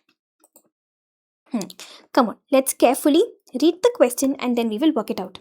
The question says, Mr. Advait, a resident individual aged 48 years, which means Mr. Advait, you are not a senior citizen. He is engaged in manufacturing of industrial chemicals as a sole proprietor. Again, he is in manufacturing business, so therefore immediately additional depreciation will come to your mind. He follows mercantile system of accounting. His net profit as per P&L account was 25 lakh rupees. So they've given us a net profit number after debiting or crediting the following items. So all of these items are already debited or credited. Then they have given us additional information. They're asking us to compute total income and tax liability of Mr. Advait for the assessment year under both default regime and optional regime.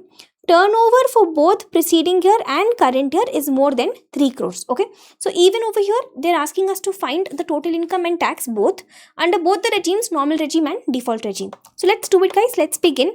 Let's focus on the normal regime first. Under the normal regime, let's compute total income first. So here they've given us a net profit number, so of course we will have PGBP. I'll give reference to working note number 1. We'll open PGBP working note number 1. They've given us a net profit number, so again we will follow the indirect method. We will start with net profit as per P&L account. Then we will add expenses debited but not allowed. Then we'll add incomes not credited but taxable. Then we'll subtract expenses not debited but allowed. And finally, we'll subtract incomes credited but not taxable. Okay, so these are going to be my 5 steps. Let's begin now. Net profit number that they've given to us is 25 lakhs, and this 25 lakhs is after debiting and crediting all these things.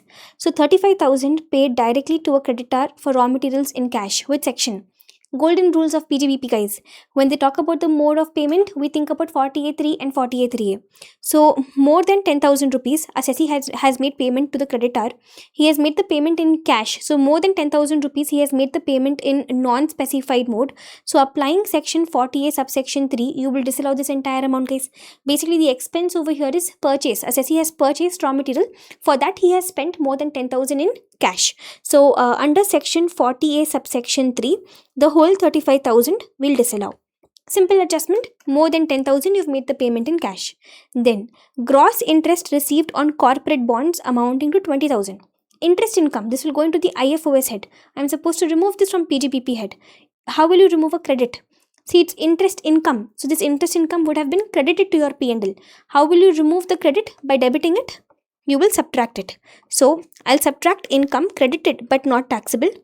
Over here I'll put interest. The amount is 20,000. So I'm removing it from my PGBP. And then let's open working note number 2. IFOS. Tax it under IFOS head, guys. Amount is 20,000. Even this is done. Then contribution of 1,50,000 to an approved university for social science research. See, in the normal regime, contribution to outsider for scientific research, research in social science, statistical research, it is allowed under section 35 under the normal regime. But later when we do default regime, that time we will have to disallow it. For now we're doing it as per the normal regime. So for now nothing to do. It's already debited in the P&L. It is allowed. Nothing is required for me to do. Then the question says commission charges of 2 lakh rupees paid to local sales agent via account payee check without deducting tax at source. Here which concept will apply? Again, golden rules of PGBP. They're talking about the mode of payment, account payee check. So I will think about 48.3, 48.3A. But the payment is by account payee check, which means the payment is by specified mode. So 48.3, 48.3A disallowance is not attracted, guys. Then they're saying without deducting tax at source, another golden rule of PGBP. When they talk about TDS in PGPP, that TDS is deducted or TDS is not deducted, we think about 40A1 and 40A1A, guys. And for 40A1, 40A1A, I have taught you the song, your 3-2-1 song. Come on, sing the song with me. So we'll apply 40A1A over here. 40A1 applies if the other party is a non-resident. Nothing is mentioned. So we'll apply 40A1A. 3-2-1 is a song. What does that mean? First, I put on you 3 conditions. Condition number 1, assessee has incurred an expense relating to his business or profession. Condition number 2, the other party is a resident and payment has been made in India. And condition number 3, TDS should be applicable on that transaction. Here if you see, yes, assessee has incurred an expense, commission expense, it is relating to his business or profession. We'll assume that the payment was made to resident and payment is made in India. This part we will assume because the question doesn't say anything. But the question does say local sales agent, so it is implied that this condition is fulfilled. Third, is TDS applicable or not? Talking about commission, guys. For commission, we have 3 sections in TDS, 194D, 194G and 194H. This is not insurance commission. This is not lottery commission. Therefore, it has to be section 194H.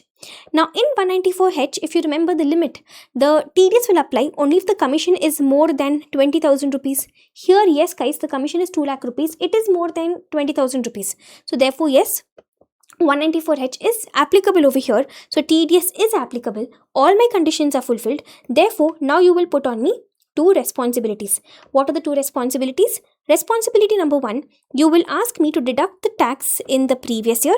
And responsibility number 2, you will ask me to remit the tax within section 139(1) date. Now, is there minimum 1 violation, guys? Yes, the question says tax was not even deducted. So, we do have 1 violation over here. So, all my 3 conditions were fulfilled. So, you put 2 responsibilities on me and there is minimum 1 violation is there. Therefore, 40A1A will get attracted. Now, under 40A1A, how much will you disallow? Under 40A1A, we don't disallow fully, guys. In 40A1, we disallow fully. But in 40A1A, we disallow only 30%. So, the expense is 2 lakh rupees. 2 lakh into 30%, 60,000. This is what we will disallow. When we disallow, assessee starts crying. So, how will you console the assessee? You will tell the assessee, don't worry, it's a reversible disallowance. For now, we are disallowing. But later, whenever you deduct the tax and remit the tax, in that year, we will allow it again for you. So, for now, under 40A1A, we'll go back and disallow the 60,000. So, under section 40A1A, this commission expense, 2 lakhs into 30% we disallowed, 60,000. Please notice, we disallow 30% of the expense, not 30% of TDS, okay? 30% of the expense. This was your 4th adjustment. Good revision of 40A1, 40A1A. Now, come on, guys. Come to adjustment 5 and adjustment 6. These are the star adjustments of this question. You will enjoy these 2 adjustments. They are amazing. Let's carefully read them first. Normal depreciation of 5 lakh rupees, including depreciation on total cost of new plant and machinery purchased and put to use on 12th July as per income tax. Interpretation is simple. By the way, all of these things are already debited, already credited in the P&L. So, we have already debited normal depreciation of 5 lakhs. Observation, we have debited normal depreciation, not additional depreciation. This 5 lakh rupees is depreciation including depreciation on the new plant and machinery, which means this 5 lakhs is not depreciation just on the new plant. No, it is total depreciation which includes depreciation on the new plant and machinery. Okay. Then subsidy of 20% on the new machinery received from state government, 4 lakh rupees. So, if 100% is the cost of my asset, we have received 20% subsidy. So, if 100 rupees is the cost of my asset, 20 rupees subsidy I got, I paid only balance 80 rupees. So, now they are saying this 20% amount is 4 lakh rupees. So, if the subsidy amount is to the extent of 20% and it is 4 lakh rupees, then what is the total cost of that new plant? I can do simple cross multiplication, guys. So, 4 lakh into 100 by 20. How much will this be? This is going to be 20 lakh rupees. You understood what I did, right? The question says we got subsidy of 20% and the 20% subsidy is 4 lakh rupees. So, I just did cross multiplication that if 20% subsidy is 4 lakh rupees, then what is the total cost of that plant and machinery? Total cost is 20 lakh rupees. Now, listen to me. What are we going to do? Step by step we will do. Point number 1. The subsidy amount. Can you credit subsidy in the P&L account? You can't write because the subsidy has to be reduced from your actual cost in the block. So the subsidy you should not credit it to the P&L account. But all this is already debited, it's already credited. So therefore I have to reverse the credit. How will you reverse a credit? By debiting it? You will subtract it. So I will remove the subsidy from my P&L account.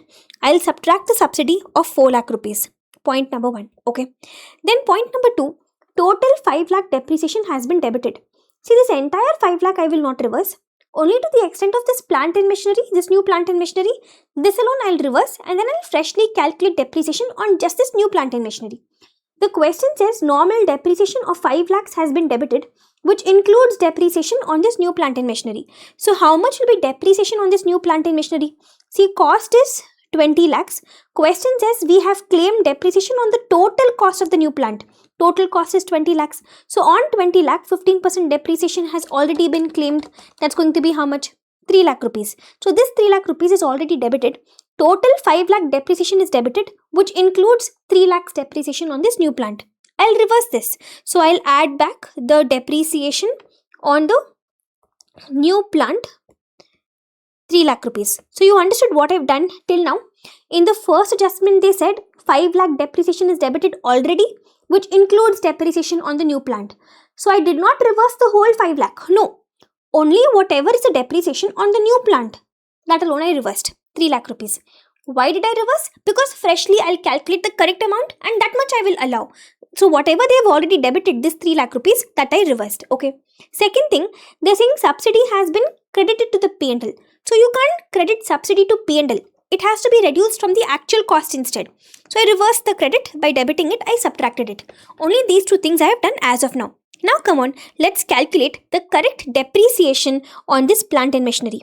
I'll open working note number 3, depreciation on new plant and machinery. See, what is the cost of this plant and machinery? We already calculated, guys. The cost is 20 lakh rupees. You remember how we calculated that? The question had said that we got 20% subsidy, which was 4 lakh rupees. So if 20% is 4 lakh, then what's the total cost? What's the 100%? What's the total value of the plant and machinery? We did cross multiplication. We did 4 lakh into 100 by 20 and we got 20 lakhs. This is the total cost of the plant and machinery. But however, we got subsidy of 4 lakhs. We always subtract subsidy, guys, and only the balance amount, 16 lakhs, this only will enter into the block. Why do you subtract subsidy? Logic also you know. To this extent, you did not pay. So this is not your cost. What is your cost? You paid how much? 16 lakh only. So this 16 lakhs, this is what will enter into the block. Now, whenever you calculate depreciation on a new asset, I always make you check two things. Number 1, did we put the asset to use for at least 180 days? Question says the asset was put to use on 12th July 25. So definitely yes, we put it to use for at least 180 days. Question number 2, will I get additional depreciation or not? Yes, guys, assessee is following the normal regime. Assessee is a manufacturer. This is plant and machinery. It's not second hand. It's not road transport vehicle and all.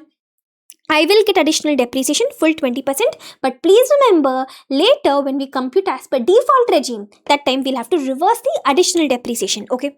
Come on, calculate now. Tell me the normal depreciation amount and tell me the additional depreciation amount. So the normal depreciation is going to be 16 lakh rupees into 15% and additional depreciation will be 16 lakh rupees into 20%. So give me the numbers. 2 lakh 40 and 3 lakh 20. So the total depreciation that we can claim on this asset is 5 lakh 60. Understood, everybody? Now you got it why I tried creating some hype before these two adjustments. So what are the things we did? First of all, we did not reverse the total depreciation. No. Whatever was the depreciation on the new plant, that alone we reversed. Then even the subsidy we reversed. Then we correctly calculated depreciation. Now this amount is what we are going to allow in our PGPP. So come on, it's an expense not debited but allowed. Depreciation on my new plant and machinery. Give reference to working note number 3, 5 lakh 60,000. Okay, this is also done. Then comes a seventh adjustment. Medical expense debited to business includes 60,000 paid to hospital for medical treatment of his dependent son, who is a person with severe disability. So medical expense includes medical treatment for his son. It's not a business expense. So of course we will reverse it in our P&L. How will you reverse a debit? By crediting it, you will add it back. So medical expense 60,000, I'll add it back. But assessee is having a son who is dependent on the assessee and suffering from a disability. DRD, guys. Assessee has a dependent relative who is disabled. So assessee will get a deduction under section 80 DD. So come on, open your fourth working note. Working note number 4 for chapter 6A. Assessee has a dependent relative who is disabled. So assessee will enjoy section 80 DD. But how much deduction? See, assessee has incurred 60,000 medical expense. How much expense you have actually incurred? I don't care. 60,000 number, dustbin. You will get a flat deduction under 80DD. How much flat deduction do you get? If it is disability, we get 75,000 flat deduction. But if it is severe disability, we get 1,25,000 flat deduction. Okay, this was your seventh adjustment. Then comes your eighth adjustment. 80,000 rupees incurred for an advertisement published in a souvenir of a registered political party. Same adjustment we had in a last question in the May 26 question paper, in that question as well. So this has already been debited in the P&L account.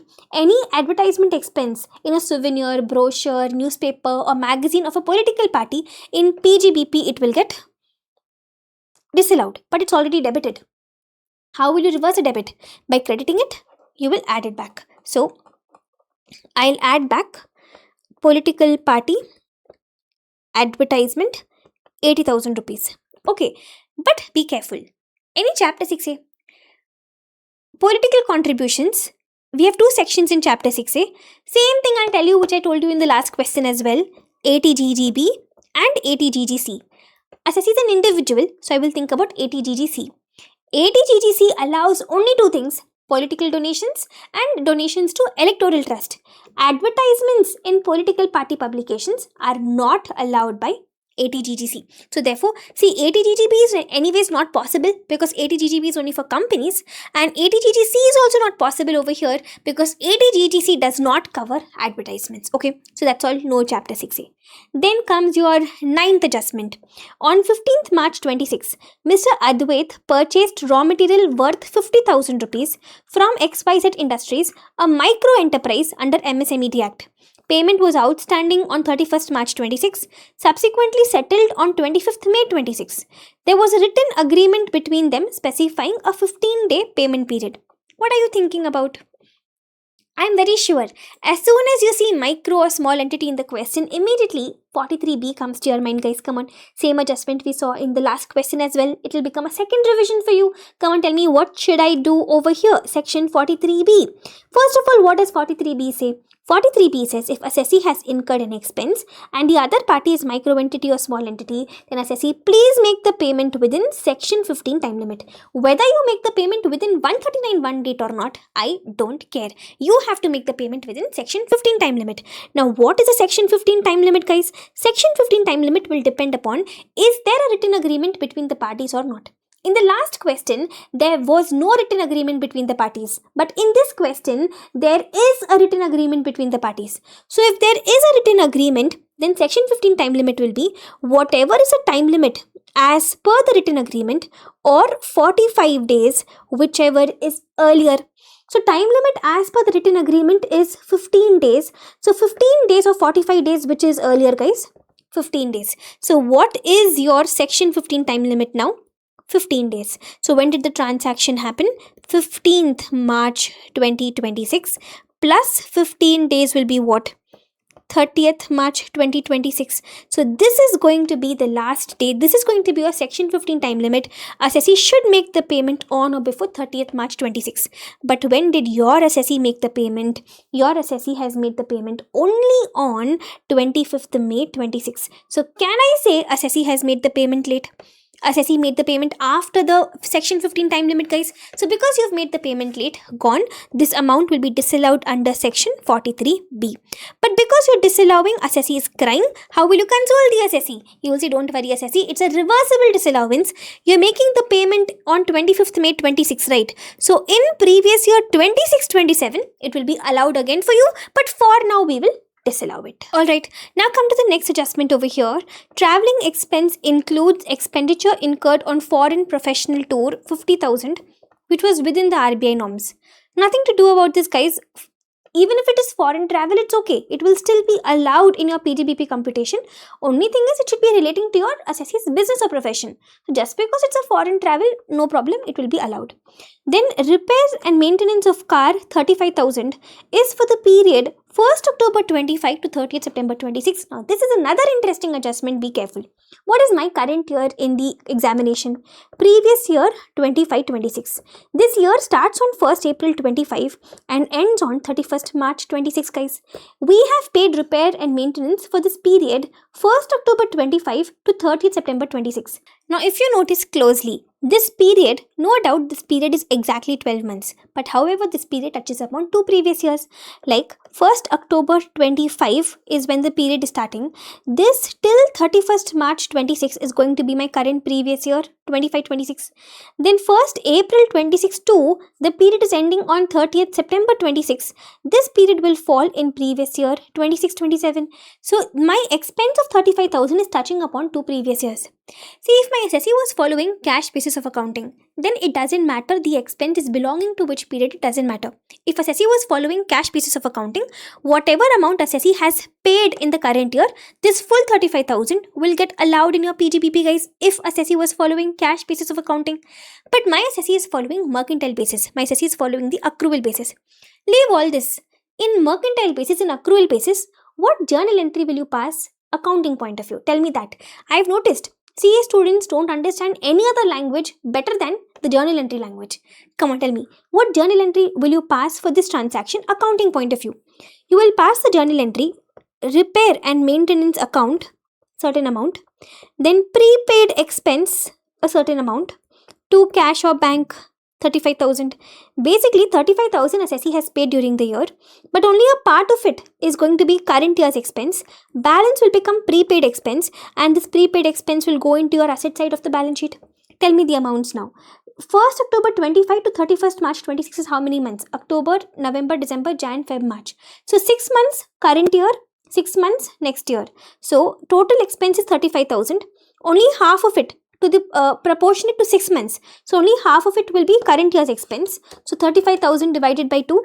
Only 17,500 will go into repairs and maintenance, which will go into your P&L account. The balance 17,500 will become your prepaid expense, which you will put into the balance sheet, because this is next year's expense, guys. So now tell me, how much expense should be allowed in the current year? If assessee is following cash basis, then I don't care expense is belonging to which year. Whatever you paid in the current year, fully I will allow. But my assessee is following mercantile basis. In mercantile basis only, current year's expense I will allow, which is 17,500. But my assessee has debited the whole 35,000, so the balance 17,500 I will disallow. So add expense is debited but not allowed. Here we have repairs and maintenance, prepaid for next year. How much? 35,000 into 6 by 12, 17,500. You got the point, right? If assessee was following cash basis, no, that also. If you was following cash basis, then you don't care the expense belongs to which year. You don't care. Whatever you paid in the current year, fully it will be allowed. But here my assessee has followed accrual basis. In accrual basis, whatever is incurred for the current year, that only you will allow. Even journal entry point of view, if you see, whatever we have paid for the next year, you will put it as prepaid expense, which will go into the balance sheet. But however, current year expense, 6 months, this alone will go into P&L account. So this 6 months expense only I will allow, balance 6 months expense I will disallow. Okay. Then we have extra information over here. He received gross annual rent of 4,80,000 from a let-out property. So he is having a let-out property. Municipal tax of 50,000 was paid for this. Was paid by him on 10th April 26. So municipal tax he has paid in previous year 26-27 next year. He has not paid municipal tax in the current year. So I will ignore municipal tax. He repaid housing loan principal 90,000. Principal repayment will go to ATC. Then interest 1,10,000 on this loan to a financial institution availed for purchasing the house property. So come on, let's finish off the IFHP calculation. Open working note number 6.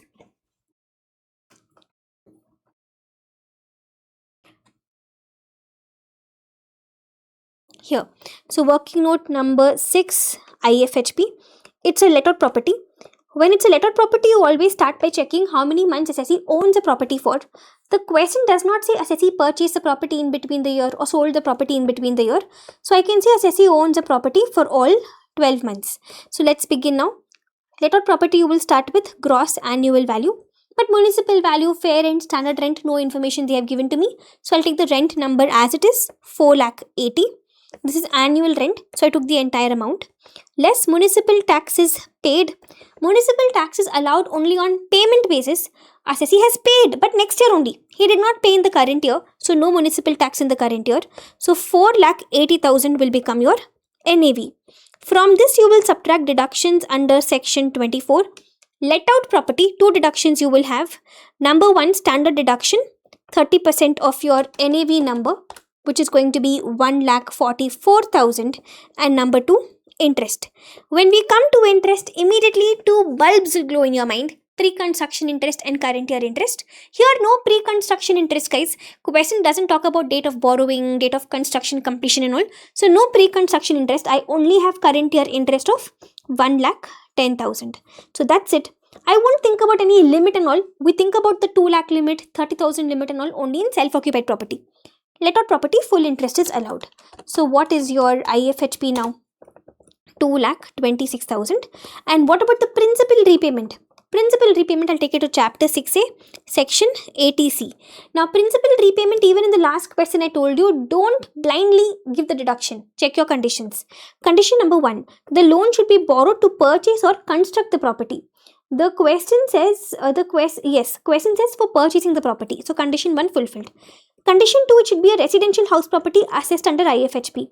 It is assessed under IFHP. Just now we are coming from the IFHP working note only, and I'll assume it's a residential property. Condition number 3, we have to check who the lender is. Lender is financial institution allowed. So all my conditions are fulfilled. Therefore, now I will conclude that yes, ATC, assessee is eligible for ATC. How much principal he has repaid? 90,000 rupees.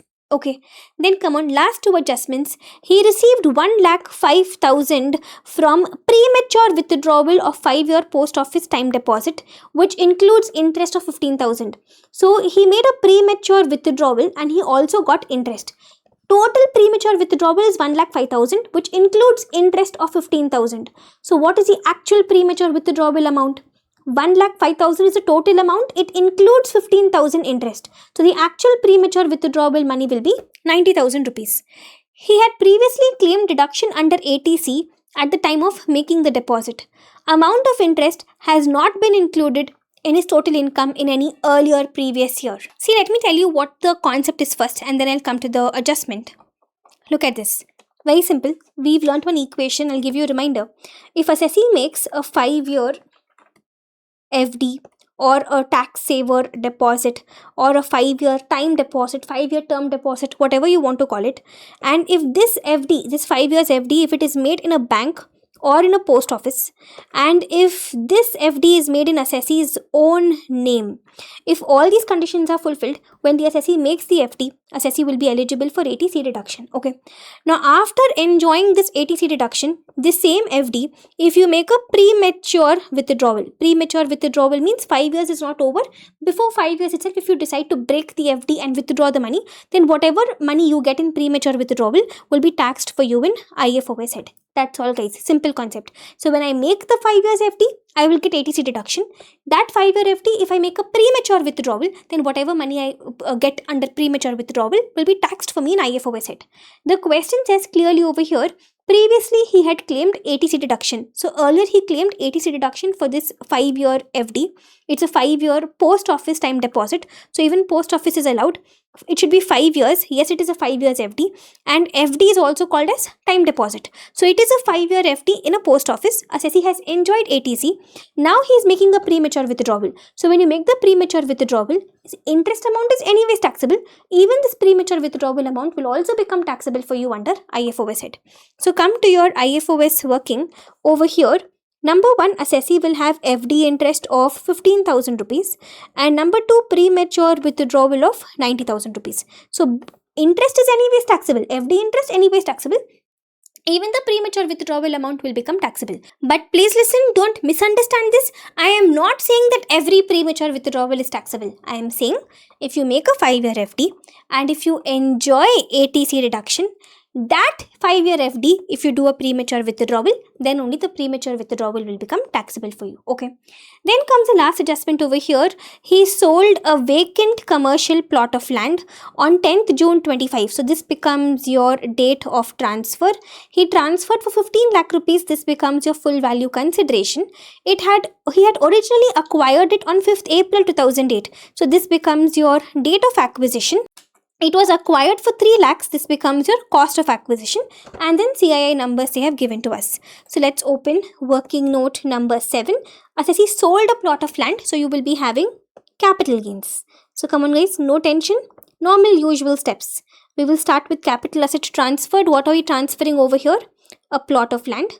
Then what's your period of holding? When did assessee buy this plot of land? Date of acquisition is 5th April 2008. And what's the date of transfer? Date of transfer is 10th June 25. This period is definitely more than 24 months.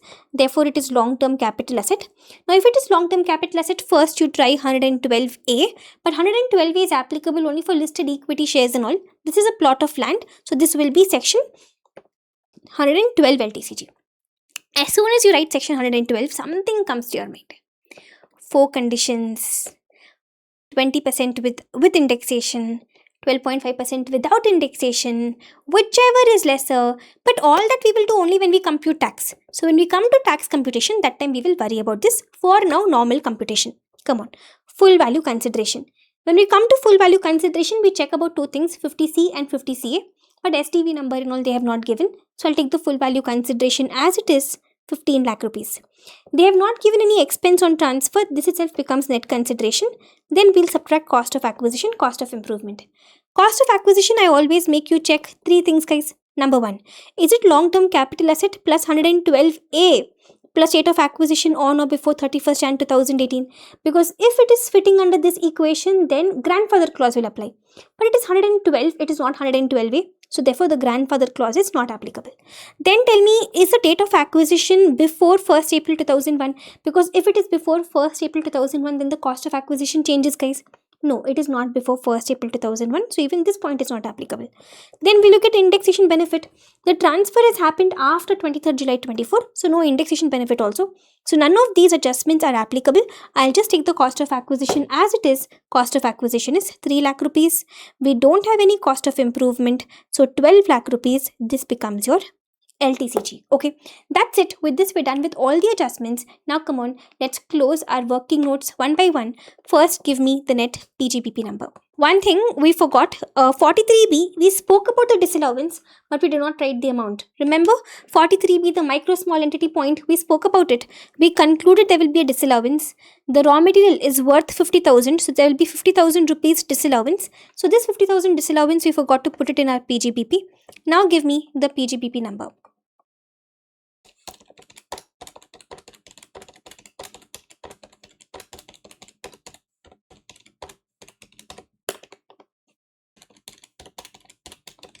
You will get 21,22,500. Take this to your main answer. So PGBP 21,22,500. Then what are your other heads of income? We have IFOS. Add up. Total IFOS is 1,25,000.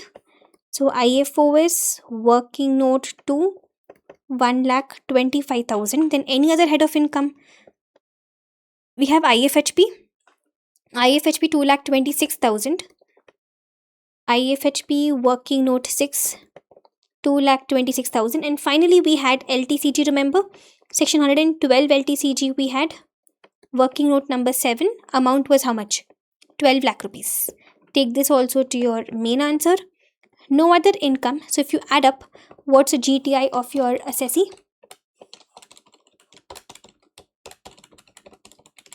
GTI is 36,73,500.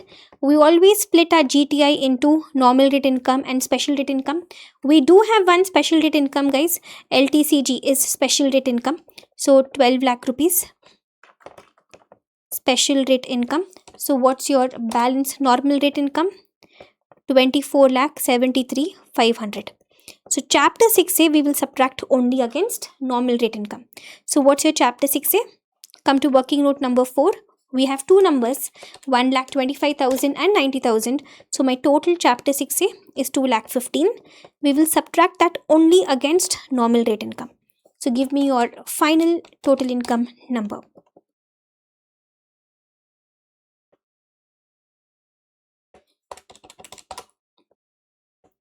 $34,58,000 will become your final total income, already in multiples of 10, therefore no requirement of any further rounding off also. So as per the normal regime, we computed the total income of our assessee. It is 34,58,000. Please correct it. It should be 22,58,500 plus 12 lakh. It will be 34,58,500. Okay, this is your total income number. Now come on, let's compute tax. So before you compute tax, we always check two things. Number one, which regime are we following, guys? We are following the normal regime over here. And what's the basic exemption limit? Assessee is not a senior citizen and all. So basic exemption limit under normal regime will be 2,50,000. But here we have two types of incomes. We have normal income and we have 112 LTCG. So we can't straight away calculate basic tax. We'll have to make our columns. So I'll make two columns. One column for normal income and one column for 112 LTCG. No tension. Slowly, step by step we will do. What's your 112 LTCG? 12 lakh rupees. And your normal income is 22,58,500. Okay. Now, what's your basic exemption limit? Basic exemption limit is 2,50,000. We will adjust basic exemption limit always first against normal income. So this full 2,50,000 we will be able to adjust over here. So do you still have any basic exemption limit left which you can adjust against 112 LTCG? No, you don't have any basic exemption limit left to adjust over here. So straight away, I'll calculate basic tax now. Let's calculate basic tax for my normal income, 22,58,500. So full basic exemption limit we're enjoying over here. So up to 2,50,000, no tax. Then 2,50,000 to 5 lakh, 5% tax, which is going to be 12,500. Then 5 lakh to 10 lakh, 20% tax, which is going to be 1 lakh. Then above 10 lakh, 30% tax. So your assessee's income is 22,58,500 minus 10 lakh on the excess 30% tax. That's going to be 3,77,550. So the total basic tax for the assessee for the normal income is 49,50,000. Alright, now come to 112 LTCG. Here guys, 112 LTCG, we'll have to check our 4 conditions and all. So let's make a separate working note for that. Let's open working note number 8, tax on section 112 LTCG. See, when it comes to section 112, your general tax rate is 12.5%. But however, you have 4 conditions. If the 4 conditions are fulfilled, then in that case, a little drama comes into the picture. First, what are the 4 conditions? Condition number 1, assessee has to be resident individual or HUF. Condition number 2, the capital asset which assessee is transferring has to be some immovable property. Condition number 3, the date of transfer should be on or after 23rd July 24. And condition 4, date of acquisition should be before 23rd July 24. Here if you see, assessee is a resident individual, and yes, we are transferring an immovable property. It's a piece of land. The date of transfer is after 23rd July 24. Date of acquisition is before 23rd July 24. All your conditions are fulfilled, so therefore your calculation will be slightly different. How will you calculate tax? Point A, 12.5% of the LTCG which we have already calculated without indexation. This will be point A. Point B will be 20% of LTCG, which we will recompute with indexation. This will be point B. So out of these two numbers, whichever is a lesser number, that's going to become your tax on 112 LTCG. Before you do this calculation, I always tell you, please do one small check. Do you have any unutilized basic exemption limit? Please check. In this question, do we have any unutilized basic exemption limit? No, guys. The whole basic exemption limit we adjusted against normal income itself. We don't have any unutilized basic exemption limit. If by chance we had some BEL left with us, we could have adjusted it over here. So please be careful. This one point, guys, multiple times students make a mistake. That is why I have put this in a thinking process itself. So whenever you come to this calculation of 112 LTCG taxation, always remember to check, do you have any BEL left or not? If yes, don't forget to adjust it. Okay. Anyways, here no unutilized BEL. I'll straight away start calculating. 12.5% of LTCG without indexation. We already calculated LTCG without indexation, 12 lakhs. So that 12 lakhs into 12.5%, that's going to be 1,50,000. This is point A. Now point B, I'll have to recompute LTCG with indexation on that 20%. So let's do that. Let's recompute LTCG with indexation. So what number will change? You only have to index. See, indexation is the only change. So only cost of acquisition, cost of improvement number will change. Net consideration will stay the same. Net consideration is how much? 15 lakh rupees. That stays the same. Everything stays the same. Only indexation is extra adjustment over here. And what do you index? Cost of acquisition and cost of improvement. Earlier we subtracted cost of acquisition and cost of improvement. Now we will subtract indexed cost of acquisition and indexed cost of improvement. No cost of improvement anyways. What's the cost of acquisition? 3 lakh rupees. This 3 lakhs we will have to index. So 3 lakhs into CII of the year of transfer. They have given us a CII numbers, guys, here. CII of the year of transfer is 376 divided by CII of the year of acquisition, 137. So what's your indexed cost of acquisition?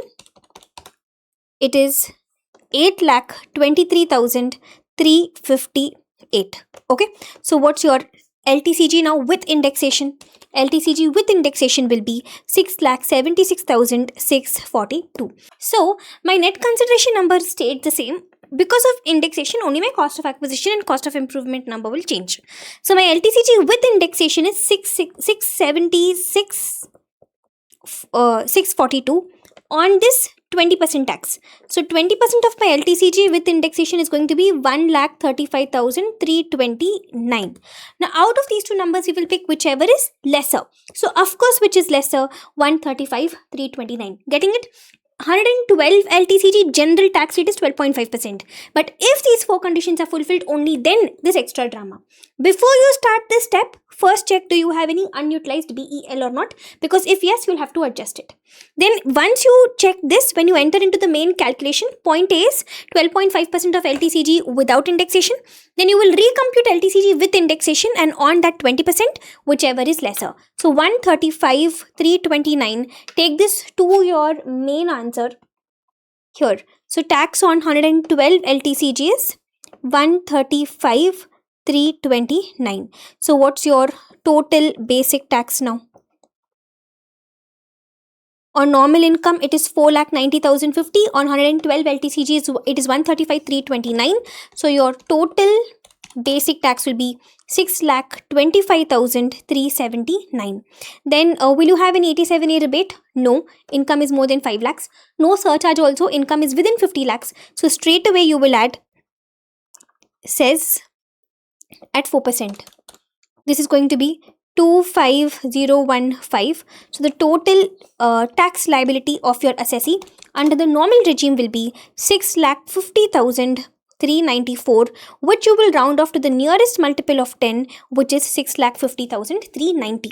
And of course, I always tell you, when it comes to normal income tax, your thinking is not complete till you think about AMT. But of course, no AMT over here. I don't have 10AA, I don't have Chapter 6A Part C, I don't have 35AD, so no AMT.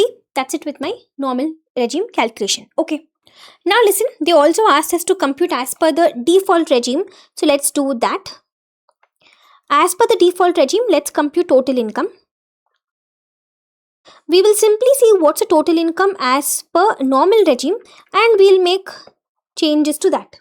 So as per the normal regime, if you remember, your total income was 34,58,500, which included this 112 LTCG also. So 34,58,500. Now what are the changes which I should make? First of all, this chapter 6A I will reverse, guys, because in default regime, chapter 6A is generally not allowed. So I'll add back the chapter 6A. How much is it? 2,15,000. Okay. Then if you recall this contribution to outsider point, we had spoken about this when we were discussing the question. Contribution to outsider for scientific research, it was allowed under normal regime, but in default regime it is not allowed. So I'll disallow it, I'll add it back. Contribution to outsider for scientific research, the amount is 1,50,000. Then what else, guys? Additional depreciation. Remember, we claimed additional depreciation on that plant and machinery. I'll show you working note number 3. We had this additional depreciation of 3,20,000. If assessee is following default regime, additional depreciation assessee can't enjoy. So let's reverse that 3,20,000 now. 3,20,000 additional depreciation, that's it. Nothing else will change. So what is your assessee's total income as per the default regime now? It's going to be 41,43,500. This will be the total income of the assessee as per default regime. Don't forget, this includes 112 LTCG of 12 lakh rupees. That stays the same. Okay. Now on this income, we have to compute tax. Again, same thing. Whenever you compute tax, you first check which regime are you following. Default regime. And in default regime, what's your basic exemption limit? 4 lakh rupees. Okay. Now we have two types of incomes again. We have 112 LTCG and we have normal income. So again, we will split this into two parts. My normal income and 112 LTCG. 112 LTCG amount stays the same, 12 lakhs. So 41,43,500 minus 12 lakhs. What's your balance normal rate income? Your normal rate income will be 29,43,500. Now basic exemption limit is 4 lakh rupees. Always we first adjust it against normal income. So do you still have any basic exemption limit left with you which you can adjust against LTCG? No, I don't have any unutilized BEL left. So now come on, straight away let's compute basic tax. So on the normal income, I'll apply the slab rate. So 0 to 4 lakh, 5% tax. Sorry, 0 to 4 lakh, no tax. 4 lakh to 8 lakh, 5% tax, which will be 20,000. Then 8 lakh to 12 lakh, you will have 10% tax, which is 40,000. Then 12 lakh to 16 lakhs, you will have 15% tax, which is 60,000. Then 16 lakhs to 20 lakhs, you will have 20% tax, which is 80,000. And then 20 lakh to 24 lakhs, you will have 25% tax, which is 1 lakh. And the income above 24 lakhs, you will have 30% tax.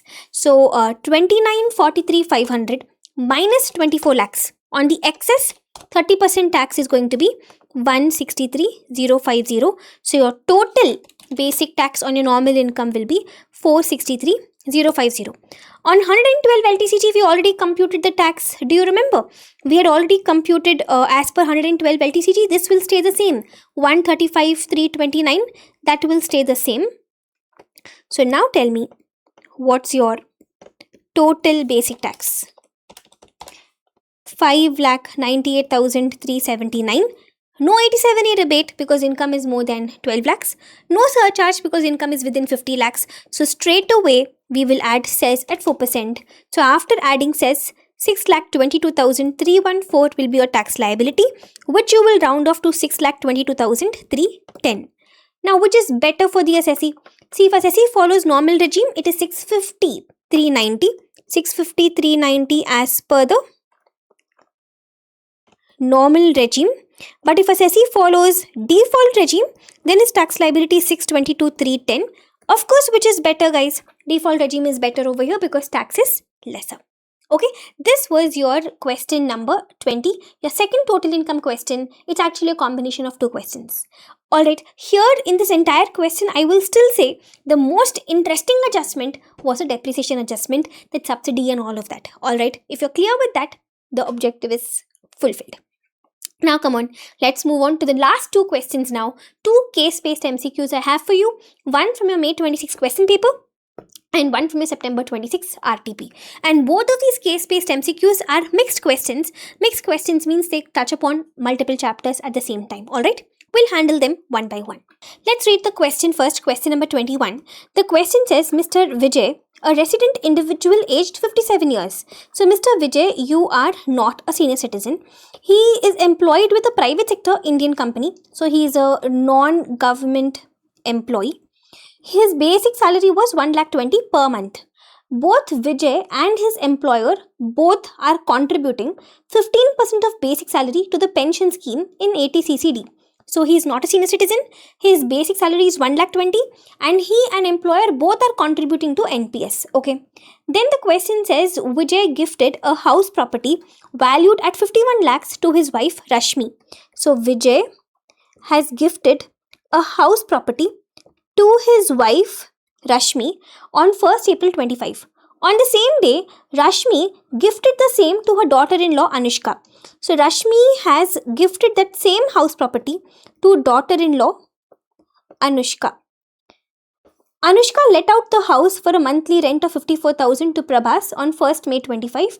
All of these assessees did not opt out of default regime. Guys, they're saying all the assessees did not opt out of default regime, which means everybody is following the default regime over here. Story is clear.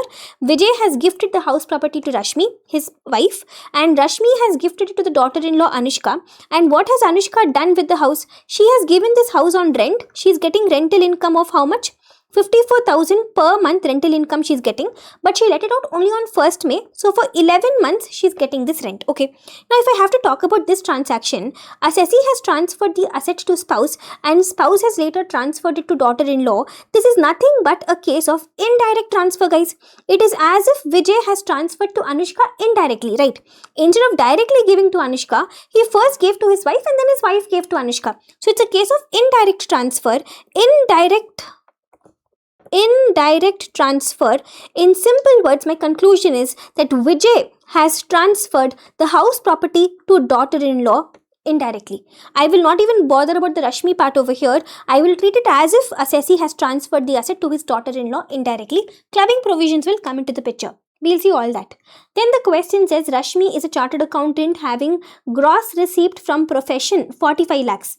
So Rashmi, she is a chartered accountant, which means she is carrying on a specified profession and her gross receipt is 45 lakhs. Gross receipts from a profession. For the financial year 25-26, she opted for 44 ADA. Yes, guys, she can opt for 44 ADA because she's carrying on a specified profession and her gross receipt, if you see, it is within 50 lakhs also, within 75 lakhs also. So she can follow 44 ADA. If she follows 44 ADA, presumptive taxation, you know, right? PGBP will be nothing but 50% of your gross receipt. Okay. Then the question says, based on the facts of the case scenario, choose the most appropriate answer. Let's start the game now. First one, in whose hands the rental income will be taxed? Vijay, Rashmi or Anushka? I just told you, Vijay has transferred the asset to Rashmi. Rashmi has transferred it to the daughter-in-law. So it's a case of indirect transfer where as if Vijay has indirectly transferred the property to daughter-in-law. So if assessee transfers any asset to daughter-in-law or son's spouse for no consideration or inadequate consideration from the asset, whatever income the daughter-in-law earns, that income is clubbed with the assessee's income, guys. That's what we're going to do now. So Anushka is earning rental income. This rental income will be clubbed with Vijay's income. How much rental income is she earning? 54,000 she is earning for 11 months. Then I'll give 30% standard deduction. So what will be the IFHP amount? IFHP amount will be 4,15,800 and this will be clubbed with whose income? This will be clubbed with Vijay's income. Getting it, everybody? Indirect transfer. Assessee has transferred an asset to son's spouse or daughter-in-law indirectly. Now from the asset, whatever income the daughter-in-law is earning, that income we are going to club. So the amount is 4,15,800 and we are going to club with Vijay's income. Let's see the options now. 4,15,800 is there in all the 4 options. So we have to see the text now. The first option, it will be taxed in the hands of Vijay and nothing will be taxed in the hands of Rashmi and Anushka. First option itself is correct option. Now come to the second question. What shall be the amount of deduction available to Vijay in respect of contribution to the pension scheme?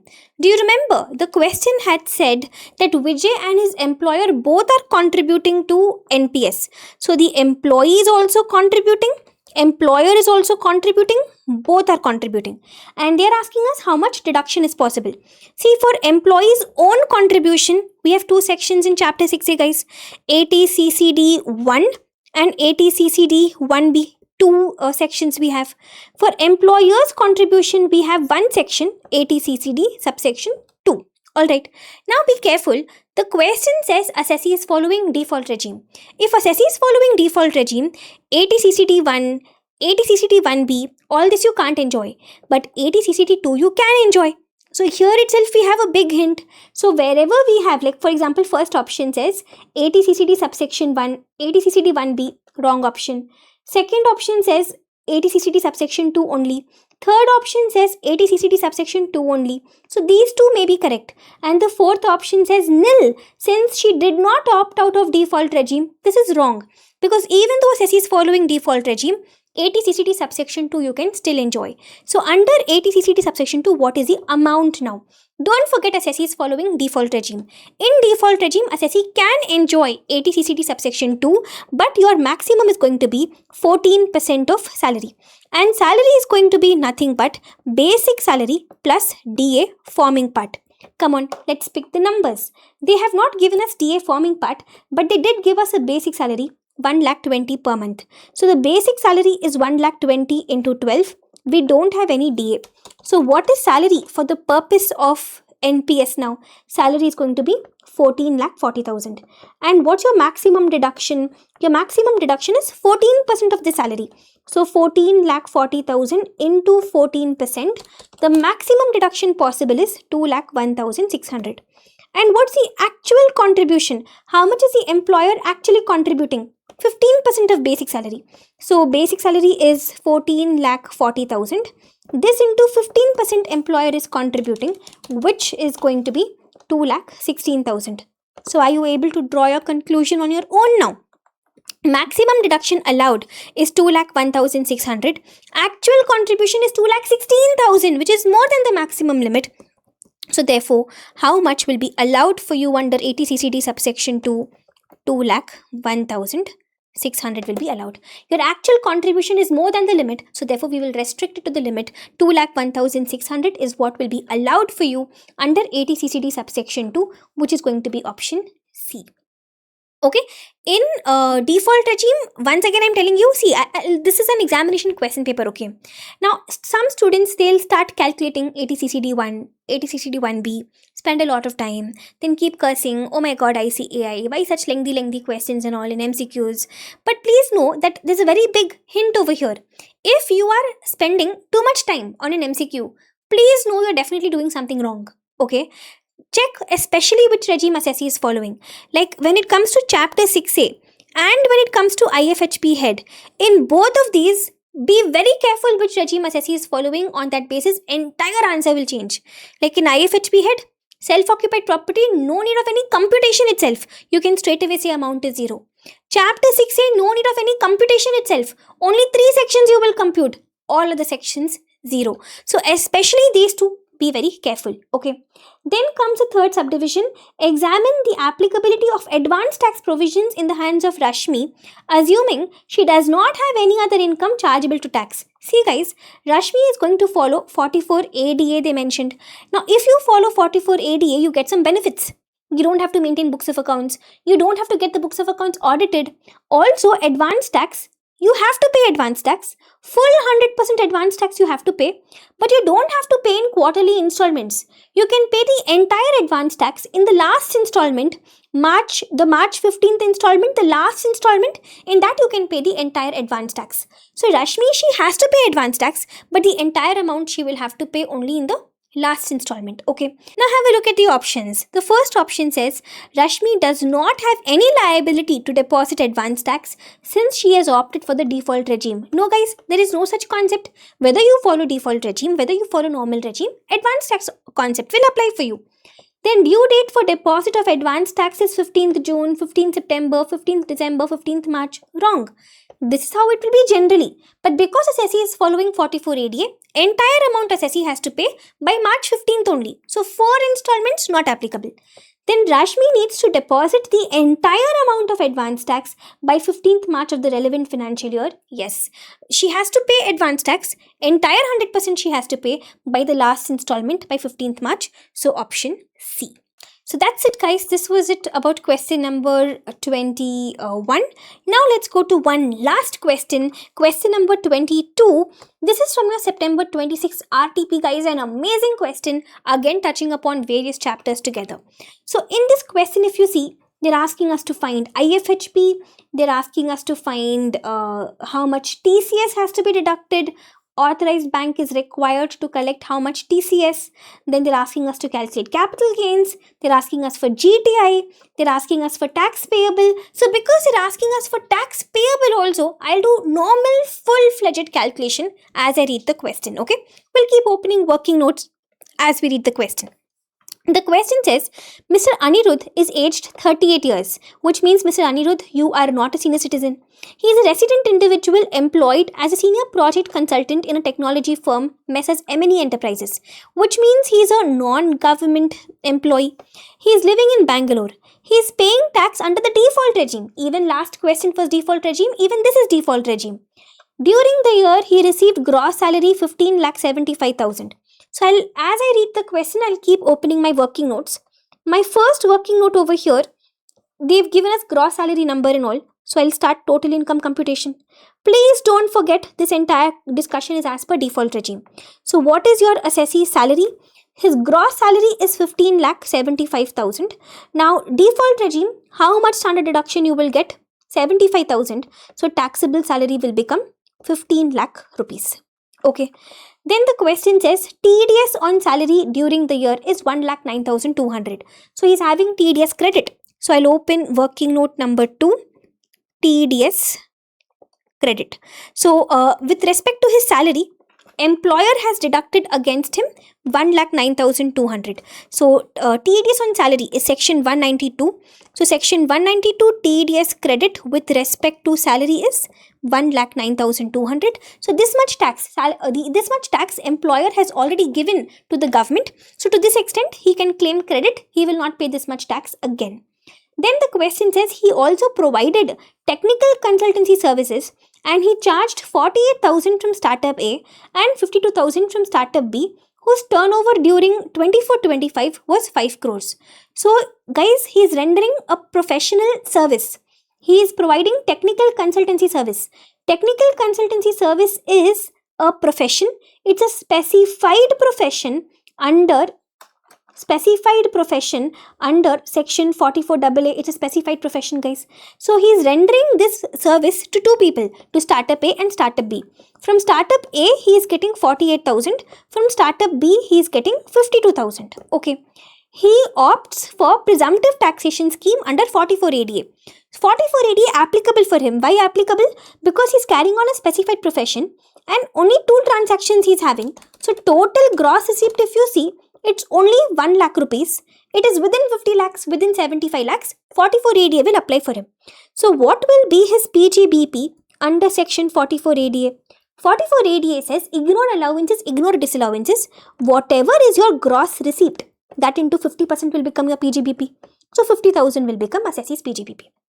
Okay, clear till here? So the first good morning moment maybe for you, technical consultancy service is specified profession. Yes, managerial technical consultancy services, all this comes under specified profession, and because it is a specified profession and because gross receipt is only 1 lakh, 44 ADA will definitely apply for my assessee. Now see one more thing. They gave us some information over here. They said that startup B, whose turnover during previous year 24-25 is more than 5 crores. They have given preceding previous year turnover, not current year, last year's turnover they have given. In our entire syllabus, I keep telling you again and again, in our entire syllabus, preceding previous year turnover is relevant only in one place, and that is TDS. They are specifically saying that startup B's preceding previous year turnover was 5 crores. So preceding previous year turnover is more than 1 crore. They're giving us a hint over here. See, draw a diagram. Startup A is giving to your assessee how much professional fees? 48,000. It is professional fees, guys. I told you already, technical consultancy services is specified profession. So startup A is giving your SSE 48,000 and startup B is giving your SSE professional fees of 52,000. And they've clearly given you a hint to think about TDS because they're giving you preceding previous year turnover. So start, and by the way, with section, professional fees with section 194J. 194J says amount has to be more than 50,000, only then 10% TDS. Startup A, if you see it's only 48,000, is it more than 50,000? No. So here no TDS. But however, startup B, if you see, their preceding previous year turnover is also more than 1 crore. And the amount is 52,000, which is more than 50,000. So your conditions are getting fulfilled. When startup B gives professional fees to the SSE under 194J, they will deduct tax at 10%, guys. So 52,000 into 10%, 5,200 tax will be deducted. Who will deduct? Not your SSE. When startup B is making the payment, that time startup B will deduct. So because others are deducting against your SSE will get a TDS credit over here. Got the point? You understood how we arrived at the conclusion, right? Remember this hint. In our entire syllabus, guys, preceding previous year turnover is relevant for only one purpose, for TDS. And they've given you the preceding previous year turnover over here. So they've given you the hint to think about TDS. Professional fees, therefore 194J. But 194J says amount should be more than 50,000. So startup A, if you see, only 48,000, not more than 50,000. So here no TDS. But however, startup B, the amount is 52,000, which is more than 50,000. So here we will have 10% TDS. So 5,200 startup B will deduct against your SSE. So SSE will have TDS credit. So section 194J TDS credit, we calculated 5,200 rupees. Okay. Then comes the next para. In November 25, he made the following outward remittances under LRS through an authorized dealer. Come on, tell me which section is coming to your mind. We saw this in one of the questions in the past as well. Outward remittance, overseas remittance under LRS. You will think about section 206C1G, TCS, guys. So, I'll open my working note number 3, section 206C1G, TCS. Now, do you remember when it comes to overseas remittance, up to 10 lakhs, no TCS. If you remit more than 10 lakh, on the excess above 10 lakh, there will be TCS. The rate will depend upon what's the purpose. Okay, let's see what they're giving. On 10th November 25, he remitted 8,50,000 to a university for his son's education. So, the first transaction is 8,50,000. This is within 10 lakhs. So, up to 10 lakhs, no TCS, guys. Then comes your second transaction. Second transaction is on 25th November 25, 3,50,000. 3,50,000 to his brother in Australia for personal maintenance. Tell me, up to how much you can remit without any TCS? 10 lakhs. You remitted 8,50,000. It was within 10 lakhs, no TCS. So 8,50,000 you have remitted without TCS. So how much more you can remit without TCS now? 1,50,000 more you can remit without TCS. Come on, guys. Total 10 lakh you can remit without TCS. You already remitted 8,50,000 without TCS. So 1,50,000 more you can remit. Now you're remitting 3,50,000. So out of 3,50,000, on the first 1,50,000, no TCS. So what's the balance? Balance 2 lakh. On this there will be TCS. At what rate now?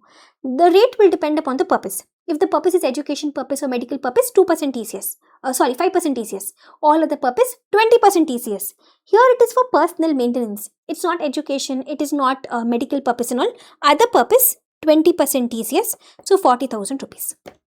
Understood? Total, we are remitting more than 10 lakh.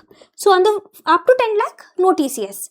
Excess 2 lakh, on that I calculated TCS. Okay. So this much TCS, the authorized dealer would have collected from my SSE. So my SSE will get TCS credit over here. 206C 1G TCS credit. How much? 40,000 rupees. This is also clear. Alright. Then comes your next adjustment. He owns a residential building consisting of 3 identical floors. Floor 1 is self-occupied. Floor 2 was vacant and floor 3 is let out at a monthly rent of 25,000. He paid municipal tax 30,000 for the entire building and interest 12 lakh rupees on a housing loan taken for its construction. So come on, working note number 4, IFHP. Practice is going to be simple only, nothing to worry. So assessee is owning one property. That property is having totally 3 floors. The first floor they are saying is self-occupied. Now assessee is following default regime. Will you waste time? Self-occupied property default regime, answer is 0. The second floor, floor 2 was vacant. So it is vacant only. There is going to be no income from this property. Assessee has not enjoyed any benefit from this property. Entire amount will go off under vacancy loss. So final answer will become 0. Property is vacant. You did not get any benefit from the property. But the third floor, this is a let out unit. So from the let out unit, you will have IFHP. Let's do that now. Let out unit, which is the third floor. For this, we are going to compute IFHP. We will start with our GAV computation. We read the whole question. Municipal value, fair rent, standard rent, no information they have given to us. So I'll take the actual rent as it is. How much is the actual rent? Floor 3 is let out at a monthly rent of 25,000. So 25,000 into 12. This is going to be 3 lakh rupees. This will become your GAV. Less municipal tax is paid. Be careful. Be aware. 30,000 municipal tax is for the entire building. But I am calculating only for the third floor. So only 1/3 I will take, which is 10,000 rupees. So 2,90,000 will become your NAV. From this, you will subtract deductions under section 24. Number 1, you will have standard deduction, which will be 30% of your NAV number. So 2,90,000 into 30%, which is 87,000. And then number 2, you will have interest. Again, be careful. When it comes to interest, immediately 2 bulbs will glow in your mind. Pre-construction interest, current year interest. No pre-construction interest over here. They did not give you information about date of borrowing, date of construction completion and all. So no pre-construction interest. I will only have current year interest over here. How much is the current year interest? The question has given us information. Interest 12 lakhs on a housing loan taken for construction. 12 lakh interest, guys. Again, same problem. 12 lakh will be the interest for the entire property. I am calculating only for the third floor. So only 1/3 I will take, which is going to be 4 lakhs. And because it is a let out unit, I will not think about any limit of 2 lakhs, 30,000 and all. No limit. So that's it, guys. Give me your net number.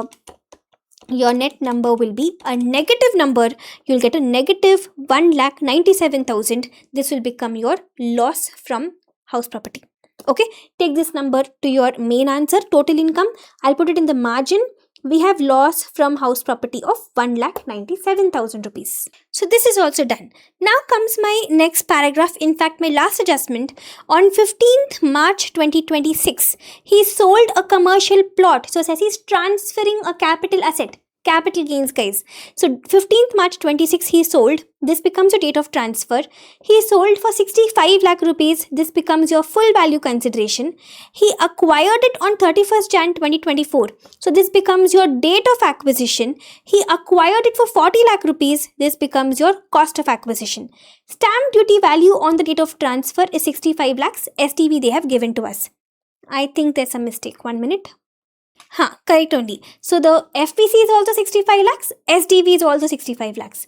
CII numbers they have given to us. So we'll have to do capital gains calculation. So I'll open working note number 5 for capital gains. Okay. Let's begin. Usual process. No overthinking, no tension. Straight away start writing. What's your capital asset transferred? A commercial plot. Then what's your period of holding? When did you buy this asset? Question says date of acquisition is 31st Jan 2024. And when is assessee transferring it? 15th March 2026, which is definitely more than 24 months. Therefore, long-term capital asset. Because long-term capital asset, you will first try 112A, but it is not listed equity shares and all. So no 112A, it will fall under 112. Now, as soon as you write 112, what comes to your mind? 4 conditions. Without indexation, 12.5%. With indexation, 20%. Out of these two numbers, whichever is lesser. But when will you think of doing all this drama? Only when you compute tax. So right now, normal, usual computation, let's do. We'll start with FPC. When we come to FPC, we think about 2 sections, 50C and 50CA. They have given me the STV number, but is STV more than FVC, guys? STV and FVC are same over here, 65 lakhs, 65 lakhs. So 50C will not apply. I'll take the full value consideration as it is. There are no expenses on transfer. This itself becomes net consideration. Then I'll subtract cost of acquisition. I will make you think how many things over here. 3 things. Tell me, is it long-term capital asset plus 112A plus date of acquisition on or before 31st Jan 2018? No, guys. It is 112 and not 112A. So grandfather clause will not apply. Then tell me, will you get indexation benefit? The transfer happened after 23rd July 24. So therefore no indexation benefit. Then tell me, is the date of acquisition before 1st April 2001? Because if it is before 1st April 2001, your cost of acquisition will change. No, it is not before 1st April 2001. So none of the 3 adjustments are applicable. So I'll subtract the cost of acquisition as it is. How much is the cost of acquisition? 40 lakh rupees. That's it, guys. So what's your LTCG now? 25 lakhs. This will become the LTCG for your assessee. Take this to your main answer. No other adjustments. So we have LTCG, 112 LTCG for that matter, 25 lakhs. Okay, no other income. But we have this loss. Assessees following default regime, don't forget. In default regime, if you have loss from house property, you can only do intra-head adjustment, no interhead, no carry forward. Here, intra-head is not possible. I don't have another IFHP. That's all. This will simply lapse. Okay. So, what is the GTI of your assessee? The GTI is going to be 40 lakh 55,000. We read the whole question. There is no chapter 6A. So, this itself becomes total income also for the assessee. I'm sorry, it should be 40 lakh 50,000. Not 40 lakh 55, 40 lakh 50. And one more thing, because assessee sold this plot of land, don't you think there will be one more TDS? I'll remind you of the section, 1 minute. Listen. So, my assessee has sold a commercial plot to some buyer. Buyer is paying how much consideration? 65 lakh consideration he's paying. So when the buyer is paying consideration for immovable property, some section TDS should come to your mind.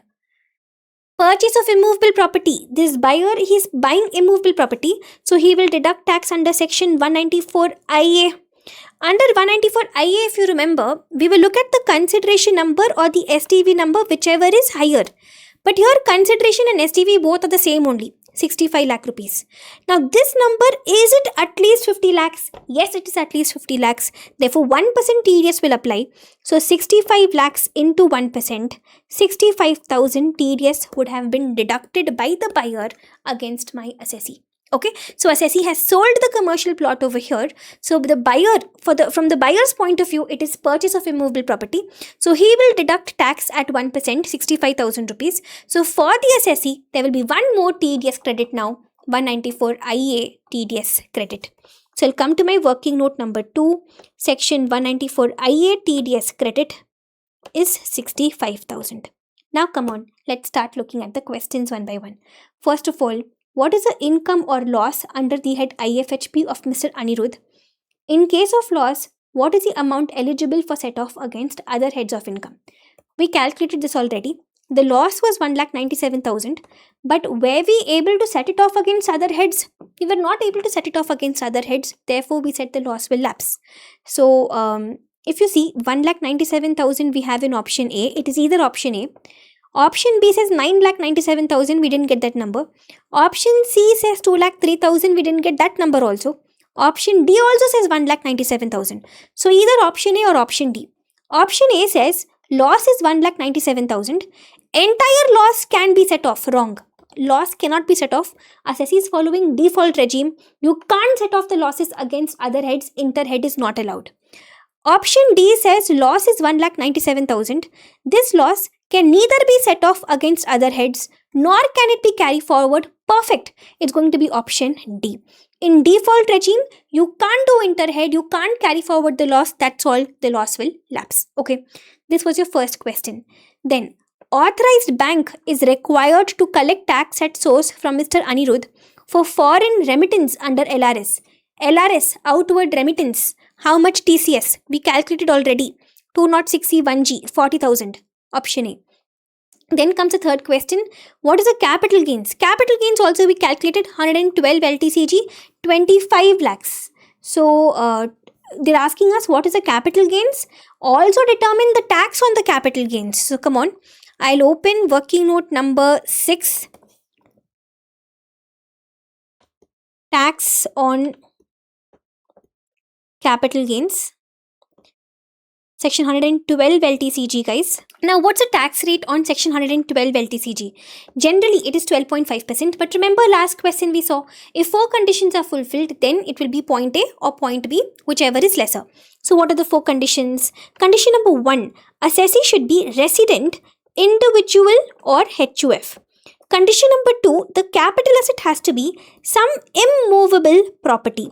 Condition number 3, date of transfer has to be on or after 23rd July 24, and condition number 4, date of acquisition should be before 23rd July 24. Now here if you see, yes, assessee is a resident, individual or HUF. It's a commercial plot, so yes, it's immovable property. Transfer is after 23rd July 24 and acquisition is before 23rd July 24. All your conditions are fulfilled. That drama calculation will apply. So come on, how will you do it? Point A. 12.5% of the LTCG which you have already calculated without indexation. That's going to be point A. Then point B, 20% of LTCG which you're going to recompute now with indexation. Out of these two numbers, you will pick whichever is lesser number. So what's your LTCG without indexation, guys? 25 lakh rupees. So 12.5% of 25 lakh rupees is going to be 3,12,500.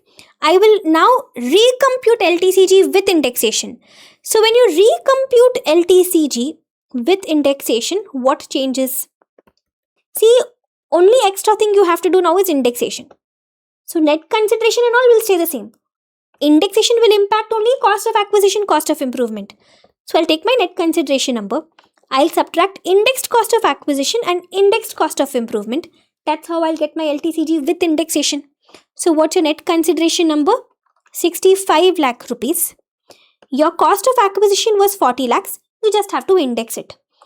CII of the year of transfer. Where is it? Right here. See, 25-26, 376. So CII of the year of transfer is 376. Divided by CII of the year of acquisition.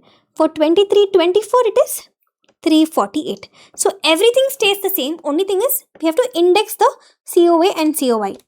This is going to work out to 43,21,839 and no cost of improvement.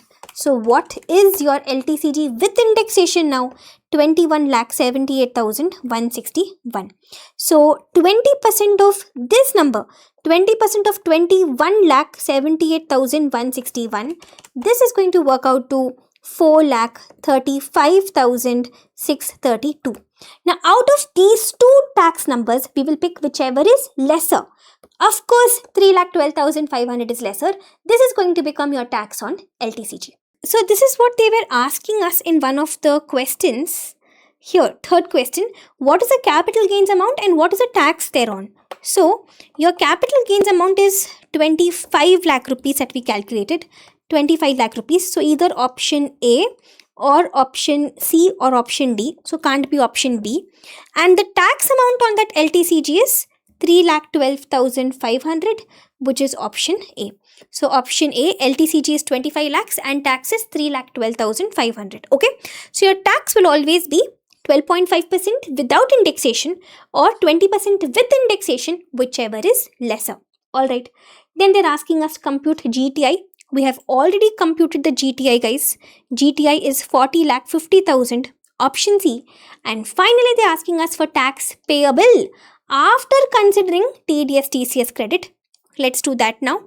Total income of my SSE is 40,50,000, which includes LTCG 25 lakhs. So let's do the tax computation. I'll open a separate working note. Let's call it working note 7. Tax payable, they're asking us.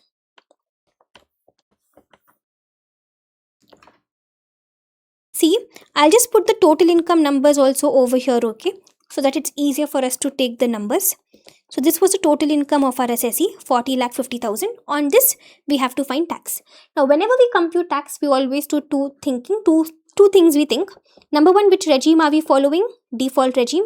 And number two, what's your basic exemption limit? Default regime, guys, it's going to be 4 lakh rupees. Now here, I can't straight away calculate basic tax. I have a special rate income. LTCG is special rate income. On that, tax will be calculated separately. So I'll draw two columns. One column for my normal income and one column for 112 LTCG. My 112 LTCG is 25 lakh rupees. So what's your balance income now? Balance income is 15,50,000 rupees. So basic exemption limit is 4 lakh rupees. We always first adjust it against normal income. Do you have any basic exemption limit left which you can adjust against 112 LTCG? No. So for 112 LTCG, you have already computed tax. And I always tell you, 112 LTCG, before you compute, you should check unutilized BEL. Here anyways, unutilized BEL is 0. The whole basic exemption limit we are adjusting against normal income itself. Okay. Now come on, compute basic tax. So income is 15,50,000. So 0 to 4 lakh, no tax. 4 lakh to 8 lakh, 5% tax, which is going to be 20,000. Then 8 lakh to 12 lakh, you will have 10% tax, which is 40,000. Now my assessee's income is in the slab 12 lakh to 16 lakhs. It is 15,50,000. So on the difference, you will have 15% tax. Basically, 15,50,000 minus 12 lakh, 3,50,000. On that 15% tax, 52,500. Getting it? Basic slab rate I'm applying. So what's your total tax on the basis of slab rate? 1,12,500. On 112 LTCG, we already computed tax, remember? 3,12,500 we already computed. So that's all. What's your total basic tax now? Total basic tax is 4,25,000. You will not have 87A rebate. Income is more than 12 lakhs. You will not have surcharge. Income is within 50 lakhs. So straight away, you will add cess. 1 minute. So my total basic tax was 4,25,000. You will straight away add cess 4,42,000. Now, if the question had asked us for tax liability, I would have stopped over here. But they are asking us for tax payable. So from this number, I will subtract my TDS credit, my TCS credit. Remember, we already calculated all that. Come to working note number 2. We have 4 numbers. TDS and TCS credit. All put together is how much? All put together is 2,19,400. This is your TDS and TCS credit. I'll subtract this against my tax liability. So the final tax payable by my assessee is going to be 2,22,600. This much tax my assessee will have to pay. Option D. 2,22,600. Got it? That's it. This was a nice, interesting, intense question covering quite a lot of things, especially with respect to TDS and TCS. You would have gotten some nice good morning moments over here. Okay guys, that's it. With this, you are done with September 26 RTP, both the MTPs and your May 26 question paper. So these were all your new questions. You cannot walk into the examination hall without solving these questions. I think we took around 5 to 5.5 hours. But in this span of time, the kind of questions we've done, the kind of adjustments we've seen, I think we've done a good job. So that's it. With this, I'll close this session over here. A similar session for law will be coming up in a day or two. I'll upload it on my channel. I hope you guys benefited from this session. Let me know in the comments below if you've actually completed till the very end over here. That's it guys. Thank you. Bye-bye.